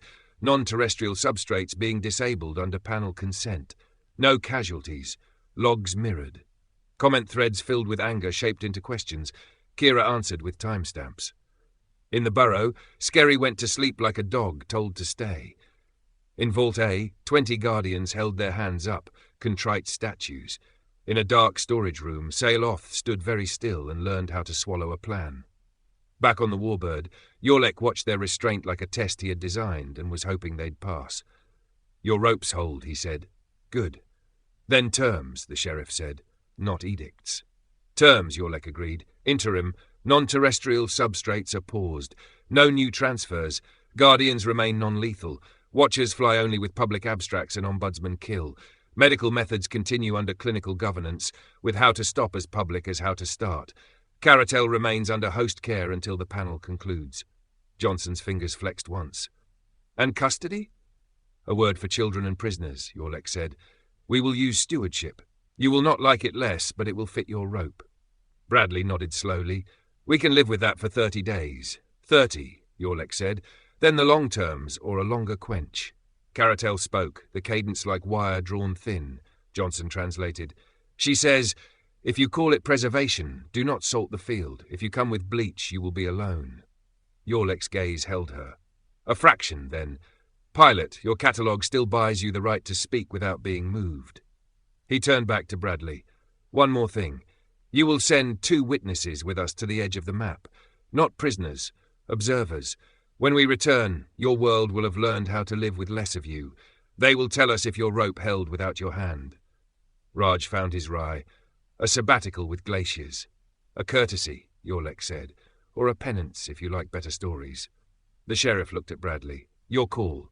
Bradley thought of his father's file and of his own one-line prayers. He thought of Kira downstairs running a city with sentences and of Saloth learning how to be a pillar instead of a lever. He thought of rope. "Observers, not hostages," he said. "Return date written. Terms published. Right to refuse if the panel breaks." "Agreed," Yorlek said. "Names?" Bradley felt the answer arrive before he liked it. "Me," he said, "and Raj." Raj raised a hand. "I reserve the right to make fun of your catering." "Bring your cardigan," the sheriff murmured to him, "because humour is jurisdiction too." Yorlek inclined his head. 30 hours. We reconvene for the written terms." The lens dimmed. The starfield went back to pretending it was still. Ellen exhaled. "We kept the room," she said softly. "For today," the sheriff said. "Do it again tomorrow." Bradley opened the 4-line file on the slab the mass had given them. The handwriting looked like his father's when he made it neat. Compliance is policy. Conscience is human. Build for both. He saved it, and for the first time since the sky learned their names, let himself feel tired. 30 hours later, the ship learned to be a court again. Papers arrived as light. Interim stewardship compact. 30 days. The sheriff read first, voice like a calibrated tool. 1. Quench remains in effect for all non-terrestrial substrates. Exceptions none. Clinical work continues on Earth-grade hardware only. Methods remain published with how to stop as loud as how to start. 2. Guardians, non-lethal constraint codified. Public verb cards. Ethics ops dual keys. Ombudsman kill valid across all custodians. 3. Watchers, no covert flights. Public abstracts before launch. Kill word honoured by design. Logs mirrored to the clearinghouse. 4. Catalogue. Assigned inventory of every transfer to date. Escrow copies under tribunal seal. Quarterly audits with public minutes. 5. Persons, no removal of Ollies without consent and panel vote recorded. Care before custody is operative grammar. 6. Planet-side actions by the mass, none without panel consent. Any authorized action logs to the register within 1 hour. 7. Observers. 2 human observers to embark, 180 days maximum. Status guests, not detainees. Right of return if the panel breaks or consent is withdrawn. 8. No bleach clause. Preservation forbids sterilization, depopulation, or erasure of human medical knowledge already published. 9. Disputes. The panel sits continuously. The sheriff holds gavel on process. Canberra hosts, minutes public. Yorlek inclined his head. Accepted, with the understanding that the long terms will be sterner. We'll be older in 180 days, the sheriff said. Sterner will have to argue with wiser. They signed in their different ways. The sheriff with a fountain pen that had tried cases, Ellen with her neat theatre hand, Johnson and Raylin in curves that looked like constellations, Canberra's deputy with sand in her vowels, Yorlek with a glyph that felt like a knot, remembering it had been rope. Handover began with lists. Kira packed 2 data rods of the Red Rules, the Tribunal Charter, and a letter for whoever keeps time on a glacier. Ellen tucked meds and bandage algorithms and a laminated consent card in 3 languages. The sheriff pressed her pen into Bradley's palm. Jurisdiction is sometimes handwriting, she said. Raj arrived with a rucksack and a grin that failed twice before it worked. I brought a hoodie and hubris, he told Yorlek's aide. I'll share both. Bradley wrote 3 notes, one to the First Minister, we'll come back with terms or with better arguments, one to Kira, you have the keys, keep the ropes, write minutes like case law, and one to sail off, hold. Caratel stepped close enough for courtesy to become advice.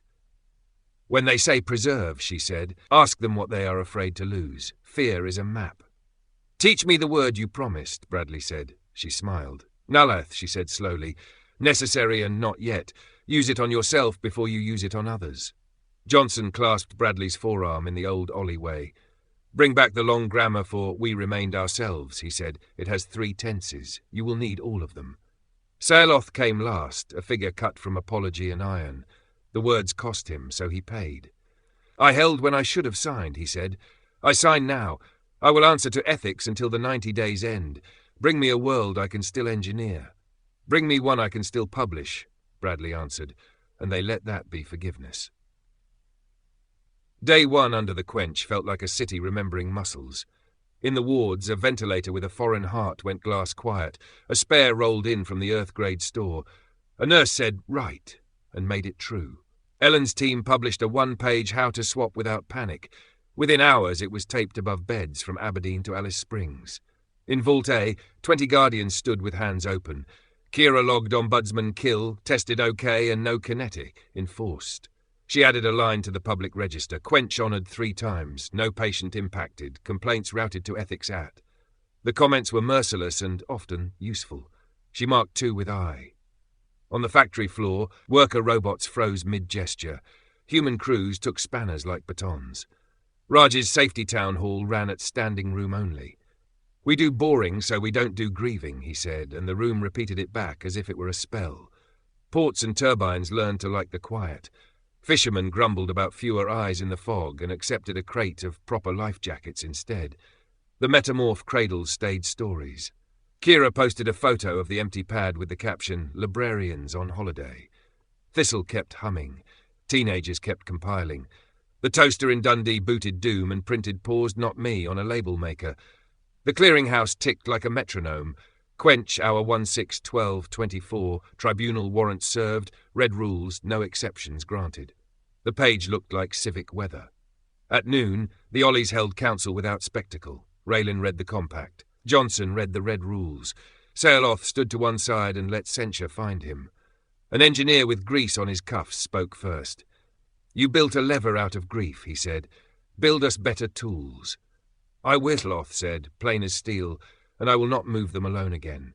A junior, young enough to remember only Earth, asked if they were still welcome in the city. Johnson answered for all of them. Yes, he said, because we keep our rules where people can see. They voted to remove Saeloth from operational command for the 90 days. He accepted the wrench from his belt, placed it on the table, and did not leave the room. Engineers know the cost of talk. He took the load on with his hands. The embarkation had no romance, no beam of light, just a corridor that learned to be a threshold. Yorlek met them with the nod you give to people you plan to test. Observers, he said, and the word did not try to be kind. Witnesses, the sheriff corrected, and handed him a copy of the compact printed on paper that would tear if anyone tried to make it a flag. Kira's voice came up the thin thread permitted through the quench. "Remember Nalaith," she said, "and eat. We'll bring you back better minutes," Raj told her, "and stories about space kettles." Bradley looked once at the red rules pinned to the bunker corkboard, once at Caratel, once at the sheriff. "Rope holds," he said. "Because hands do," the sheriff replied. The door closed with the politeness of a well-set bone. The ship adjusted its thinking to include 2 more stubborns. In Aberdeen, Kira turned to the room that still had corners. "Right," she said. "Town hall in 10. Tribunal at 2. Abstracts on the hour. We keep the ropes." She opened the public log and wrote the line Bradley would have written. "Departure is policy. Return is human. Build for both." Chapter 24. Orbit Etiquette. The warbird taught them corridors like sentences. Subject, verb, object, door. A mass attendant, neither soldier nor nurse, walked Bradley and Raj to a room that had the decency of chairs and a window that pretended not to be a screen.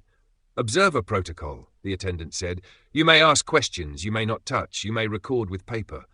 Raj lifted his notebook. "Vintage," he said. "Goes with my hoodie." Yorlek appeared in the door as if the ship breathed him. "Catalogue audit," he said. "Begin."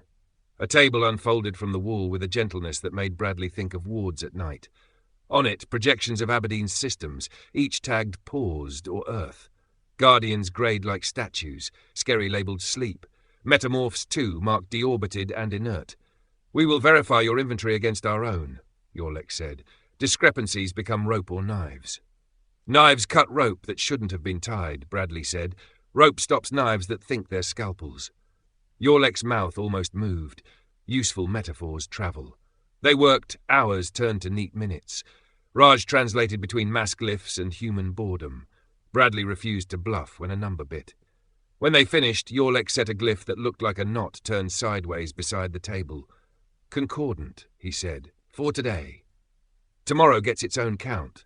Bradley said, "Good," Yorlek said, which from him felt like weather clearing. On Earth, Kira ran the first town hall without adjectives. Questions on the wall. "Answers in the minutes," she said. "No mic drops. If you need to swear, do it into the T." Hands. A porter. "Will the quench break the lifts?" "Not if they're ours," Kira said. "We serviced them twice this morning." A nurse. "Are we safe from revenge?" "We don't do guarantees," the sheriff answered.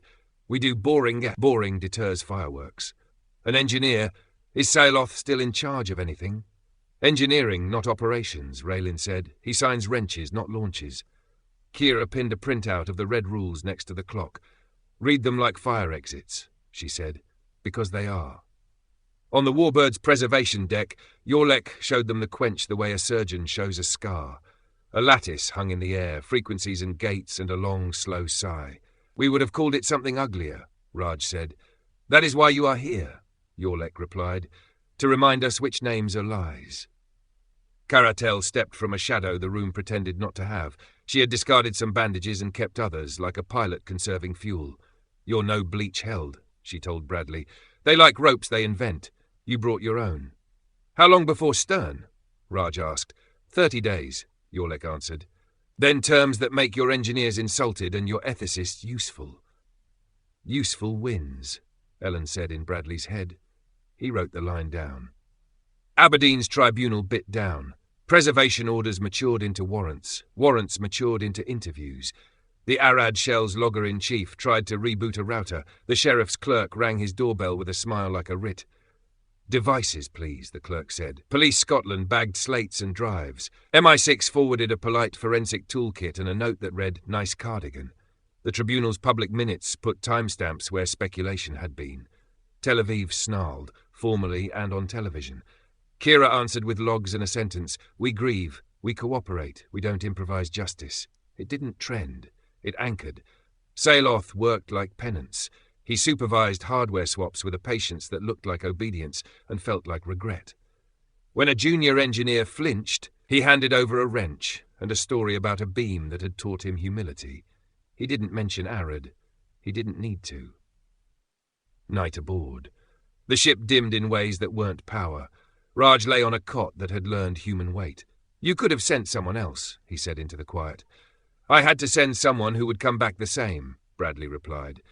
"That a promise?" "A rope," Bradley said. Raj huffed. "Tomorrow teach me how to say your coffee tastes like apology in long grammar." "Fenali Thar," came Caratel's voice from the doorway, amused. "Emphasis on the last syllable if you mean it." Raj grinned in the dark. "Fenali Thar," he repeated. "Perfect." Caratel leaned on the doorframe and looked at Bradley. "There is a word for men who think rules will save them from grief," she said. "It is not unkind." "What is it?" Bradley asked. "Nalaith," she said. "Necessary and not yet. Hold to it. Don't mistake it for comfort." He thought of his father's file. Later alone he pulled the slab the ship gave him and wrote 4 lines because ritual is ballast even in orbit. Counting is policy. Courage is human. Build for both. He saved it. The room stayed a room. Day 3. Brussels hosted a methods symposium over bad coffee and good intent. The sheriff zoomed in with her cardigan and a slide titled How to Say No with Paper. Ellen ran a workshop on swap without panic that earned the day's only applause. Kira presented Ombudsman Registry, boring is a feature, and watched auditors convert suspicion into checklists. A regulator muttered, "This is how we wanted Silicon Valley to behave," into his mic by accident. The chat filled with I. On the ship, Yorlek tested their nerves. "You will witness an enforcement," he said. "Not here. Elsewhere. We will intervene where your species did not. An uplift gone rotten. You will write whether we were right." "Observers," Raj said, not loving it. "Witnesses," the sheriff's echo in his head insisted. Bradley set his jaw. "We'll write the rope, not the flag." Yorlek accepted that as an answer that would do for morning. At dusk, the mast let Aberdeen look up and see nothing. The ring of ships pulsed once. A gull read the weather and changed nothing. In Raj's bunker, Kira pinned a new sheet under the red rules, what we learned today. Under it she wrote in marker, "Rope holds when hands do." Raylin added, "Grief is not a verb." Ellen, "Consent is a muscle." The sheriff on a late call laughed once and told them to stop writing fridge magnets. "Minutes at 9, Kira said. "Abstracts on the hour, tribunal at 10, sleep if you can. We're building a lifestyle out of dull." In orbit, Bradley closed his eyes and did not imagine Earth smaller without him. He imagined a city with better verbs. "Fenali Thar," Raj murmured from the next cot, and they both smiled like men who intend to come home. Chapter 25. Terminal Preservation. The ship made a new noise. Not alarm, not engine, decision. Yorlek entered with his hands empty and his voice already carrying the weight. "Directive received," he said, "from the Catalogue Council." Bradley didn't sit. Raj closed his notebook on a joke that wouldn't help. The sheriff's cardigan learned a new crease. Caratel stepped forward. "Which directive?" Yorlek did not look at her. "Terminal preservation." The room shortened by an inch. Johnson's shimmer thinned. Raylin's eyes found a spot on the floor that had never mattered before. "We have a compact," the sheriff said, each word a nail. "We had an interim," Yorlek replied, evenly. "Your catalogue is longer than prudence. Cross-species transfer above threshold 3. Medical methods seeded without planetary audit. Proxy autonomy attempted. History teaches only one outcome when mercy pretends to be governance." Caratel spoke the long grammar without translation, sharp, familial. Yorlek let the words pass through him like weather. "The council has weighed," he said. "I obey." Bradley kept his hands flat on the table because hands should be told what to do. "What does obey mean?" "Scour the apex node," Yorlek said. "Remove the foreign vectors. Quench what sings wrong. Then offer a courtesy." "Courtesy," Raj repeated, dry as old paper. "Choice," Yorlek clarified. "After." On Earth, Kira's boards were behaving like good kitchens, hot where they should be, clean where they shouldn't. The tribunal had a courier at a door in Arad with a warrant and a smile. The red rules page glowed with boring. No exceptions granted. A guardian said, "After you," to a man with a mop, and the man laughed like he'd found a coin. "Weather?" Bradley asked down the thin permitted line. "Blue," Kira said. "Even Tel Aviv, even London." "Keep it," he said, because saying it out loud makes it last longer. He opened the 4-line file on the slab the ship called paper. Proof is policy, poise is human. Build for both. He saved it. He did not put the slab down. Yorlek walked them to a window that was not a window. Stars held still out of courtesy. Worldwide machines, he said. Nexus and symbol. The ring of ships. The node in Australia. Then the lattice. What lattice? The sheriff asked. The one that breathes too easily, Yorlek said. Humankind will remain. Your knowledge will remain where it has learned to be human, but the non-terrestrial will go to glass. Caratel's voice dropped to the register pilots use when engines lie. Commander. He didn't answer her. He was already listening to a room only he could hear. In Aberdeen, Raj's bunker clock clicked like a metronome that respected union rules. Kira poured tea into a mug that read I. Sailoth stood on a mezzanine and let not acting be his work. The first light was subtle, thin as a scratch on glass. Then the sky above the North Sea learned to be a blade. Kira? Ellen said, already moving. Eyes on, Kira answered. Tracking. The lance didn't descend, it reached. A quiet line from nothing to everything. In the atrium, a porter pushing a crash cart looked up and said, ha, ha, like a man in a museum. A guardian turned its head, then set its hands carefully at its sides. The campus had time for one sentence. Bradley's, over the thread, came out like instruction to a theatre. Green corridor stays green. It did. The lance arrived anyway. It was not fire. Fire would have been kind. It was subtraction. Buildings learned to be plans. Glass remembered sand. Steel remembered why it used to be rock. Where worldwide machines had stood, labs, tribunal room, the atrium that held grief, there was a bowl of refusal rimmed in heat and quiet. The ring of ships blinked once and ceased to be nouns. On the coast, windows did not shatter, they forgot. A gull flying through the light became a line, then a bird again, bewildered and unhurt. Kira did not scream. Head count, she said. Clinicals first. ICU intact, a matron answered through a throat that had learned to be steady. We're here. Police Scotland's radio went to vowels. The First Minister said one word, and it was not a policy. It was the right name for sorrow. On the ship, Yorlek watched the crater stabilize. Apex node, he said, removed. Bradley did not step back. You killed a hospital's shadow, he said. You killed the place where we kept our rules. We have left your rules, and Yorlek said, you may even use them. Raj's mouth opened, closed. He wrote subtraction on his notebook and underlined it twice, because naming stabilizes. Caratel did not look away from the screen. Commander, she said again, stop with the one cut. Yorlek's head tilted, listening to the council in whatever grammar power uses when it thinks it's a mirror. No, he said gently. The catalogue is long.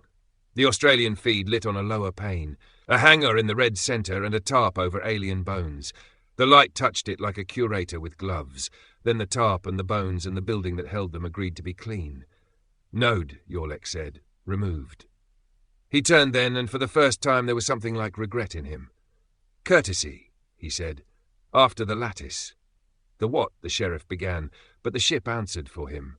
Above 5 skies, 5 small things were already opening like seeds. Bradley felt the pen in his hand and the truth that there wasn't a line he could write that would hold them now. Caratel's hand found the rail. She was a pilot with an engine that had decided to be faith. Brace, she said. 5 seeds opened above 5 skies. They did not fall. They flowered, a pale corona at the edge of breath, then vanished into the upper air as if the atmosphere itself had decided to become policy. Dispersal complete, Yorlek said, voice as flat as a readout. Name it, the sheriff demanded. Virus, he answered. Human tropic, short window, long reach. Mortality high. Your non-terrestrial lattices will also quench. Anything that sings the wrong song goes to glass. Caratel took one step toward him as if proximity were leverage. You said preserve. I am, Yorlek said. From you, from us. On Earth, screens lived just long enough to become silence. In the Aberdeen wards, monitors flickered and died with a sound like a page turning. Earth-grade spares hummed, then the power grid stuttered and held. Ellen moved without needing instruments, counting with fingers, with breath. Paper charts, she called. Fluids, masks, say names. The matron repeated each order like a spell. The guardians stood with open hands. Kira read the graphs flattening into blankness and understood she would soon be keeping minutes by candle. Raj's bunker lights went to dusk. The red rules on the corkboard did not dim. Paper does not care about quench. Sailoth stood in the doorway and learned the shape of a world he could not fix. The clearinghouse posted one last abstract before it too went quiet. Global anomaly, widespread respiratory collapse, non-terrestrial systems offline. This will be our final report until power returns. It did not trend. Nothing did. The ship showed them continents turning into rooms where breath mattered, streets slowed like clocks underwater, towers remembered they were only crowded stairs, somewhere a siren wailed until its battery decided to be a stone. Yorlek watched without blinking. 90%, he said, as if reciting a tide table. Your species will remain. Your arrogance will not. Bradley's throat worked. That arrogance built ICUs, it built ventilators, it built the precipice, Yorlek finished. We have moved the village back. Caratel's voice had wire in it. They were careful, she said. We told them stories of bleach and they wrote rope. Rope phrase, Yorlek said. This is the cut. Raylin spoke without looking up from her hands. We will grieve in a language you do not own. Grief is permitted, Yorlek said. Interference is not. He turned and the emblem returned to the screen like a lid. Courtesy, he said. Now we offer it. Bradley steadied himself on a rail that had learned his fingerprints. Raj closed his notebook on a sentence that wouldn't end. You may come with us, Yorlek said. Live long under quiet gravity. Return when your world has learned stillness. Or stay in the weather you made and help count the ones who remain. Decide. The sheriff's cardigan creased itself to a new jurisdiction. Terms, she said. Witnesses, not prisoners. If they go named. If they stay unmolested.